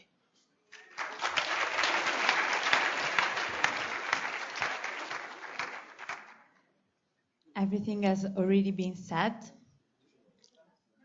I would say that I see the network that I really, really, really love.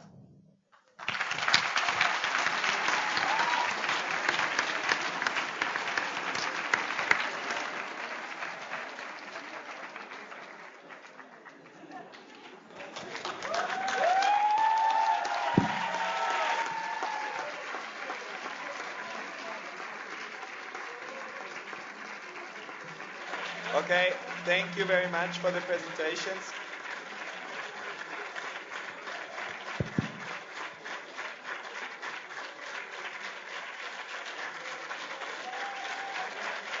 Nice guys.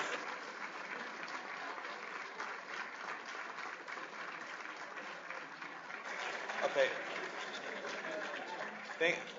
Thank you very much to all of the candidates. And we have to move very quickly now. We're really late. First of all, we have a very short announcement by our secretary Virginie for tomorrow.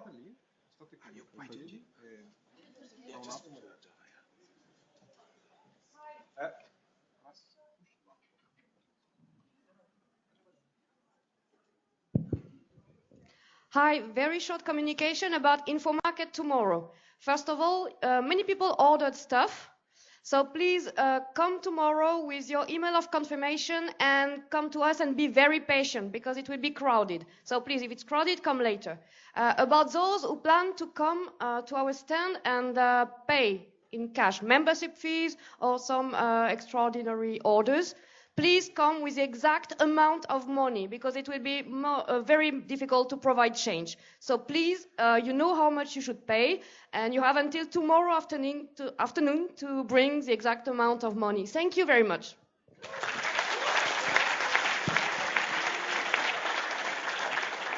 Okay, we have a couple of more announcements. We have one mobile phone here that somebody lost. Please come afterwards.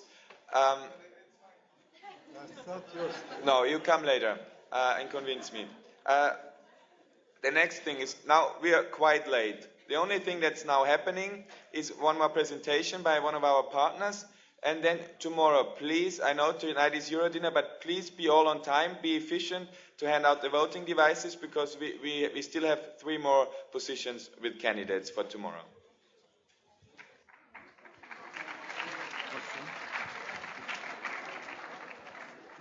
Okay. Hello, everybody.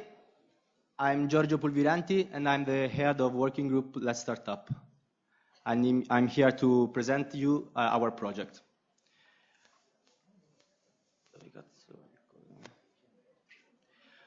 Let's Start Up is a contest, just a competition which aims, as you can see, towards the best international ideas. Everybody who has done an exchange program or a mobility program during their life can apply. And yes, the prize of the contest is a week that we call Let's Start Up Week. And during this time, the winners of the competition will attend some meetings, some workshops with some startuppers, professionals, and investors. Now I want to tell you why we have this idea. We know that the Erasmus and all the mobility program gives you some skills, like dynamism, knowledge of new cultures, and resourcefulness, and other skills. And these skills are the same skills that you need to create something, to build something like a startup. Why this project? You know, we are in a particular historical time. There is the economic crisis, and a lot of people have very big difficulties in finding jobs. On the other side, we have a lot of technology now, and we know that startups are the best way to bring this technology to the people, to help society development and to bring innovation to the society. It's very important that you understand this point, because we are a great network and we have the power to inspire people. And this is the meaning of this project. We always say that we can help, students during their journey, during their study abroad. But with this project, we can help them for their life in building something very important. I will not give you other information because tomorrow we will have a stand, a desk during the career day. So please come to us to ask any kind of information you want at 1:30 p.m. Thank you for the attention. Now, Federica Destro, one of our partners, will speak to you. Thank you. So I represent Filarete Foundation, that is one of the partners of the project. It's a biotechnology accelerator here in Milan, and it has 6,000 square meters of space for life science and biotech startups. And mainly we like to consider, and I mean we are the center of a network that is among, is the other slide? Sorry, a second.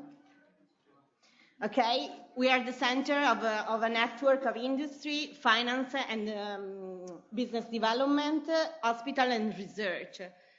So for startup, we do offer both incubation, physical, so there are like space and laboratories, acceleration services such as business development and helping in finding finance partner, and mainly for startup outside Milan, the soft incubation, that is the possibility to have a place in Milan where meeting partners or investors for some days per month. This partnership is in the project Startup Revolutionary Road, financed by Microsoft Youth Park and Fondazione Cariplo. Basically, what Microsoft is doing is providing software for free. So tell to everyone of your Erasmus partner back, there is software for free for students, and there is software for free for startups, thanks to the Microsoft BizSpark program. Basically, there is software and also development tools and support in development. Actually, I mean, what I see is that if you know, if you have ICT skills, you can find work everywhere, basically, and also with very good salaries. So this is an opportunity, you know? I mean, it's everything free. So then I leave you my contacts, and everyone is free to contact me for have the tools, the development tool, to know where there are the lab, to know how to program. So these are the story from the program in 2013. The one guy up there was on TechCrunch just last week. He was a student like you know? So basically he was just doing his university course, and one day he decided to start his own startup, and now he was featured on TechCrunch. The other two guys there were raising $5,000 on the Indiegogo campaign with a 3D printer. And we have also the support of the Minister of Economic Development, the Italian one. And these are just few stories. I mean, in the site that is online, I mean, the worldwide is Youth Park. The Italian one is Digitali per Crescere. And with Let's Start Up, we will organize this week in July, where there will be workshop, entrepreneurship course, the visit of the Microsoft headquarters in Milan, and other kind of activity for startups and inventors. So basically, it's a huge opportunity for the students back home. So come to meet us tomorrow at 1:30. The room is, I mean, there are two rooms just here, really. I will be here. These are, if I had more time, these were the issue that I would like just to give you as an input. Basically, the health expenditure is 9% of a national GDP in Europe and 16% in the USA. And basically, in healthcare, there are no ICT skills to solve most of the problems that are presented. So we see prescription mistakes and IT knowledge missing. So, I mean, it's very like a big field when we can innovate. And if just a person with a great mind, put his mind on this, can find his job opportunity for life. These are my contacts and the contents of the project. I would like that you take a few seconds just to take notes, because I really do believe that this is a good opportunity. Okay.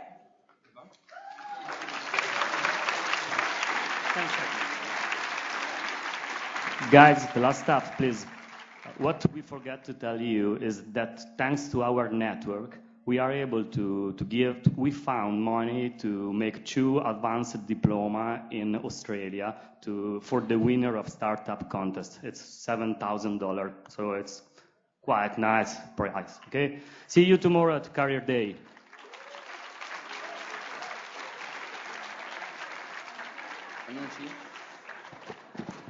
Okay, guys, last thing.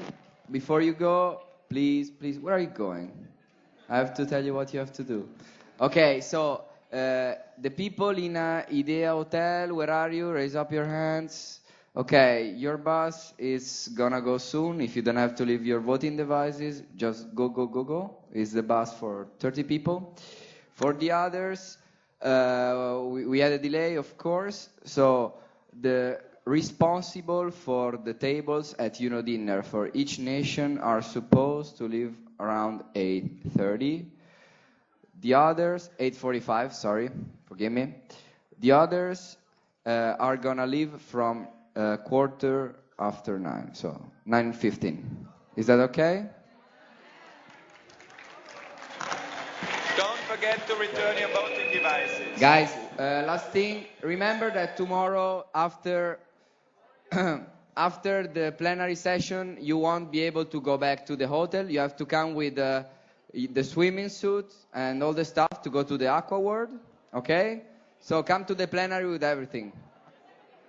And don't forget to return your voting devices. Run.